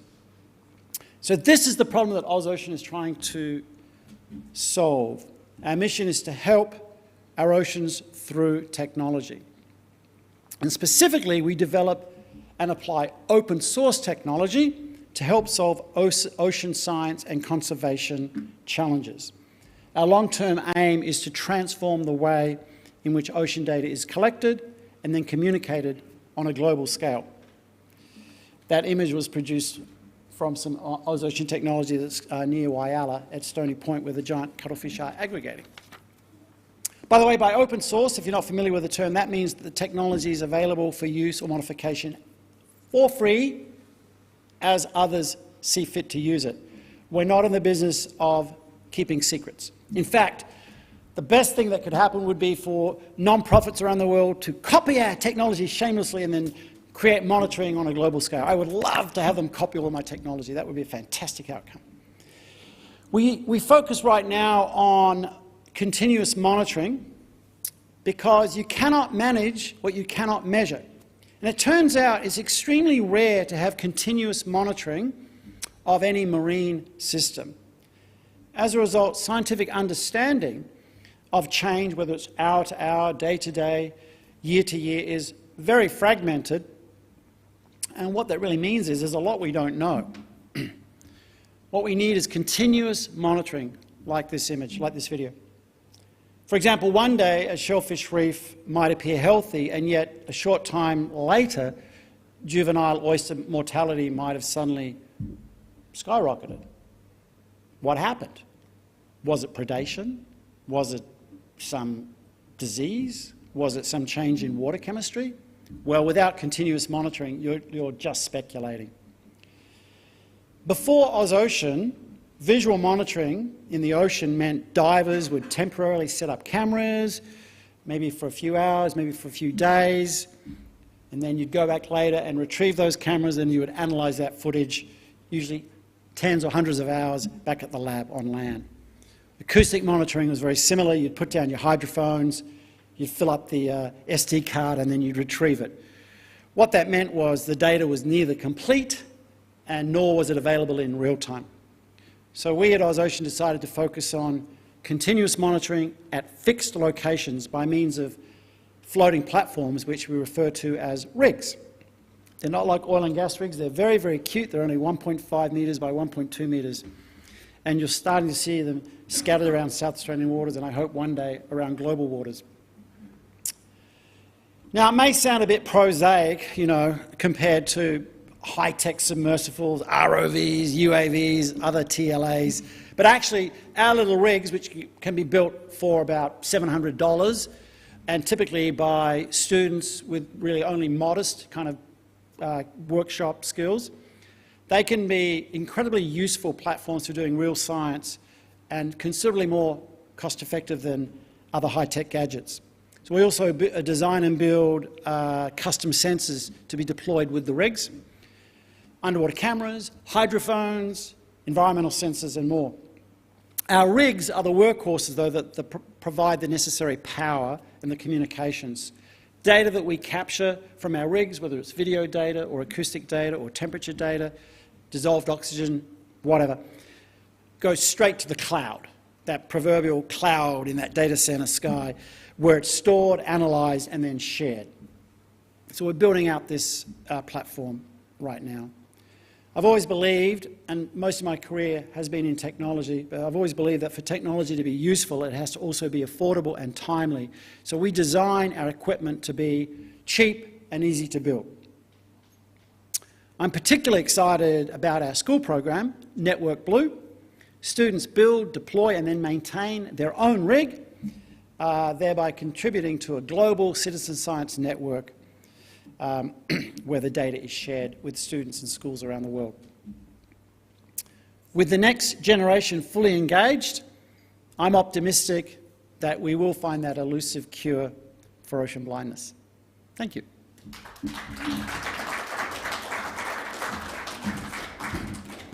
Well, I don't know about you, but I found that really exciting, in particular hearing about your school's program called Network Blue. I also think, Dan, if it's possible, or Alan rather, if it's possible, we need to invite you to the next Science Teachers Conference, which is coming up in a few months, and the Design and Technology Teachers Association's conference in December. Can I just show one thing? Please. Maybe we can do a show and tell and see if someone can guess what you have, rather than tell them. Little PVC tube, pretty microphone. Oh. This is basically one of our low-cost cameras. This one's served us well. It's about 3 years old and has now got a bit of water in it. This is an earlier design which was air-filled. One of the things we learned was you can make these and they can last, but unless you make them perfectly, they will eventually have water ingress. So we've now moved to an oil-filled version, which is lasting much longer. But this is the kind of technology that kids can build very easily, get real experience, not just with the STEM, but also how you engage with your local community, how you work with other schools, and also get to actually look at the scientific data. So that's what it's all about. And then I can see arts opportunities as well, where students can actually put them in a modelled habitat within their local temperate waters along their coastline to make it something sexy. Thank you once again. Our second speaker is Prue, and she's a senior lecturer in marine science, and she's the course director for the Bachelor of Marine Science at Deakin University. Prue's marine education background and expertise translates through her research interests that focus on the extent to which ocean literacy is being taught in schools across Australia. And she's also exploring innovative methods to promote ocean literacy through research, education and outreach. Today we're going to hear about one of the ways she's promoting ocean literacy, and that's through a recently co-authored children's book called The Great Southern Reef. Please welcome Prue. Thank you, Angela. Hello, everybody. Let me just get all my props sorted and get myself set up. Okay, well, I'm going to first start off with saying Happy World Oceans Day to everyone that is here and everyone online. What a wonderful time of the year it is, and I think everyone that's here listening is connected to the ocean in some way. So I think it's wonderful that we can come together. We come together probably every day to talk about our ocean, but it's lovely that it's a recognised day that we can talk about it, discuss it, create call to actions and make some sort of difference. And so this year's theme is revitalisation, collective action for the ocean. And what I've been listening throughout today is a collective group of people in this room and online about how we can start looking at how we can manage our ocean resource in a more sustainable way. And so there's been talks today about calls to action. There's been talks today where I've gained a bit more knowledge, which is absolutely wonderful. And there's also been the recognised of education. And that's where I guess my story that I'm going to talk to you about fits in, is how bringing my passion for the ocean and making sure that that passion can then transpire out into the greater society. And so when this ocean blindness came about, I'm going to be using a different term that I've been utilising, but it does link back into the ocean blindness theme. So without further ado, I'm going to click through. Before I go into my story, I always like to give a context as to the why. Why am I doing what I'm doing with the research that I'm doing? And so this quote on the screen is from an editorial piece by two marine scientists, Jane and Stephen. And I want to focus on the last bit, but I will read it out to, if it's a bit small, you might not be able to see it. So the ocean sustains and feeds us. It connects us. It is our past and our future. The ocean is not too big to fail, nor is it too big to fix. It is too big to ignore. That last sentence really resonates with me. It is indeed too big to ignore. And here in Australia, we are a marine nation. We are surrounded by ocean. And as Alan just pointed out, here in our southern parts of Australia, 70% of us Aussies love to live at least 50 kilometres to the coast. And so we are connected to it, whether it's through our cultural, environmental, social or economic connection that we have, or perhaps we just like to have a walk along the beach on a Friday night. So in terms of how we sit here in Australia, we need to be able to manage that resource, and that's been discussed at length today. And what research across the world has been showing is that the research coming out that there's citizens in general around the world, not just here in Australia, has a limited understanding of marine phenomena or marine science. And they have also, another layer to that is misconceptions out there, and a little understanding of environmental issues and protection. And so where this was sort of linking from, it was sort of found that not only here in Australia but across the world, is that in our school system, marine science in the formal curricula is actually limited and lacking. And the world, in our Australian curriculum, the word ocean or the word marine or the word coast or sea doesn't really repeat itself very often. It is there, but it could be there more. And so in 2004 or 2005, there was a group of marine scientists, marine educators that got together to decide, well, how can we change this? How can we make a difference? And that's where the ocean literacy movement began. And so they termed or defined what ocean literacy was. And so ocean literacy, as you can see on the screen here, is defined as understanding the ocean's influence on you and your influence on the ocean. And so what they're hoping to do is that by bringing ocean literacy to the forefront in society, is that we can create what's called an ocean literate society. And so with that, that means that you'll have the knowledge of the ocean, of what we currently know about the ocean, because we still need to know more, of course, and then use that knowledge to be able to communicate that. And I guess today is a really a great example of how to communicate that science to the greater community, and then being able to have that knowledge, have that communication ability to then make responsible decisions about our ocean resource. And the fundamental of this needs to not only be us as adults, but to start creating an ocean literate society in the primary school, secondary, and then up into higher education if that's where that particular person or individual pursues their education.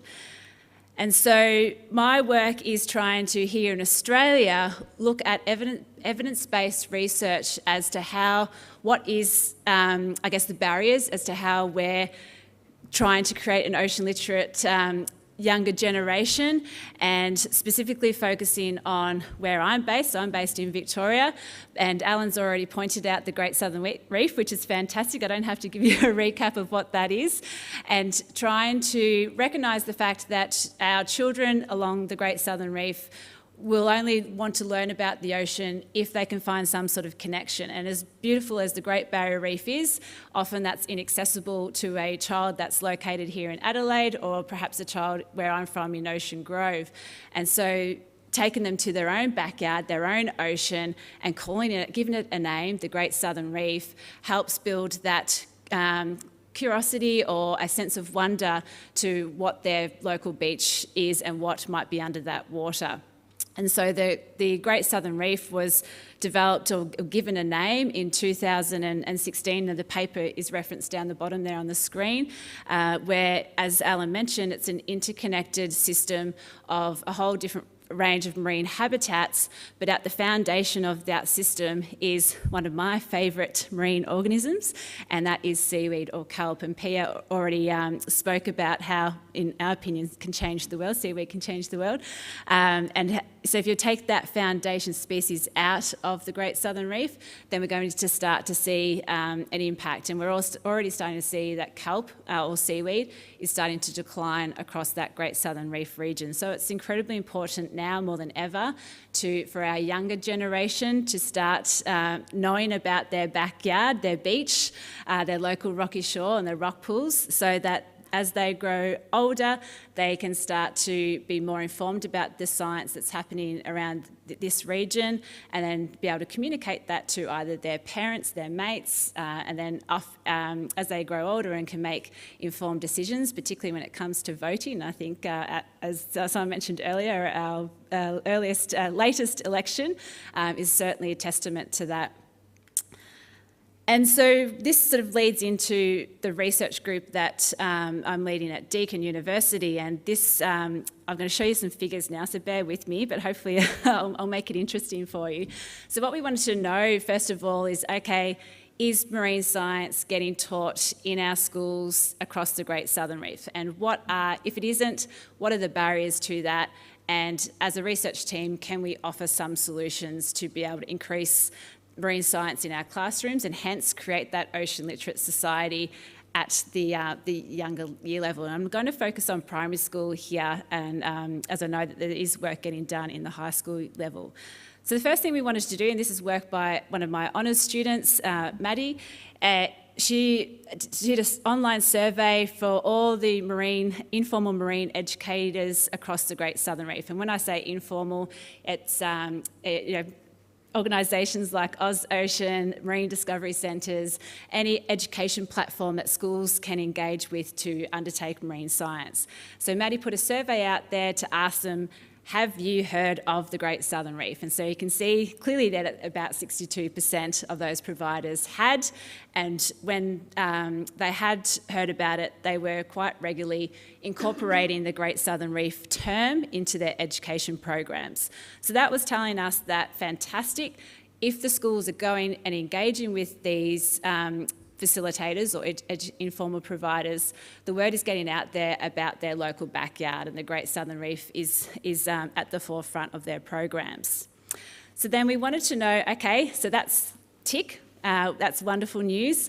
So then we went and surveyed the primary school teachers. And so this was a survey, again, across the whole Great Southern Reef region, so 5 Australian states, over 4,000 primary schools, or government primary schools.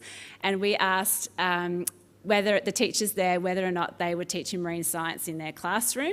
And you can see very clearly in the graph there that I've got up on the screen that it's not happening very often. So it is happening. There's a little bit of data saying that it's occasionally teaching marine science or frequently, but the vast majority of the teachers that participated in that survey are not, if not rarely, teaching about marine science. And so that sort of was then sort of telling us that, okay, if they're getting marine science, they're getting it sometimes, or perhaps they're getting it when they're engaging with the informal marine providers. But then we also wanted to then ask those that weren't teaching marine science, what would help them to teach them about the ocean? What resources do you actually need? And so that pyramid is sort of a reverse pyramid of the bottom being the most reason as to how it would enhance their marine science practices. And this survey, I must mention, is from the wonderful work of my PhD student, Katia, and they were showing that the teachers need more knowledge about marine science. And those teachers that were teaching about marine science had a marine science background. So they'd already undergone a marine degree and had gone down the teaching route. And so those that aren't teaching generally didn't have that background and didn't feel confident or comfortable to be able to teach those concepts in the classroom.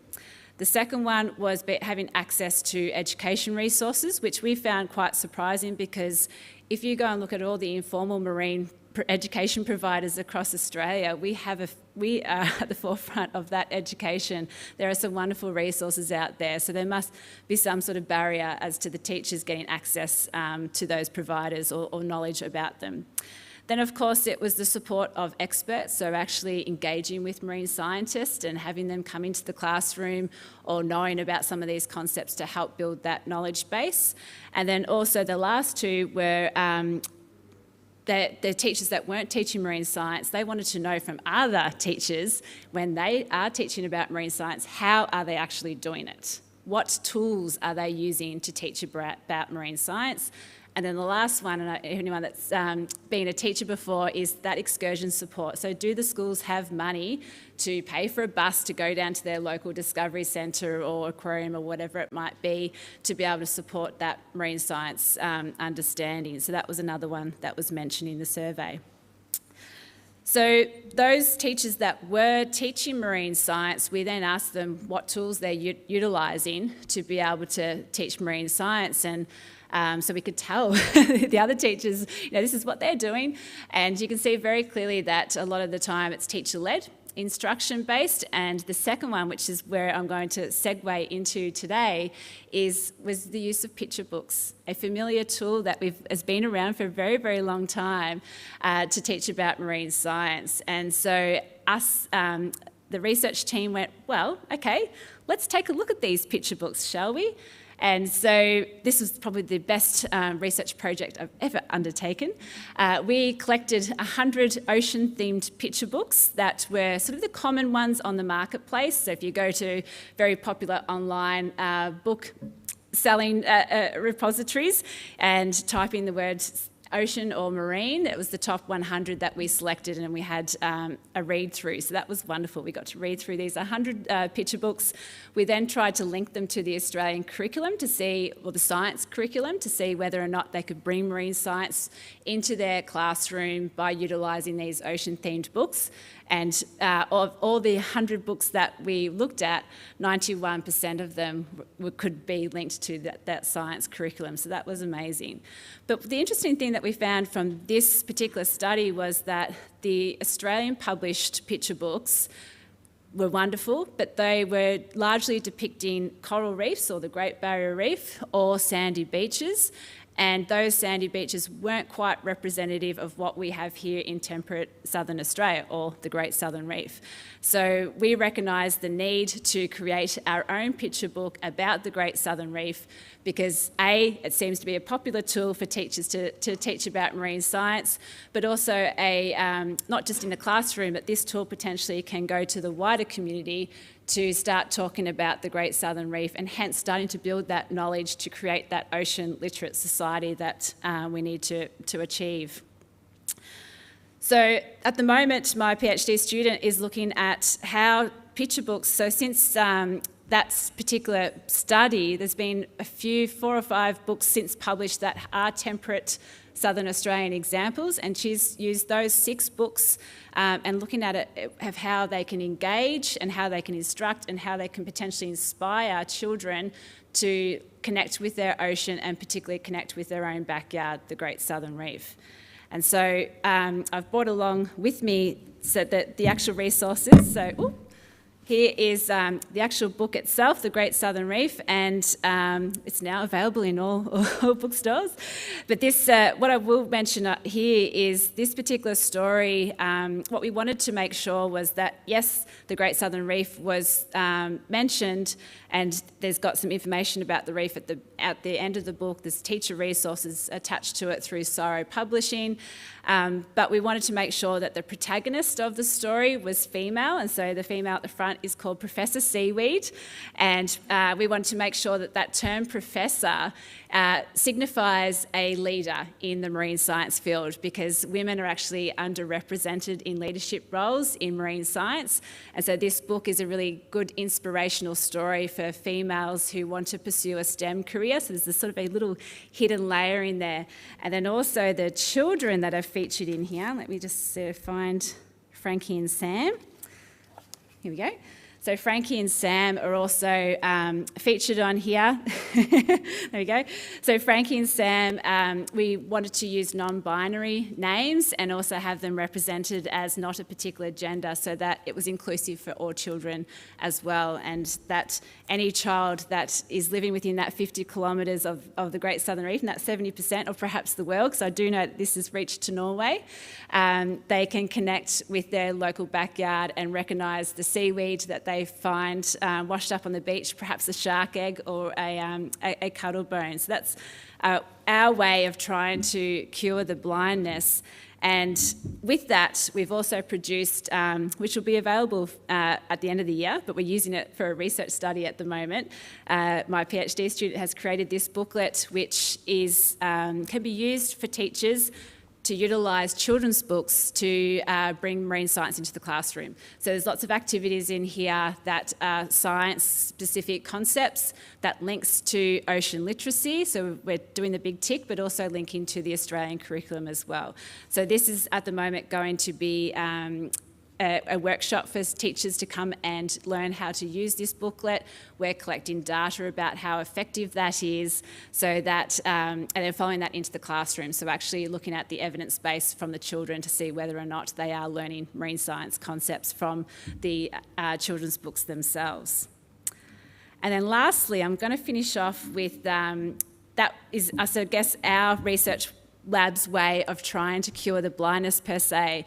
But all of this and all the examples I've been hearing about today, it really comes to mind about a little story that I'm going to share with you now, and the photo that's on the screen is our group likes to do a lot of outreach, because the science and the evidence base is fantastic, but getting out there into the community is even more fantastic and more impactful.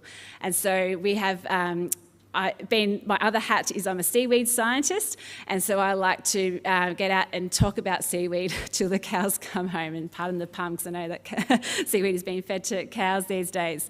And so when I go into the classroom, I usually ask the children, what's the first word that you would think when you think about seaweed? And so you could probably straight away think of what those words would be: slimy, gross, stinky. And so then I spend about an hour with them where I bring seaweed in, we talk about how important it is, we make some seaweed art, as you can see on the pictures there, and then I ask that question again, literally an hour later: what's the first word that comes to mind when you think about seaweed? Yes, they're still slimy, they're still stinky, and they might still be gross, but there's new words. There's beautiful, there's edible, there's habitat. There's a lot more information in there because we gave them an opportunity. And I think that's the important thing about curing ocean blindness is opportunity, giving people the opportunity to learn, to educate, to call for action, whatever it might be, is that one step to cure the blindness. They might not be able to go under the water and see for themselves, but creating that opportunity out into the community, like this example here, is one of those steps that we can form an ocean literate society. So thank you.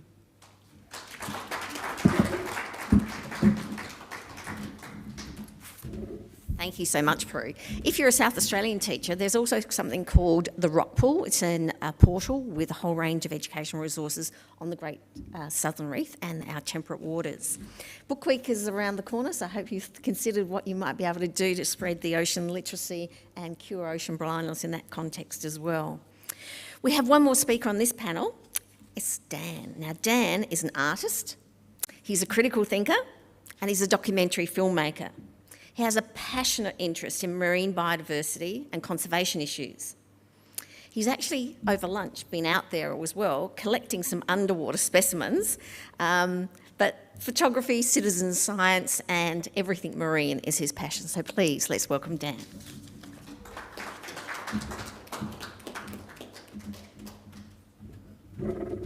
Hello everyone, online and off. I'm all those things that I was pleasantly introduced by and more. I'm a curious person, and that's really what underpins my relationship with the sea and with life. In my talk on cure for ocean blindness, I want to provide a sombre note, and that is to draw your attention to also the damage that ocean blindness can facilitate, essentially. We can do a lot of harm by not knowing, but we can also do a lot of harm by knowing and not sharing information. So a cure for ocean blindness, in my experience, includes the use of your eyes and ears, your senses first and foremost, the same way Jane and I did during the lunch break when we collected some specimens from just out here in the marina. And then using some technology to record that. And I'm not a gearophile, I'm not going to bore you with Cameron models and these sorts of things, but cameras and sound recorders are excellent, including a hydrophone, which is an underwater microphone that I use very rarely, but it all goes in the toolbox. And then of course computers, that's how we process information, that's how we share information, more importantly, perhaps in some cases. And of course your phone nowadays in 2022 is a computer, so that's a bit of a catch-all. And then what's most importantly, hearts and minds. That's where we share our knowledge of the ocean. That can be through social media, it can be face-to-face, it can be with children, with adults, through film, through art, through reading, through discussion, all those wonderful things that bring us all here today.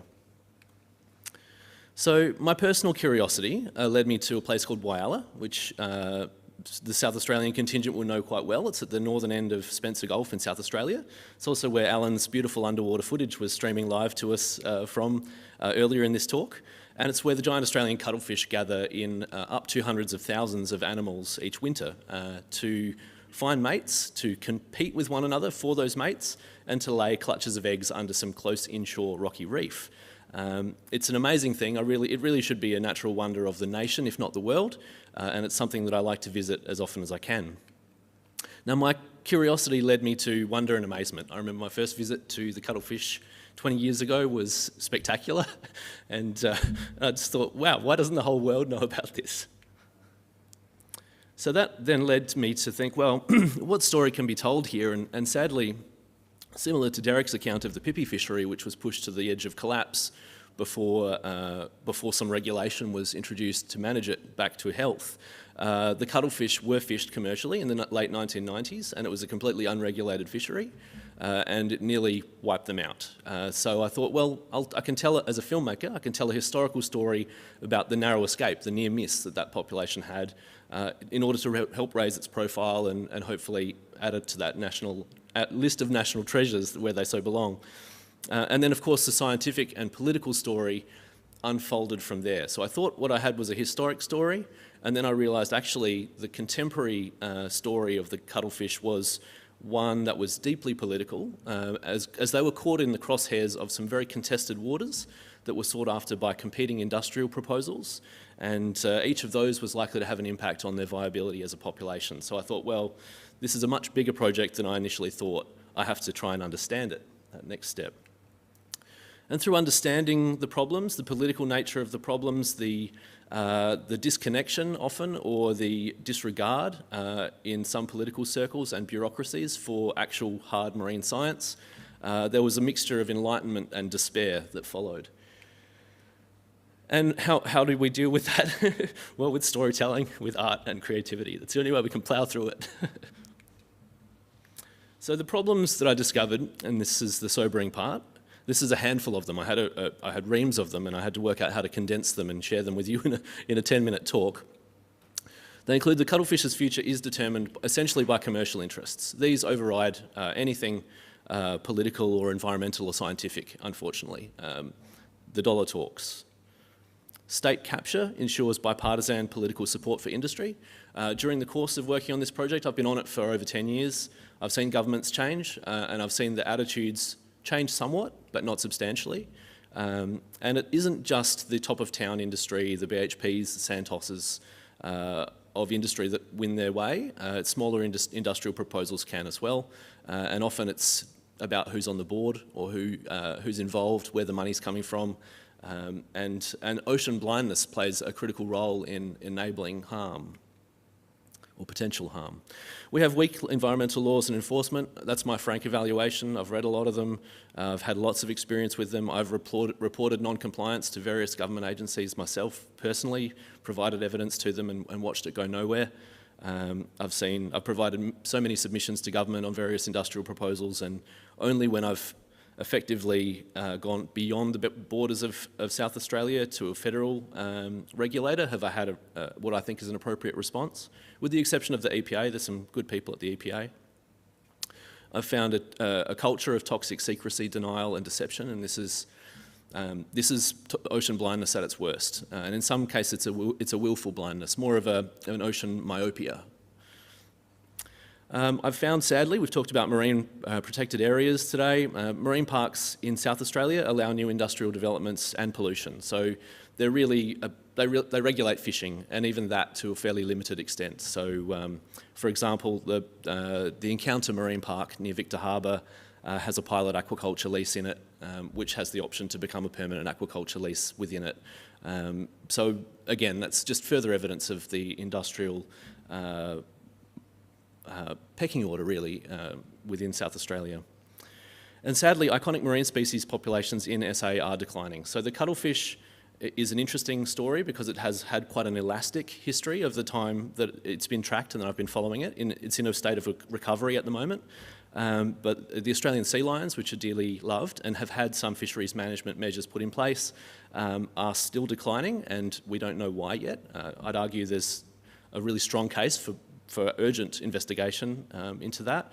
Little penguins as well, not widely known, but they are in decline statewide, and particularly in my area of interest, the Spencer Gulf, where they are likely to be either critically or endangered, depending on how you filter the data. But either way, it's a bad news story that hasn't reached the public. So the problem here is essentially, by my deduction, bad governance, which includes the denial of scientific evidence and responsibility, cover-ups, secrecy, weak laws, toothless regulators and deceptive propaganda. It looks pretty scathing when you read it as a list like that, and it's taken me 12 years to have the confidence to describe it for what I see it as.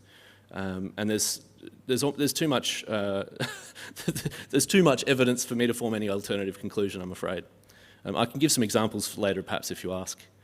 The solution is legislative change. We need to change laws to prevent this kind of bad decision-making, the willful negligence of scientific evidence. That's the denial of it when it's presented to a politician, for example, or submitted to a parliamentary inquiry. We need to mandate scientifically robust decision-making, first and foremost, improve our access to information through laws again, but also through cultural change. And to empower and depoliticise regulators and anti-corruption bodies. They just need to be able to do their work. And time after time, I've seen the EPA and other regulators stymied by the economic imperatives that drive government at a higher level. So another problem is the political impasse, and this is difficult, and this comes back to ocean blindness. Politicians don't understand the ocean, but they do understand public outcry, and that's what mobilises them. Obviously, in election years, they're hypersensitive to this, but they can be in other times. It just takes more work, and they are self-conscious and they are afraid of embarrassment. And whilst those strategies shouldn't be your first go-to, when you've exhausted all other options, they are an available alternative. The solution is, as we've discussed in this panel, raising public literacy and rallying support by conventional and creative means, which is where my presentation is going to become a little more visual and a little more fun. So this is the name of the film that I've been working on and off again over the last 10 to 12 years. And I should say that part of the reason it's taken so long to resolve was that During the course of the film, I formed my own hypotheses about what was driving the population dynamics of the giant Australian cuttlefish population, and one of the only ways to test that hypothesis was to let time pass. And it certainly gave weight to that hypothesis, and I won't spoil the film for you, which hopefully will be out soon. I'll say later this year is my target. It is important to allow time if you can, and I've had that luxury because this is an entirely self-funded project, with the exception of a few individual philanthropists.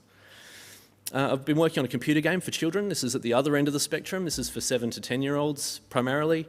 In Cuddle Scuttle, you become a cuttlefish and you swim around as a female cuttlefish, finding male mates, laying eggs, avoiding predators, eating food, avoiding other hazards that come by, and generally learning about ecology in a role-playing fashion by becoming a cuttlefish. It's not commercially released yet, but there is a prototype available online. And we've play-tested that with over 1,000 children in various expos, science fairs, environments where children can walk up, initially attracted to it because it's a game, and then you tell them later on that the game is based on real ecology and an actual place, and that's embedded in the narrative of the game too. So the kids learn about a place and about a phenomenon that's real, and then about how an ecosystem works through play. The more adult end of the spectrum of work I do, this is an exhibition my wife put on, unfortunately during 2020, and we'd scheduled it to coincide awfully with COVID lockdowns, so the gallery was fairly sparsely attended. This was a platform for us to reflect our own local environment at Port Noarlunga, which is here in South Australia, a little coastal town where a river meets a reef, hence the name of the exhibition. I did and presented underwater photography and some illustrative work, and my wife made more abstract glass work and displayed that as a reflection of the qualities of water. And that was a lovely project. And also running in conjunction with that, the photographs were collected and also contributed to a website called iNaturalist, which is a huge database of biodiversity data. And by placing the data there, people are able to see not just a photograph, but place it geographically and see what species it represents as well. This is another project, and the reason I'm here today is I met William at this event called Totally Immersed, which was a rather high-tech alternative to the White Wall Gallery, whereby we had video LED walls on which international art was displayed, reflecting the marine environment. And one of the artists actually is here, and it's Jane Bamford, who I collected some specimens with in the break. And you see on that LED column there one of her beautiful artworks, which is actually a penguin habitat, egg nesting habitat. Yeah, a beautiful example of an art exhibition using novel technology for more of an adult audience that introduced people to that combined artwork but also immersive video. So we had some 360-degree video footage that wrapped the whole venue on adjacent walls. It was quite spectacular. It gave people the impression of being under the water. And my enterprises all come under the banner forceofnature.eco. That's a website. You can have a look if you like. There'll be more to come there, of course, about Cuttlefish Country and Cuddle Scuttle as those projects are finally realised. And I'll also show you the little friends I picked up from the marina here in our Q&A, which we're about to start. Thank you.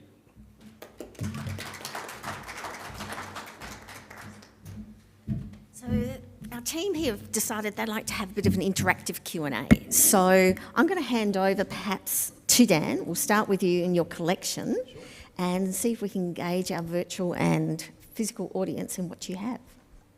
All right, I should ask them. Is there a power switch? Testing, I think we're on. Okay, so here on my lap, where would you like it, camera person? Just on the lap, is that right? Oh, lap is good. All right, on my lap here I have a tiny little aquarium, and in it some specimens that I collected during the lunch break from the adjacent marina. And why I did that was I thought it was a nice segue with the art exhibition work that I've just shown you, as one of my other projects was a combination of citizen science, that is making field observations of nature and public art exhibition, and it involved exploring the nearby waters of the Port River, and in some cases collecting some specimens with a dab net and depositing them at the SA Museum, where scientists in the future can analyse them if they like and check out their genetics and their morphology and learn more about what's living in that river. What I wanted to say was this is the cheapest way anyone can get involved in marine science. Get a $2 dab net from your local pet store, get a $3 aquarium from your local reject shop, and you're away. And you're away. You've got incredible access here, as Prue's just reminded us. Most of us live near the coast.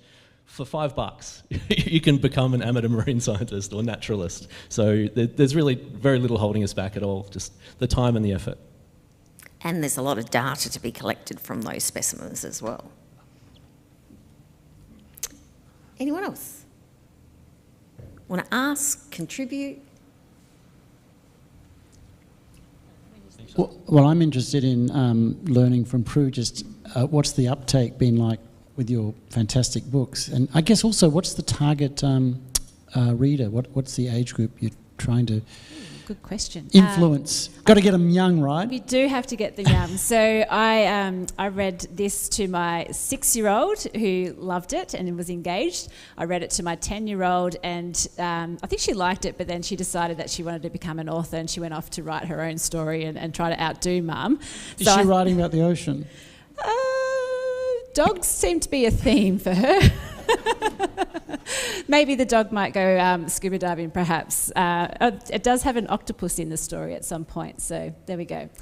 But I will say, to her credit, she has gone dressed as a scientist today at school, and she's borrowed Mum's lab coat, which is covered in seaweed drawings from myself. So seaweed represents, so I'm pretty excited by that. But I did point out to her that she probably needs to wear a wetsuit to go as Mum, because that's kind of more my lab coat than a typical white coat.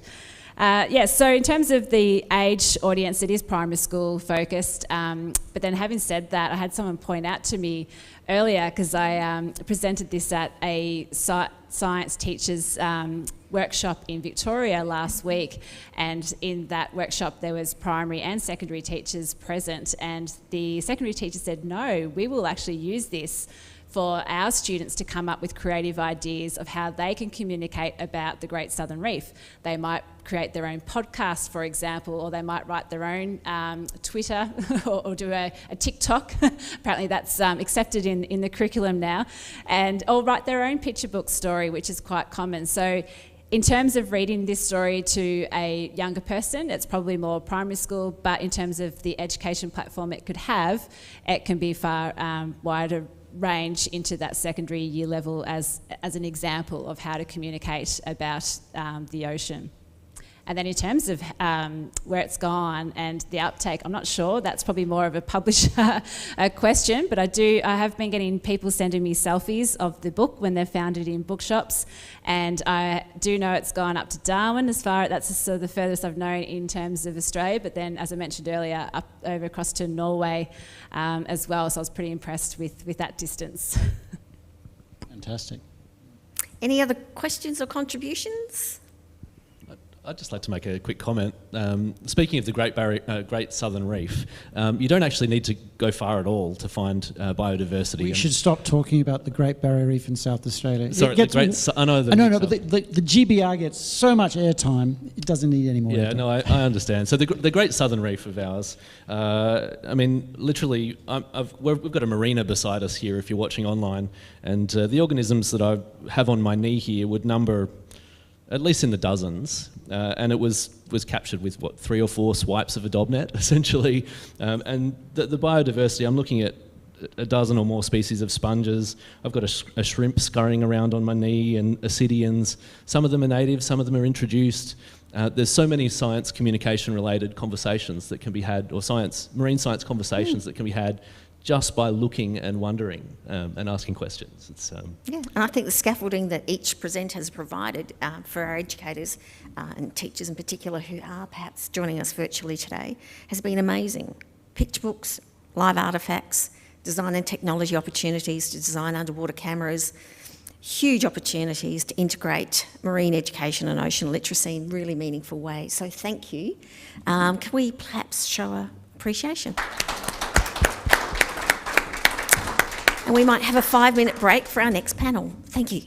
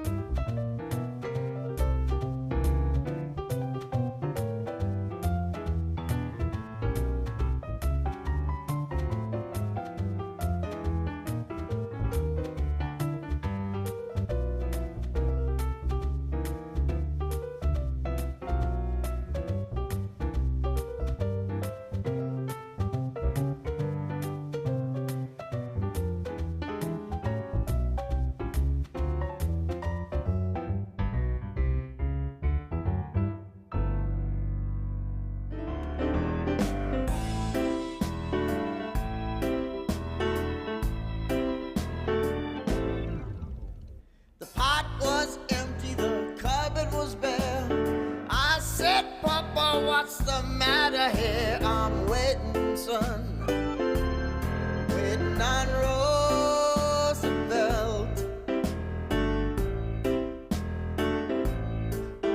I'm waiting on Roosevelt.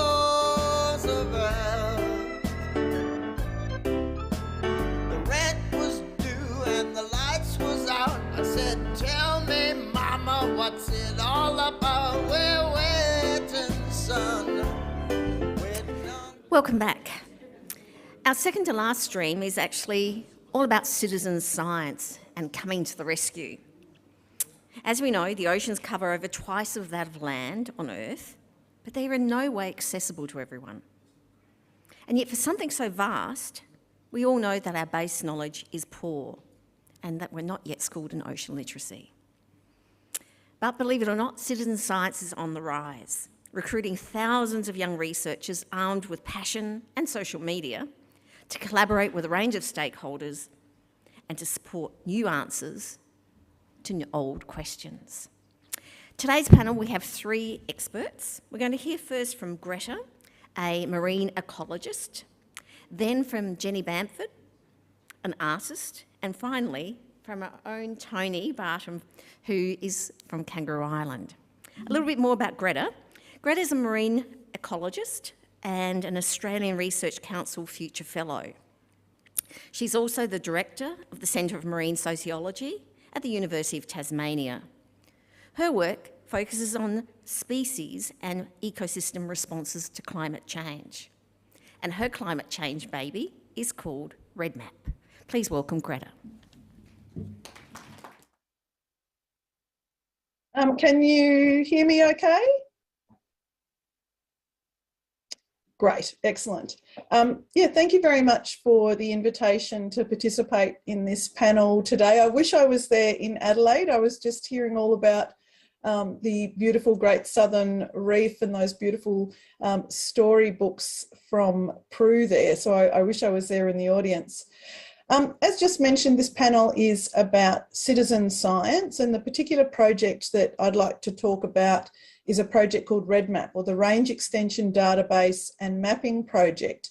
But I wanted to start off with a video that actually presents the project from the perspective of the citizen scientists. So this is a little video that was made for an ABC program, made by ABC for one of their programs. And I really wanted to start off with that today because it talks about these passionate citizen scientists that we've just heard about from their own perspective. So this runs for about 4 or 5 minutes, and then I've got just a couple of slides to show after that. So I'll start with that now. When I dive, I always take a camera with me. If I don't have my camera, I don't like to dive because that's the time where you're going to see the mermaid riding the dugong chasing the manta ray. My name's Gina Mascord and I'm Fire Manager for Gosford Hospital, Central Coast Health. I have thousands upon thousands upon thousands of photos. REDMAP is one of the ways that I can use those photos. So I started REDMAP, and it's a citizen science project that invites fishers and divers all around the country to send in photos of species that they think or know are unusual for a given location. We can see things are changing. It's wonderful to know that the marine scientists are interested in what we're seeing. We'll just go to Variety Bay, I think. Hopefully find something to log. And then that can then be useful for the studies that they're doing. My name's Andrew Bain. I work in computer security, but I also do a lot of diving around Tasmania. I've been involved in REDMAP since around 2009, which was very early on. I think my first report was eastern rock lobster that we saw at Bicheno. So as our environment changes, plants and animals on land and in the ocean are moving north in the northern hemisphere and south in the southern hemisphere. So it's really important that we actually understand what's changing, when and where and how. In the last 18 years, seeing the kelp forest disappear and seeing urchin barrens appear is heartbreaking. It's been the saddest part of diving. We were reliant on our oceans. So I'm quite concerned that if the rest of the oceans have these things happening to them as well, that communities aren't going to be able to go out and catch fish, that reefs are going to die, and that's terrible. For Plants and animals that are endemic to the Tasmanian coast, there's not a lot of options for them. So things like giant kelp, they're at their absolute limit for temperature tolerance, and they're disappearing from all along our coast. And of course, there's no coastal areas between the bottom of Tasmania and Antarctica. So I really hope to see a turtle out there today. Yeah, that would be amazing. If we don't, at least we can see a few of the target species from Red Map. How often do I dive? Yeah, nowhere near as much as I want to. If I didn't have to come up to change tanks, I would probably be down there for hours upon hours at a time. Here at Swansea Channel is one that I've done this dive alone over 100 times, so getting to know what species should be here and what species are new to the area, it comes from that experience. So far as Red Map, we saw the black spot goatfish. We saw quite a few moon wrasse, Australian sawtail, and there was a few broken line wrasse. So fishers and divers can take a photo and they can send that in via the smartphone app or the website, and that immediately gets sent to the expert in Australia for that species. Bryson and I have been friends for a few years now. We're just friends that go fishing sometimes. Find anything? I'm a third generation commercial fisherman. I love the water since I was a little kid. It's always fascinated me. You know, I make my livelihood from the ocean, so for me it's important to know what's happening in the surrounding areas. Growing up on the water, I've seen huge changes. We're getting a lot of different fish species, so your kingfish, snapper. We've caught eastern rock lobster off the bottom of Tasmania. It's concerning as well as interesting. So up until recently, I had absolutely no idea about Red Map. So can you see that fish? I reckon we should have a look at that and see if that's reportable for Red Map. Yeah, commercial fishermen definitely should be looking at using Red Map. It's only going to, in the long run, help them out in understanding what's happening in the ocean. Around the world with a growing population, there'll be an escalating demand for seafood, so it's incredibly important that we're proactive about the management that we have in our marine systems to try and maximise what we can sustainably produce from those. My motivation to do citizen science is that's what I wanted to do. Because I didn't keep going with the idea of becoming a marine biologist, I'm an ordinary everyday person, but I'm pretty proud of the knowledge that I do have. Scientific monitoring is very expensive, and it's impossible for Australia to have scientific diving teams all around our 30 or 40,000 kilometres of coastline. But we've got almost 4 million recreational fishers, a heap of commercial divers. If we can harness just a small percentage of those observations, then how amazing is that? I had my very young son at only a couple of months old out in the boat with me as I was catching rock lobster. He needs to learn how to do that, but that can only happen if there's rock lobster there to catch. I want to be able to look my kids in the eye and say I did the best thing that I could at the time to try and help understand what's changing and tell people about it.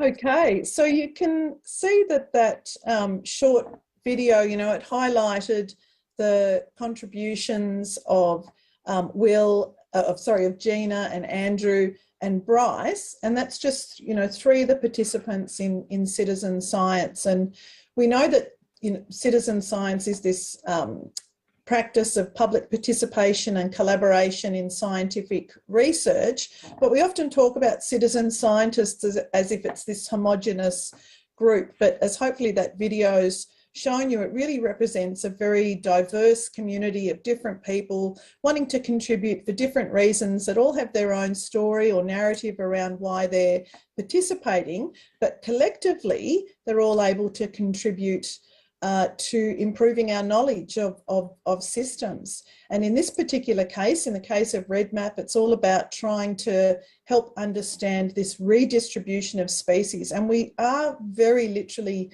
living through a redistribution of species, the likes that hasn't been seen for tens of thousands of years. In the northern hemisphere, we have plants and animals moving north, and in the southern hemisphere moving south. This is happening much faster in our oceans than it is on land. And we also have species moving to deeper depths in the ocean.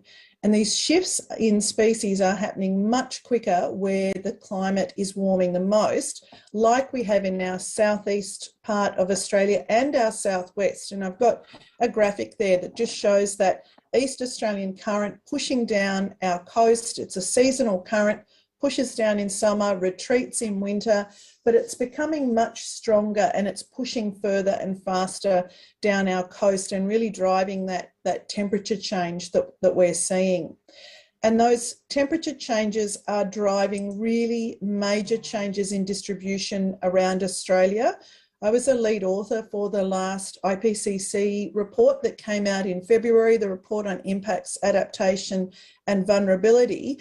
And for the Australasian chapter, loss of kelp in our southern regions of the country was one of the 9 top key risks for Australia. So the damage, the climate damage that's happening in our marine systems in this part of the Great Southern Reef is a really critical issue. And one of the findings of the report was that Australia's actually had, habitat loss around 45% of our coastline. So that's almost half our coastline that has experienced some level of damage in terms of loss, climate-driven loss of really key habitat-forming species.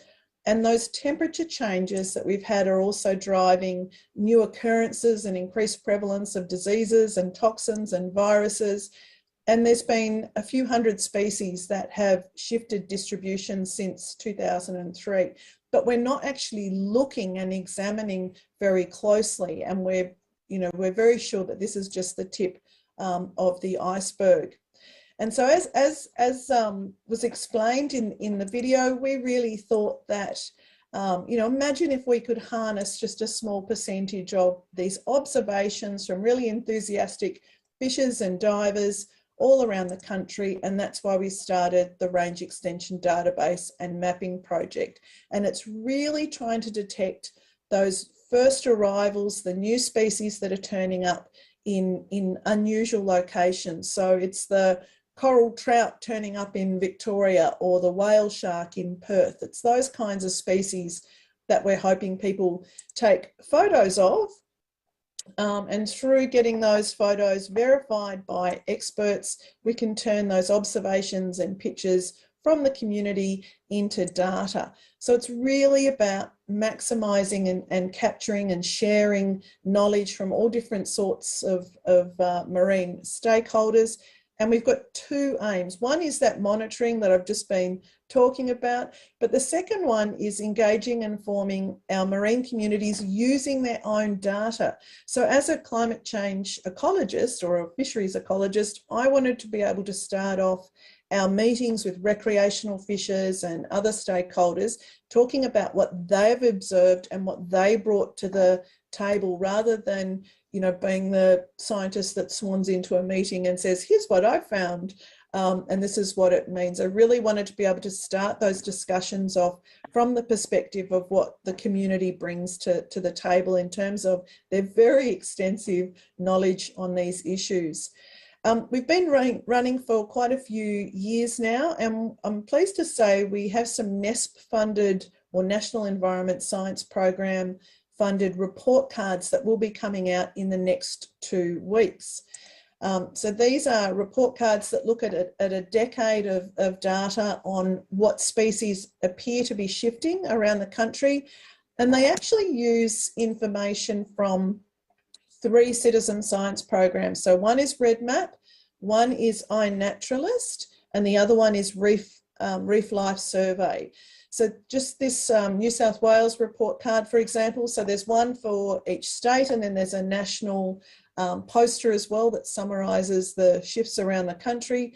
This one here for New South Wales, it's got data in it from 234 different citizen scientists and 54 scientists that have verified those observations. And this is I just want to pull apart the kind of information that's presented in this report card. So this is the part of the New South Wales coast there, And for this particular species here, dog-toothed tuna, it shows you that where that red arrow is, this is the historical southern range limit for that species. But through recent observations from different citizen scientists, and this is just a few of those, we've been able to determine a new southern range limit for that species. So you can see that that now occurs much further south than it did beforehand. And that little red fish symbol near the dog-tooth tuna picture there refers to the confidence with which we were able to say that that species has been shifting. So for the different species in the report card, we can say we have a high confidence that these ones are shifting, or it might be a medium or a low confidence. So and that confidence depends on the types of observations that we're seeing. Are they in multiple years? Are we seeing them throughout the year? How many of the observations do we have? So that's just what one species looks like, but the actual report card has a whole lot of these shifts reported. Each one of those has got a little number on the top that corresponds to the other side of the page. With the number on it there, so you can match the species with the line that shows how far it's shifted. And collectively, we've been able to assess a couple of hundred species around the Australian coastline. So that's just one example of some of the ways we've been able to use this information from REDMAP. But collectively, we've been able to use the observations contributed by the community in around 35 different scientific studies. Often it's just been a small contribution towards a much bigger data set, but the information contributed by the citizen scientists is absolutely really useful in helping us understand how things are shifting around the country. Importantly, we have also examined what our participants think of REDMAP and what people finding out and accessing information from REDMAP, what they think about the work as well. And we've been able to show that 97% of people say that they trust the information that they're getting from REDMAP. And we know that 78% of people are talking about REDMAP to other people in their marine community. So we're getting some transmission of this important information about climate change. So just to finish up, if you fish or dive, we'd love you to send in photographs through our app or through the website of those species that you're finding in unexpected places. But if you're not fishing or diving, you can still really help by helping share information from either our newsletter or from Facebook or Twitter. I think participating in citizen science is really important because it is honestly helping to demonstrate, as I'm sure you'll hear from the others on the panel, about what's changing and how. And that knowledge is really important to help us adapt to these changing times. And it helps provide more evidence too for why we need action on things like climate change or on habitat protection. So I'll finish up there, but I'm really looking forward to seeing what our other panelists have to say. Thank you. Thank you, Greta, and I hope many of us are now downloading the app called REDMAP or checking it out on Facebook or Twitter. Our second speaker for this panel is Jane Bamford. Now, Jane is a Tasmanian ceramic artist, and Dan introduced us to her a moment ago. She's worked with clay for over 27 years.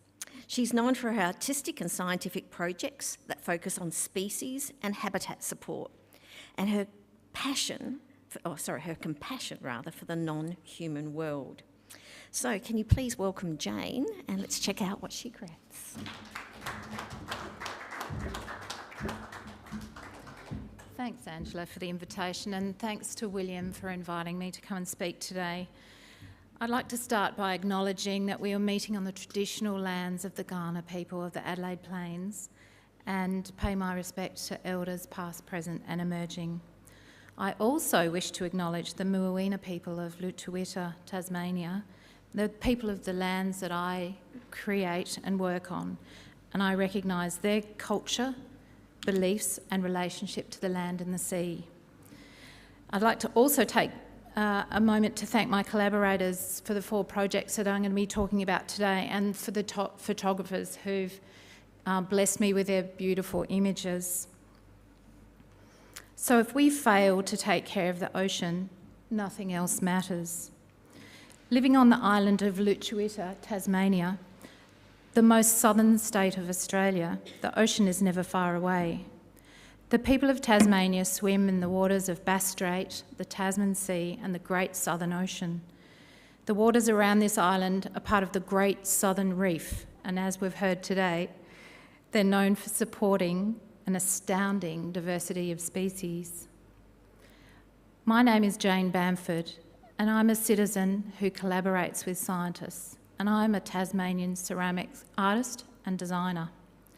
I've been working in clay for 27 years, and over the past 6 years, I've become known for creating functional forms in species and habitat support with compassion for the non-human world. And this is what I've found to be true through this work, that as artists and designers, we can work alongside scientists and collaborate to support the marine environment. We can use our unique skills, we can harness science, creative design and philanthropy in order to support species and habitat. In 2017, I was approached to look at the possibility of creating ceramic artificial spawning habitat, or ASH, for the charismatic spotted handfish. I'm going to talk a little bit about these habitats because this is where my journey began of creating for the non-human world. So when you hear me talk about ASH, this is what I mean, artificial spawning habitats. Being a member of my Coast Care group and a snorkeler and a ceramist, it all seemed to align, and I met Dr. Tim Lynch at the CSIRO, a senior research scientist, and started working on prototypes. The spotted handfish exists in only 8 sites of the Derwent River, Tasmania, and has been listed on the International Union of Conservation of Nature's Red List. Its battle for survival currently relies partially on the production and deployment of artificial spawning habitat, or ASH. These replace the valuable spawning habitat provided by the stalked ascidian Psychosa pulchra. These ascidians are extraordinarily beautiful marine invertebrate and has been depleted by various factors, including the introduction of the North Pacific sea star. In September 2017, a spotted handfish spawned on ceramic ash in captivity. This event began my design collaboration with Dr. Tim Lynch and the spotted handfish conservation team in Hobart, of which I'm just a small part. In 2018, I created 3,000 ceramic artificial spawning habitat, which were deployed in the Derwent River by divers, and in September of that year, the first wild spawning on ceramic ash was witnessed. In 2019, we redesigned and I created a further 2,500 artificial spawning habitat to be used in the Derwent River. In that year, Dr. Lynch and I at CSIRO and I won the Design for Impact category at the Tasmanian Design Awards. It was there that I witnessed that our design was the only design for the non-human world. I decided that I would try and work and only design and make for the more than human world. As a child, my relationship with the ocean deepened. In a small coastal town of Triabunna, set on the edge of Spring Bay on the east coast of Tasmania, my eyes were opened to the biodiversity of that small bay. The waters of Spring Bay and Mercury Passage were abundant. In the bay ran blackback salmon, mullet close to the inlet, skates, flounder, red and silver dory, gummy sharks at night time. We would fish for flatties and the sandy bottom, pick mussels from the mooring lines, and catch trumpeter from in amongst the inky kelp. Later I learnt to dive and I collected abalone and crayfish from their holes in the sea garden. I got to know these creatures and algae, and I thought they would always be there. But I've watched over the years as this biodiversity has been severely diminished. I also witnessed firsthand the disappearance of the giant kelp forest we've talked about today, Macrocystis pyrifera, from Tasmania's east coast, and the arrival of the invasive wakame seaweed. My two children, your children, will never witness the incredible marine biodiversity that I saw 40 years ago. People may assume that this new normal is normal. This is known as shifting baselines. First coined by Daniel Pauly in 1995, it refers to how humans consistently and inaccurately misperceive changes in the natural system over time.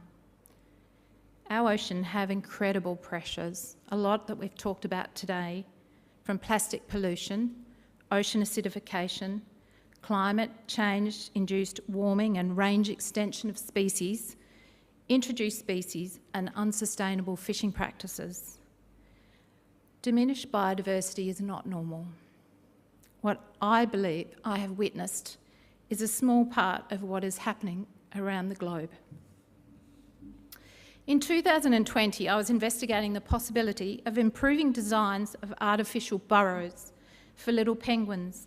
These extraordinary little birds live in the ocean, but also cross the tide line to molt and nest on land. It was that year that I was invited to join an exhibition at the Jam Factory, a leading craft and design centre here in Adelaide. I approached the curator to ask if I could exhibit a little penguin nesting module. I'd been developing a collaborative partnership with South Australian penguin ecologist Dr. Diane Colombelli-Negrel, Sarah Lena Reinholdt, and wildlife champion Kate Wells from the Kangaroo Island Wildlife Network. We plan to investigate possible solutions for little penguins experiencing heat stress in artificial burrows. I had observed that threatened species funding in Australia is limited, and when one species is funded, another misses out. This slide represents my thinking at this time. I decided to bypass this by offering my first module for sale only as a gift into Habitat. It sold 2 days prior to the exhibition opening off my Instagram. There are now 5 little penguin nesting modules in a vulnerable colony, all gifted in this manner. This was my first trial of how I could offer my work to be gifted and funded by philanthropy.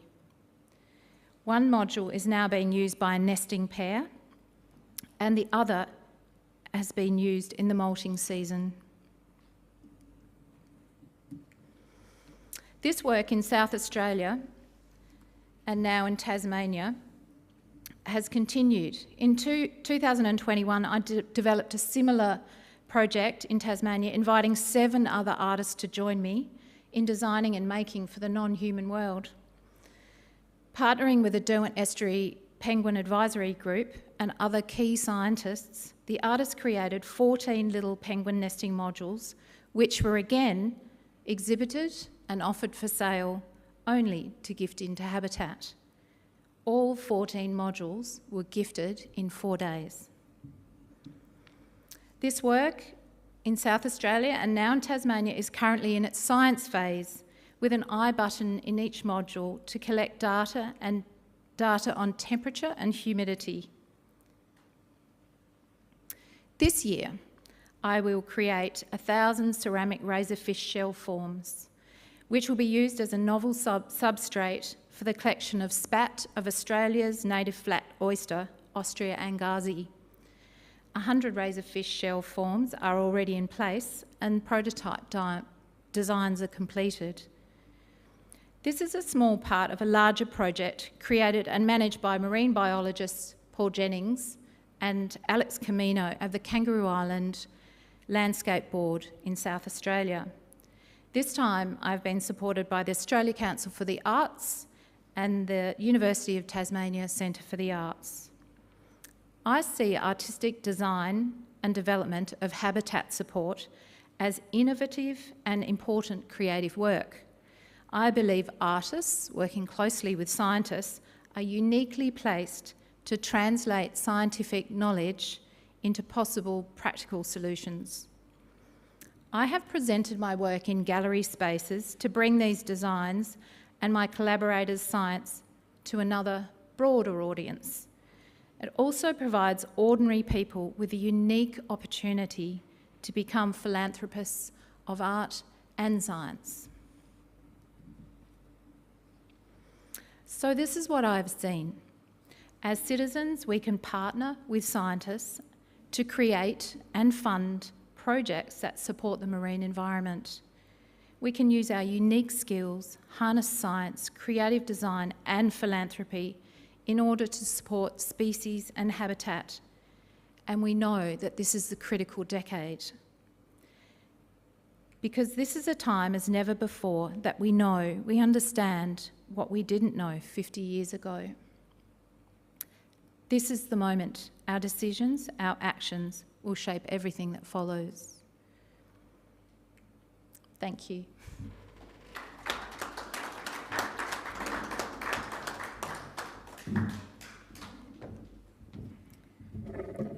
Thank you so much, Jane. They were definitely creative pieces for our marine environment, and the collaboration with scientists was something I was totally unaware of, and I'm sure many of our participants, both virtually and here today, would have as well. So now, would you both like to, or would we all like to invite our third speaker, a very passionate environmentalist, also from Kangaroo Island, to join us up here on the podium. We're going to hear from Tony Barsham, and it's going to hear about how he and his wife Phil founded the Kangaroo Island Dolphin Watch program.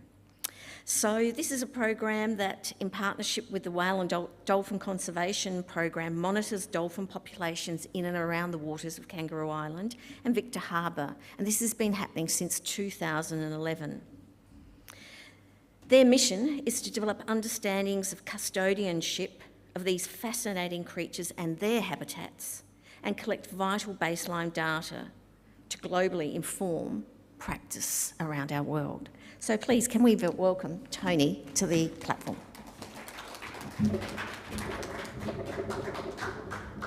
Thank you very much, and I'd just like to start off by saying what a privilege it is to be able to be involved in this particular enterprise, a fantastic initiative. So thank you to William and to Greg and their team for everything they've done to put this together.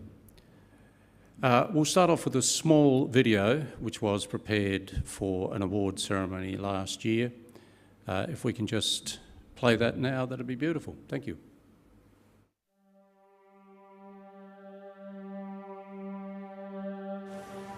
Dolphin Watch is a citizen science project which asks community members to go out into the field using photographic identification techniques to try and identify dolphins in the wild and work out where they're going and why they're going there, these types of fundamental conservation questions.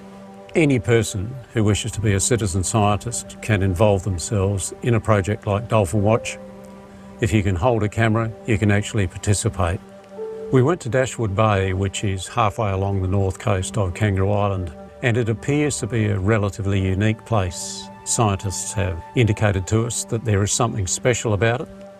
96% of the time or more when we are in Dashwood Bay, there are mothers there with calves. Now that is very, very rare from what we understand. So we are keen to see it get extra levels of protection than it currently has. Don't just collect data.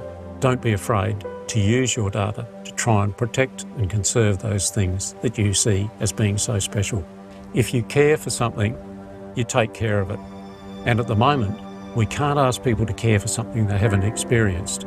You've got some of the most beautiful, iconic animals in the world. You're out in nature and you're actually surrounded by the sea. So it's the triple whammy. It is very, very rewarding for the people who become involved. And if there is something that can actually sell citizen science, I think it's probably that point.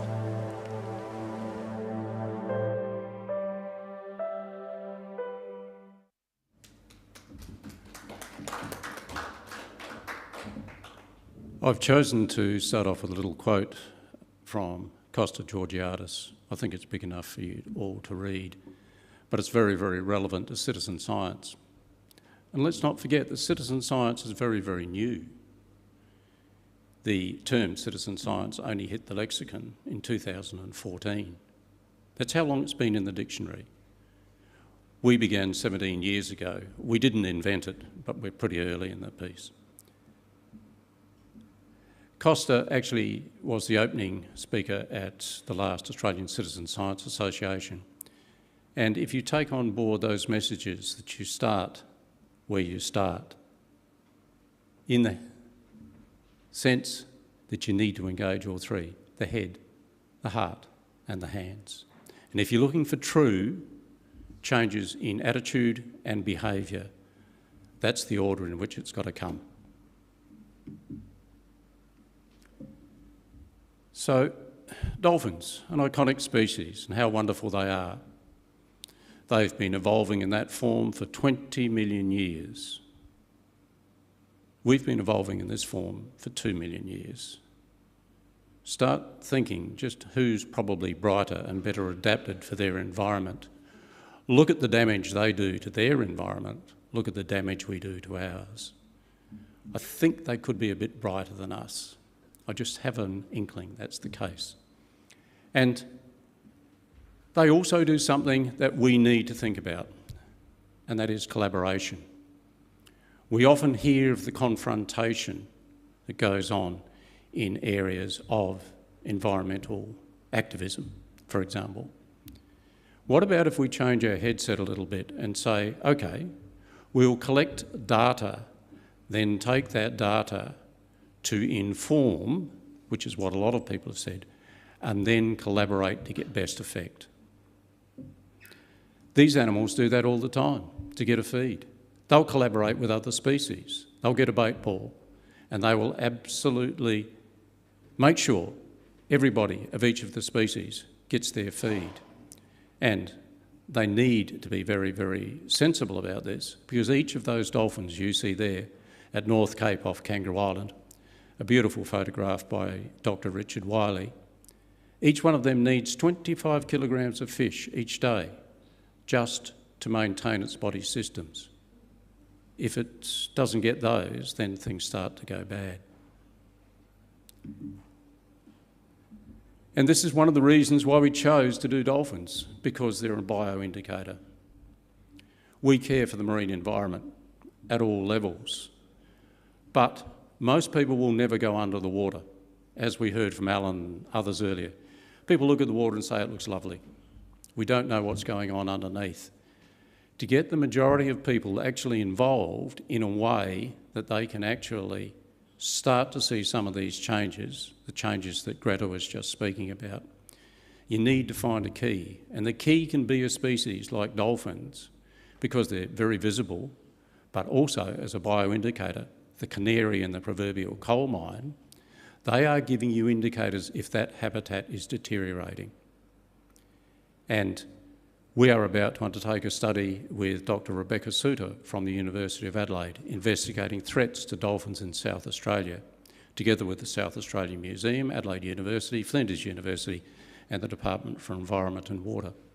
And we will be looking at pictures of dolphins with lesions on them, collecting specimens, unfortunately, collecting wrecks, etc., so that we have ideas of what the threats are to those animals. And if they're threats to those animals, they're obviously threats to the rest of the marine environment.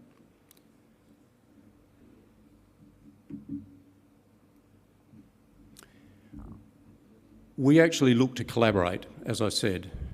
We've had a rather brilliant collaboration over a period of time with Alan and OzOcean. So much so that we were able to have the north coast of Kangaroo Island declared a hope spot under the Mission Blue project. And that is the work of Dr. Sylvia Earle, who Jane used her quote before. And it's that sort of collaboration that is needed. Sometimes, as Dan was saying, we can't quite get through to our politicians, but sometimes they'll listen to other people of substance from off the coast of Australia. And Dr. Earle actually wrote directly to the Premier of our state to help to get this process in action. So that's just one example of collaboration. Another example of collaboration being the fact that we provided from our 17 years of data and 11 years of data in Victor Harbour information to the IUCN's Important Marine Mammals Areas Task Force, and I'm pleased to say that the South Australian Gulf waters and adjacent waters, which includes the waters around Kangaroo Island, have been declared important marine mammal areas. All of this is extra protection, and all of this comes around through collaboration and working together. And as we know, there are too few people in the area of marine sciences to be able to waste time by not collaborating.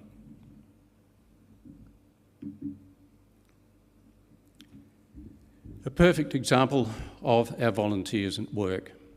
So it sounds easy. It's not always easy. You go out, you take photographs of the dorsal fins of dolphins, cartilage like your ear. When they get damaged, they don't heal, so they remain like a fingerprint or a thumbprint. And if we try and find out who's where, when and why, then we are starting to say, okay, this is important habitat. This is animals that have a real importance for this place. This place is critical to them. And then you can start to lobby for protection. But it all comes from that database. If you don't have the data, you don't have anything. Once the data becomes compelling enough, you can then go and lobby. And without the data, you won't get anywhere.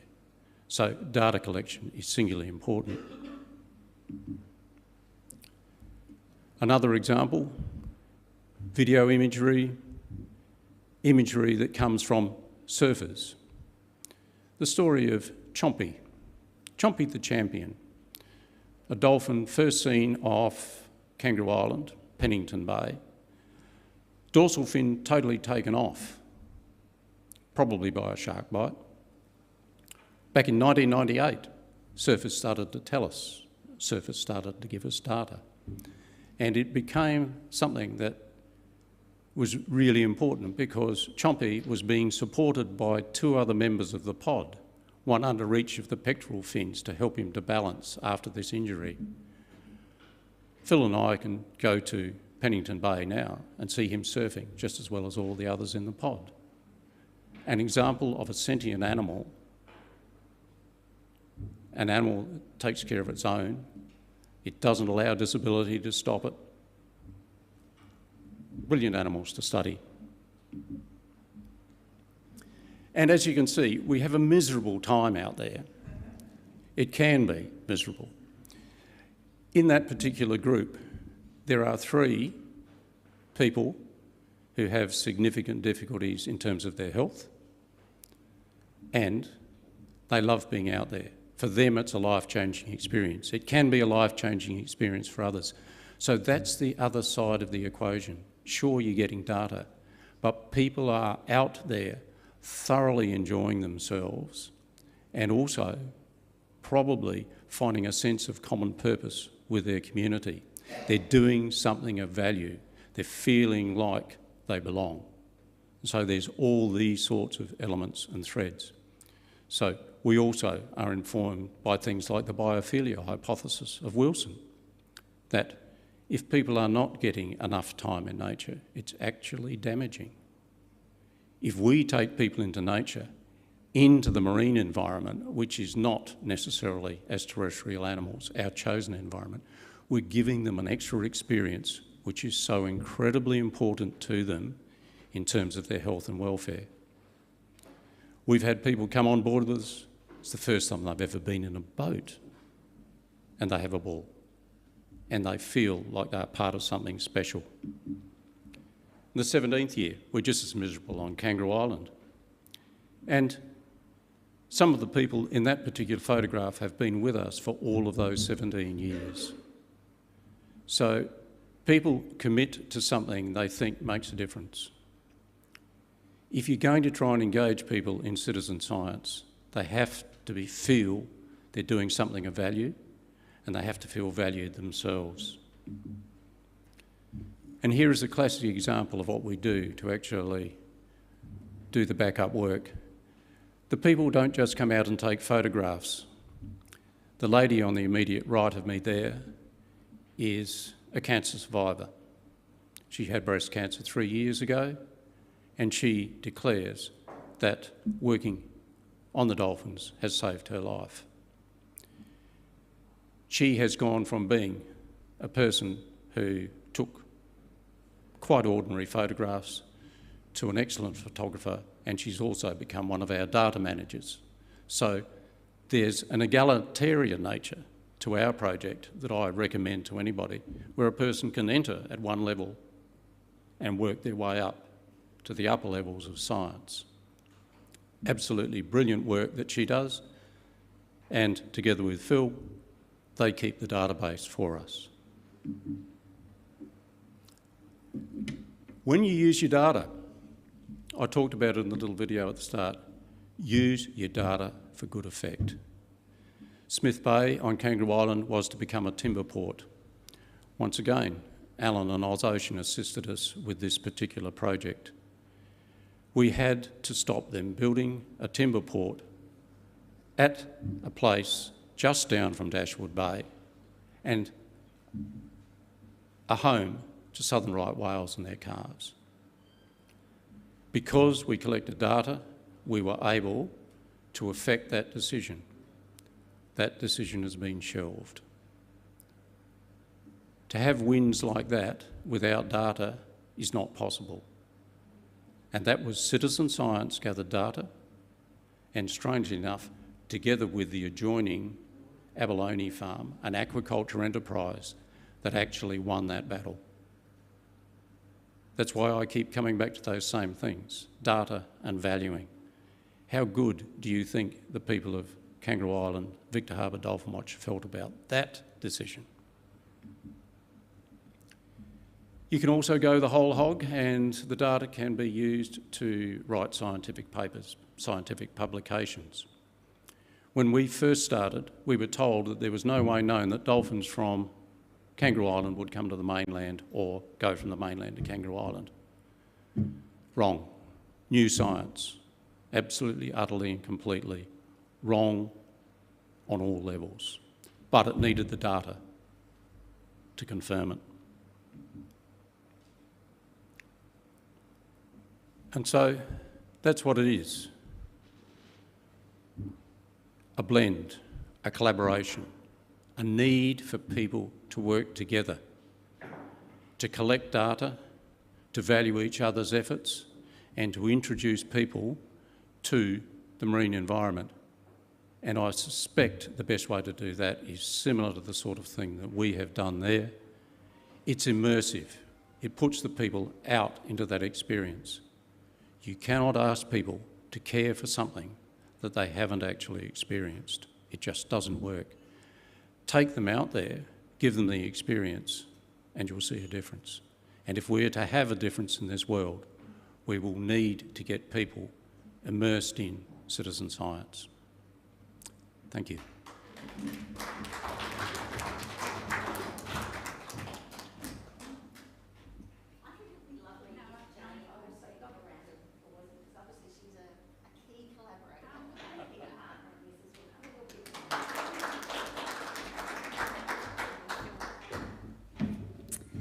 So we come to the end of our second to last panel.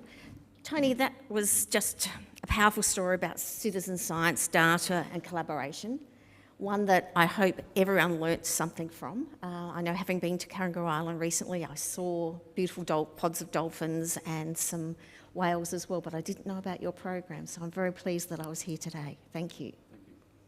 So we have a little bit of time for our presenters to have a chat amongst themselves to highlight some of their key points or answer any of your questions.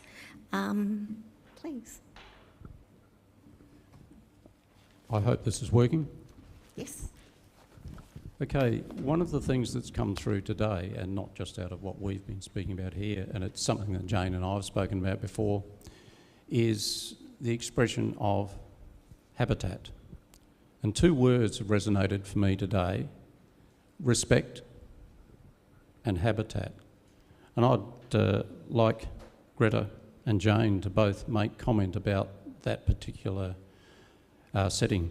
I mean, it's very, very easy because Greta is studying habitat and movement of habitat, and Jane is obviously creating habitat. So I'd like to just hear from them about those two words, respect and habitat. Perhaps Greta? Yeah, well, yeah, thanks for that, Tony. I think habitat is absolutely critical for a whole range of functions, and it's obviously something that I think through all the projects that were shown today, citizen scientists are able to contribute to in an incredibly valuable way. The other word that I heard very frequently was collaboration as well, and themes of feeling valued and how important that is, communicating back to people how their activities have been really important. So yeah, I was really pleased to hear the similarities and the synergies between all of these very different projects and approaches, but we're highlighting consistent themes. Well, certainly for me, collaboration is a really big part of what I do, and I couldn't at all have these projects without collaborating with scientists. And it's really important for me, and what I might sort of assume is true about a certain species or a certain habitat is often incorrect. And I've learnt so much from working with these scientists who are astonishing people in the top of their field of whatever creature that they're working with. I've got 5 projects and 4 of them in the marine world. And collaboration is so important. It's so important that I am informed by them and guided by them, and it makes me able to do my best work. One of the other words that I came up with today was also a couple of thoughts as sort of like empathy and care. The fact that people who work as a citizen science really care about their place. Often it sort of starts with a place that's really important for them, but also that idea of really caring. And I've heard you speak, Greta, in the past about your children, and I think you sort of spoke about that in the movie today, but also the way that you spoke today, Tony. And also it's not only caring about the people who go on your tour and who are working for you, but also you spoke about the dolphins as who is there and who's around. So it's like that idea that you're actually really identifying with each species as an important sentient being.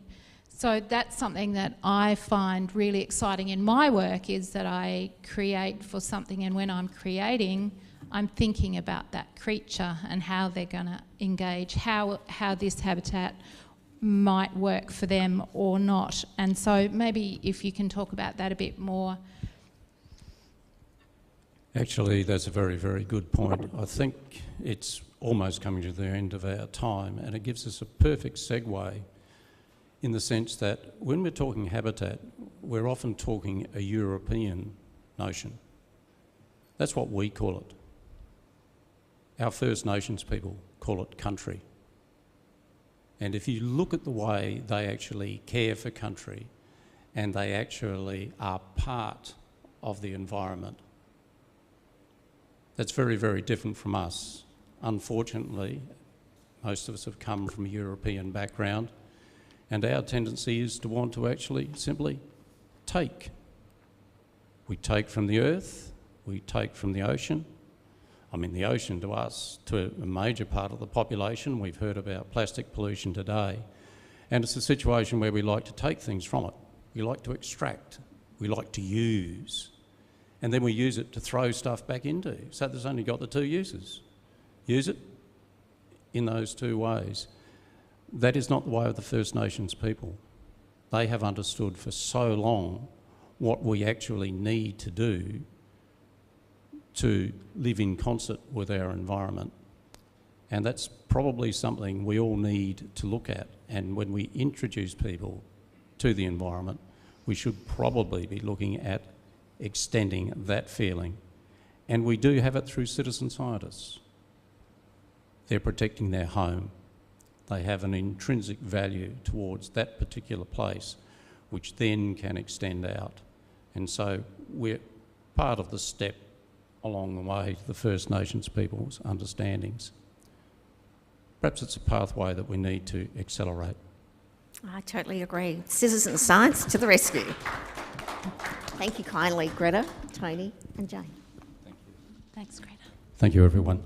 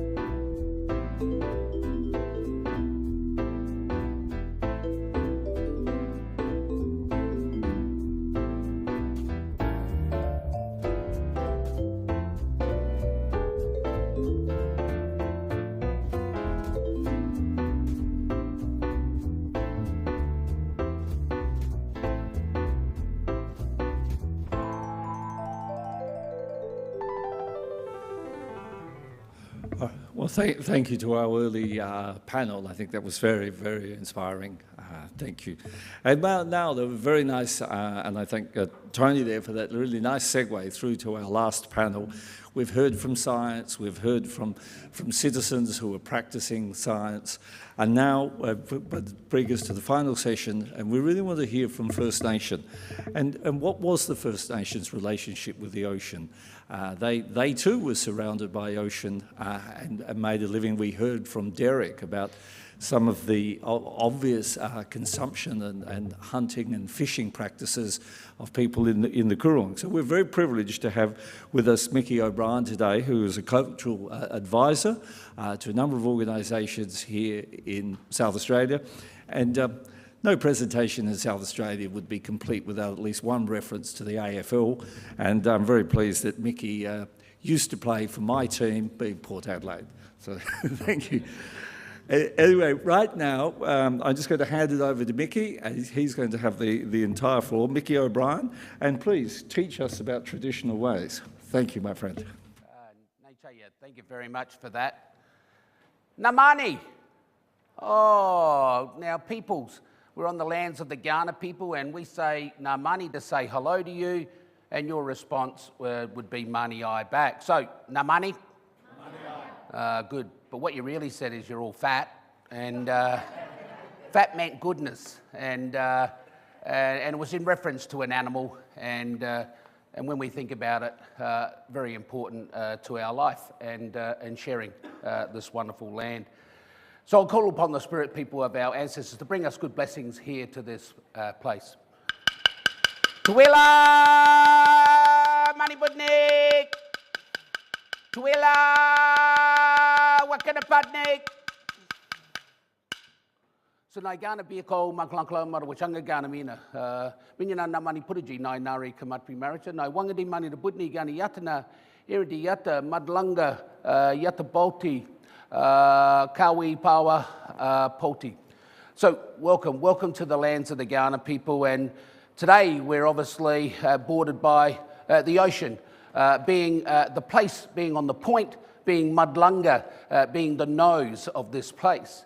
A place where we would say also Gardiyada being the land of the emu, but it was a special place when we came to this point here today. We're also bordered by the river, being Yadabolti being the place of sleep, which is really an interesting place when we understand country. I'm known as the Impatient One. I am a descendant of the Kaurna and also of the Wurrunga people of the York Peninsula. My father is Yella Burka, the old man of the sea, and my mother is Pauline Nee Sansbury, a Wurrunga elder. But when we come to places, we say you are the important people.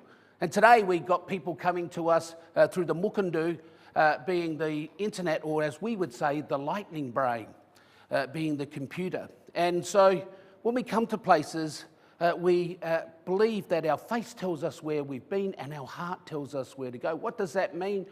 Well, we collect knowledge and wisdom in our muka muka being our brain, but it is with our kulta being our heart that we must use it for good.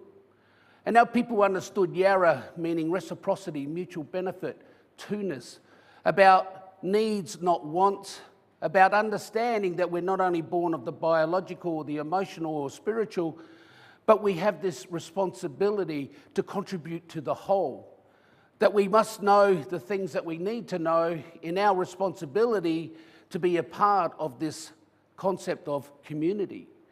But we also know that we can actually accept difference.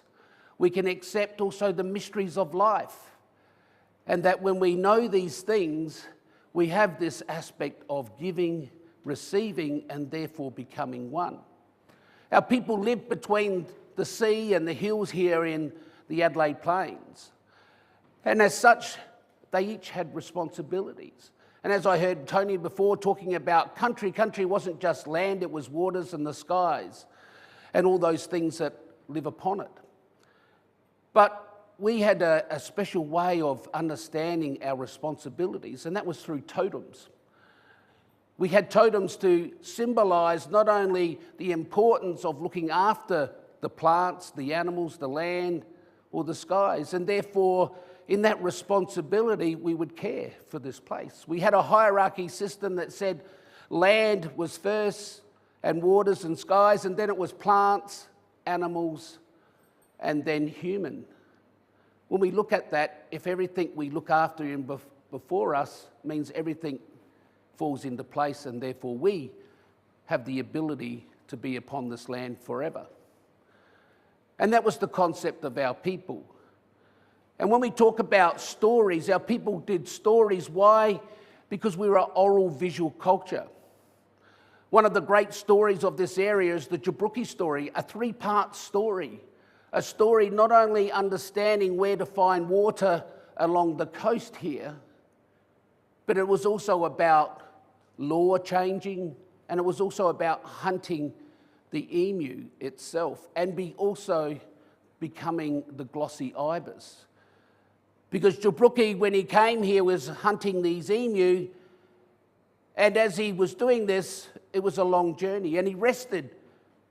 But also his nephews were hunting emu, and one of his favourite nephews, Kutuwili, sadly crossed paths of Jabruki and ended up hunting the same emu. And the law says that emu belongs to Jabruki, and so therefore he broke the law, but because he was his favourite nephew, Jabruki said, I will forgive you if you just share me the meat of that emu. And as he did that, unknown to his other brothers who caught up with him, they saw the tracks in the ground and they punished their brother by killing him.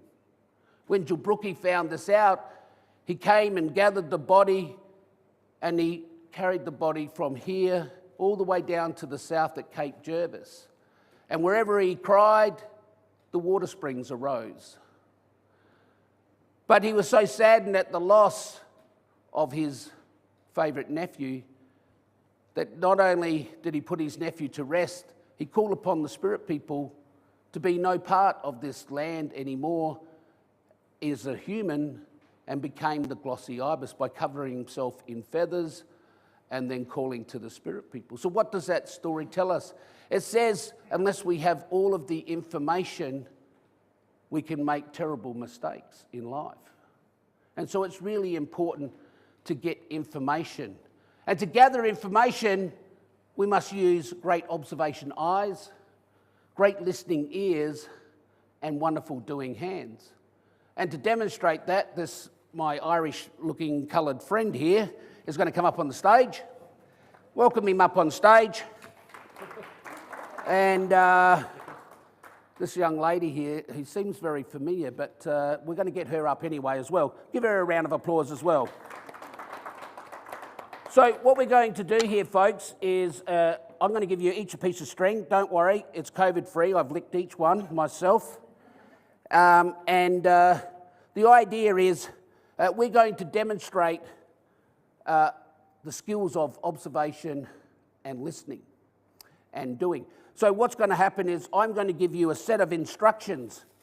Your job is to listen to those instructions and then watch or mimic what I do, and therefore you achieve something, and the wonderful audience here will give you a round of applause. Sadly, history tells me if you don't achieve, they will laugh, but they're laughing with you rather than at you. So first off, bring the two ends together, tie a knot. Hopefully your mother has shown you how to tie a knot, because we want a secured big loop of string just like this. And who have we got here? Dan? Yep. Dan and Mary. Beautiful. Now, we're going to place the string over her head just like this. I'm going to give the instructions twice the first time because we will be placing the string in our mouth, therefore putting some DNA on it. And so we're going to cross the string in our mouth twice, lift the string over our heads, clap our hands, and then the string will pass through our neck. Thumbs up. Beautiful. All right, you ready? So grab the string, cross it in the mouth once, twice. Yep. Those instructions, Dan. Over the head. That's the way, Mary. Yeah, what's going on there, Mary? Yeah, and see, if we clap our hands, the string will pass through our neck just like that. But you've got a bit of a tangle happening here. Yeah. I trapped myself. All right. Take the string off your neck, put it on the thumbs just like this. We're going to embarrass you 3 times, so that's okay. So put the string on your thumbs just like this, over the back of the head. Hopefully you know your right between your left. Get your right pinky, come over to the left, pull the string back to the right. Get your left pinky, come over to the right, pull the string back to the left. You've got a bit of an Eiffel Tower sort of happening here. I'll go first. The idea is we're going to rapidly pull our hands apart, and as we do so, the string will pass through the neck and to the front of our neck here. And we go like this, and it goes like that. Your turn. Okay. Oh, nearly then. And Mary, don't worry if your head falls off, they'll pick it up, Mary. It's all right. I'm sure there's a first aid kit. Oh, close, Mary. Now, look, I reckon you'll get this one. If we hold our fingers apart just like this, bring our fingers together, therefore we cross over the string and we get a nice little loop inside a big loop. Just like this. Yep, more DNA, put it in our mouth, get our right pointing finger, come under the big loop, into the little loop, get the string on the left, wrap it around the finger once, twice, put our finger on our muddler, being our nose, and therefore we can pull the string through our hand just like this. Oh, close down, Mary. Oh, give them a round of applause for trying. Now, not that I'm competitive, but so far it's 3-0-0. Now, if you were to get the first three, we can do these wonderful things where we can wrap the string around each of our fingers.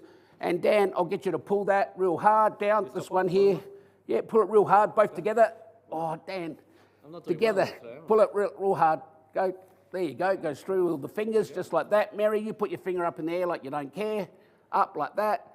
We can do this. And we can go E.T., go home. Like that. No round of applause. Give them a round of applause for coming up. Keep the string as my gift to you. So what did we learn from there? Not a great deal from them. But observation was really important. Listening was valuable. Our people knew this. Eyesight was tested to be 4 times greater than the average person. And so therefore, when we use those skills, we can never be stopped from learning. And that's really important because information is about really the ability to own it and share it. And we have this wonderful thing, the Mook can do, as I said, the lightning brain, the computer, but we can type a question in and it gives us information back. But we don't know the validity of that information. We don't own that information, and we don't have all of the information, so therefore we can't share it. And so when we understand this ability to do this listening and observation, we've become better people for it. And that's why our face tells us where we've been, because it's about not only age, it's about the wisdom that you can see in somebody's face. But when our young people would set on journeys to become these great leaders, as this young person did who wanted to be a great fisherman, went to the great elder, and the great elder said, well, you need to have a sharp eye, a great listening ear, you need to be strong, you need to be a good swimmer. And so this young person said, I can do all of those things, I can be these things, and be a great fisherman like my father and brother before me. And when he came back to the great elder said to him that I don't want you to be a great fisherman, I want you to be a great leader. The young person was disappointed by this because they said, but I have done everything that you have asked. And the leader said, you have done everything I've asked. And the things that you did was, he said, well, you had a sharp eye, as I said.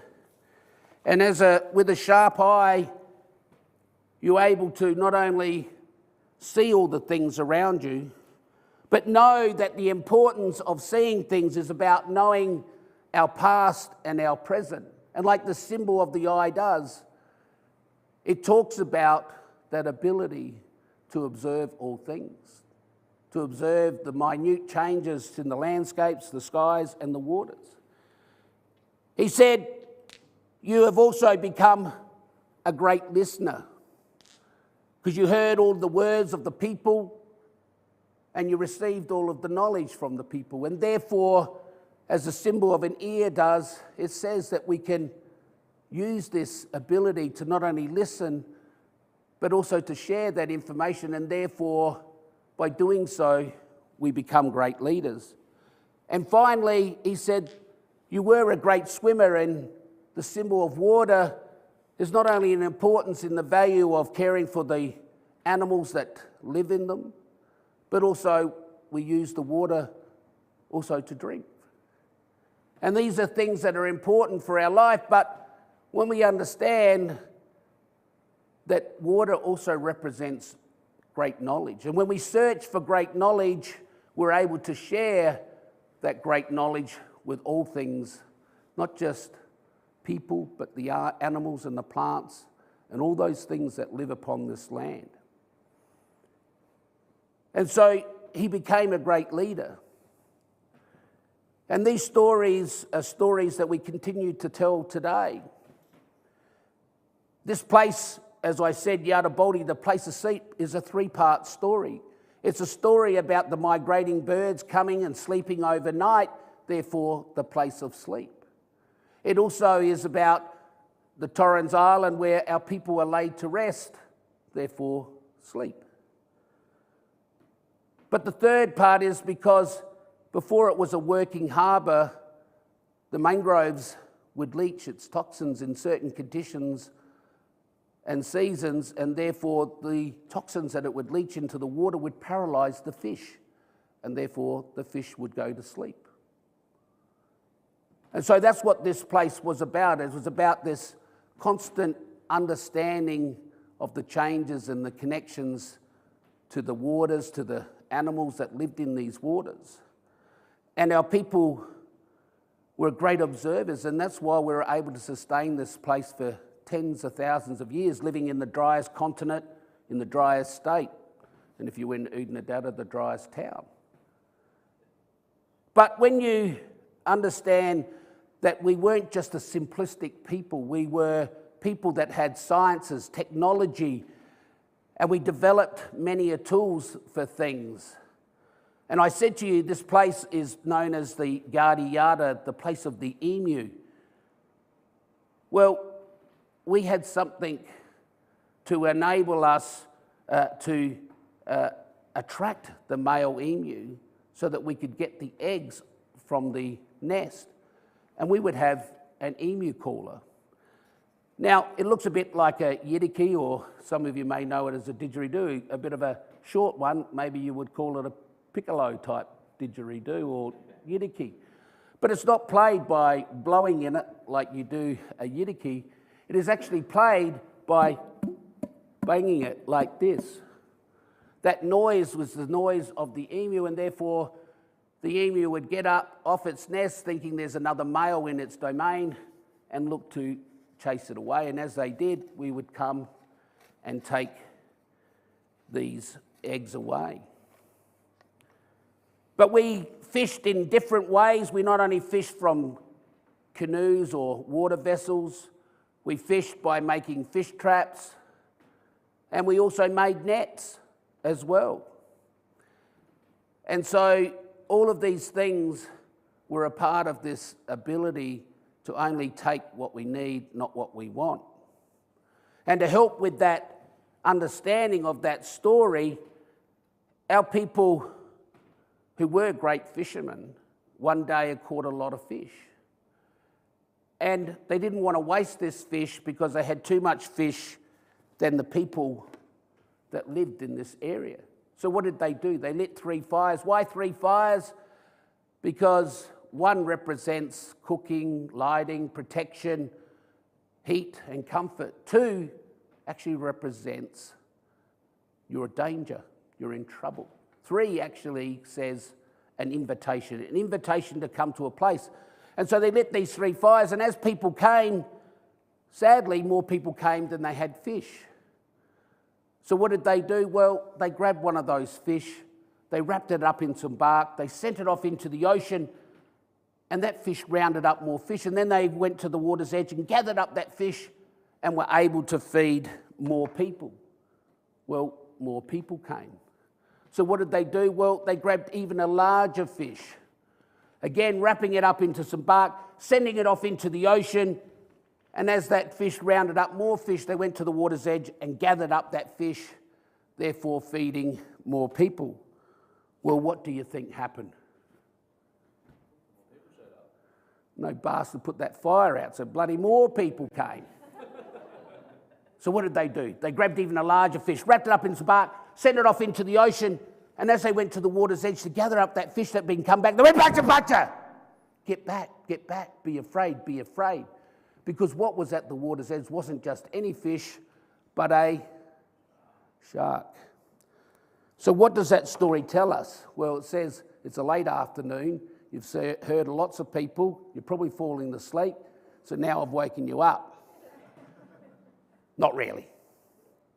The story says, be careful what you ask for. It may come back and bite you. But it also says we must not take everything, because then we leave nothing for tomorrow. And so it was an important story to remind us of this aspect of looking after it and leaving things for tomorrow. But also about the fact is that if we make promises to people and we don't fulfill those promises, somebody will be upset, or in this case, will come back and bite us. So storytelling was a wonderful way and a concept that enabled us to never lose sight of the value of information as we walked these landscapes. They were like memory codes. And when we compare that to another way of sharing stories, is like Chinese whispers. The story changes as it gets to the end. But our stories never changed because we knew the importance of connection and understanding, of great listening and great observation. And these two young men one day talked about their responsibilities and life's journey. And as they discussed, they discovered that one of the brothers was afraid of night. And so would light a fire and lay down beside that fire and make sure that their children and family were close to that fire so that the darkness wouldn't get in their eyes and therefore be frightened by the night. But the other brother loved night because he believed that he could rest his eyes from the day and therefore dream about the wonderful things that he had experienced or wished to journey to. And as they talked about this difference and perspective of darkness, they said that when they would leave this earth, because our people, when they would leave this earth, would be buried facing Kangaroo Island. Why Kangaroo Island? Because Kangaroo Island is called Garda, Garda meaning the lap. It is the transformation place of turning from the physical to the spiritual and therefore coming back to this land. And so when they discussed this, they said, the one that was afraid of the dark said, I don't want to become a part of the landscape where I would be in darkness. And the other brother said to him that if he did go into a place of darkness, he would always look after him. And sure enough, he did end up in a place of darkness. He lived in the deep oceans. But his brother, true to his word, said, I will shine a light upon you. And so Kakiri did shine a light upon Karikari. So who is Karikari? He is the fish. Kakiri is the moon. And as we see at night time, the moon will shine its light across the waters and the fish will follow that light across the waters. So what does that story tell us? It tells us not only about the fish, the moon, and how they work together in harmony, but it also talks about that care and love, not only to look after each other as people, but also when we become connected to the lands and the waters and the skies.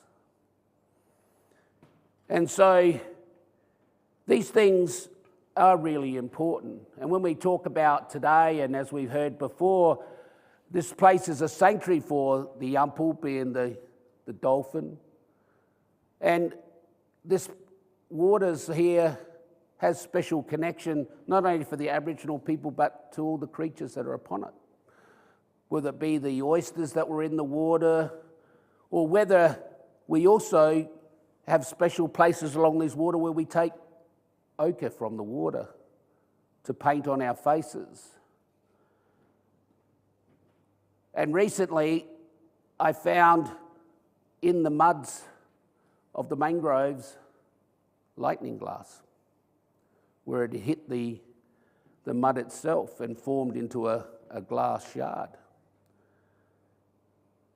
And so it's wonderful that we can come to places and we can share stories, and we can do that not only in the knowledge of science, we can do it in the knowledge of obviously being active upon the land by being contributors to caring, but also we can value it through the stories, the connections that we can make with the young people, and give that element of creating totems and connections to places so that we do continue to look after the place after we leave and return again.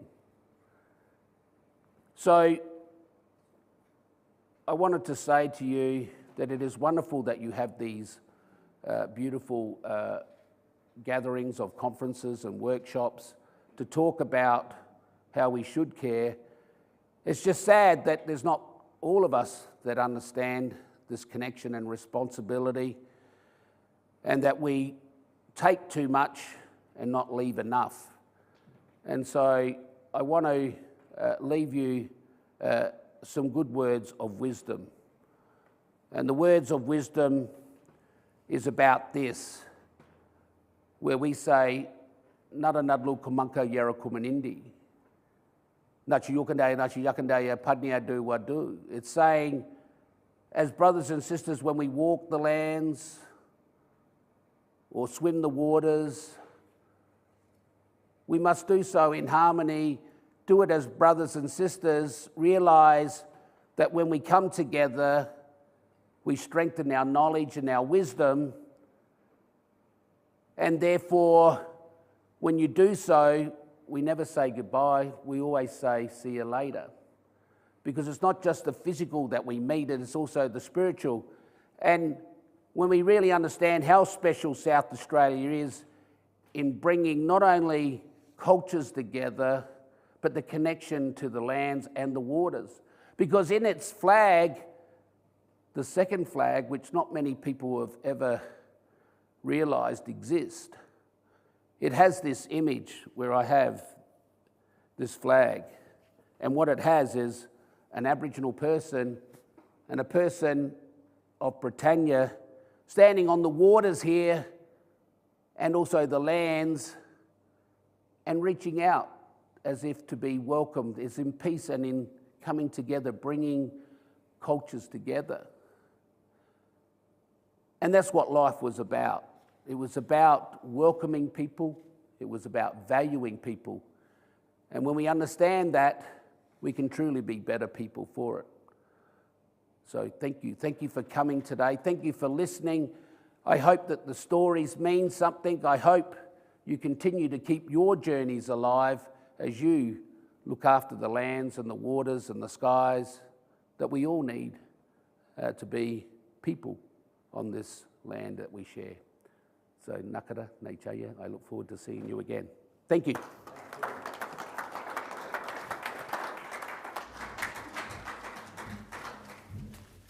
Thank you, Mickey. Any questions? All answers? Beautiful. Thank you very much. Thank you very much, Mickey. All right, so we've come to the end of what's been an incredibly long and inspiring day. I'm William Emke. I established the Blue Water Institute here in South Australia, probably choosing South Australia because it is also my country, my birthplace, and for all of those reasons that Mickey just articulated, I couldn't say it better. I think he's really summed up what I believe a lot of today was about. So I'd like to thank you all for joining us and joining the Blue Water Institute for today, celebrating United Nations Ocean Day 2022. And I trust this is the start. This will be the start of a lot of our Blue Water journey, and hopefully our Blue Water journey together. At best, I can say this is the end of the beginning with the Blue Water Summit. Next year, 2023, I look to be organising the Blue Water Film Festival, probably in the month of April, I suspect. And then, of course, we'll return here to the squadron for Blue Water, excuse me, the UN Oceans Day celebrations and another Blue Water Summit, and that'll be the 8th of June. So very briefly, I'd just like to thank a few people. I'd like to thank the Royal South Australian Yacht Squadron for hosting our summit today. It's been a fabulous location. I think if you look out the window, you can see why I've been inspired and wish to join this place. I'd like to thank AV Plus for all this terrific work they've done on the streaming. You've been fantastic, so thank you to both organisations. To my business partner, Greg Reitman at Blue Water Entertainment in America, and to my facilitators today, thank you very much. You've been sensational. But finally, to all the panel members, I'd just like to say thank you. You team are really an inspiring group. You have really made what I was looking to achieve today possible. The Blue Water Summit is really about inspiring people to get behind and do all of those set activities that we've discussed in so much detail today. I really appreciate your support on that. And you have helped us in our mission, which is to give a voice to the ocean. So we've really almost concluded here, and I just have one more item, and I'd like to thank my friend Ian Valnay from the Royal South Australian Yacht Squadron for sharing with me a little statement of inspiration. And this, because it's all been about inspiration. The thing I want you to take away from today is to be inspired by each and every one of our panel members. So this was written by a young girl who Ian was training in singing, called Jessie Campbell. She's blind. Unfortunately, she sadly passed away, I think maybe in the last 12 to 18 months. But she wrote this back in April 2019. Inspiration can come in many forms and from anywhere. Everyone can inspire other people. It's not something only famous people can do with grand gestures, but something each one of us can strive to achieve with a word, a helping hand, or simply sharing your ambitions and plans for the future. And you've heard about our plans for the future. We'll hear as a final item, Jessie singing a poem called Sea Fever by John Masefield. But there is 2 lines in this poem I would just like to note, and I think this is our takeaway. I must go down to the seas again, for the call of the running tide is a wild call and a clear call that may not be denied. If we could hear Jessie sing, and we will conclude for today. Thank you very much.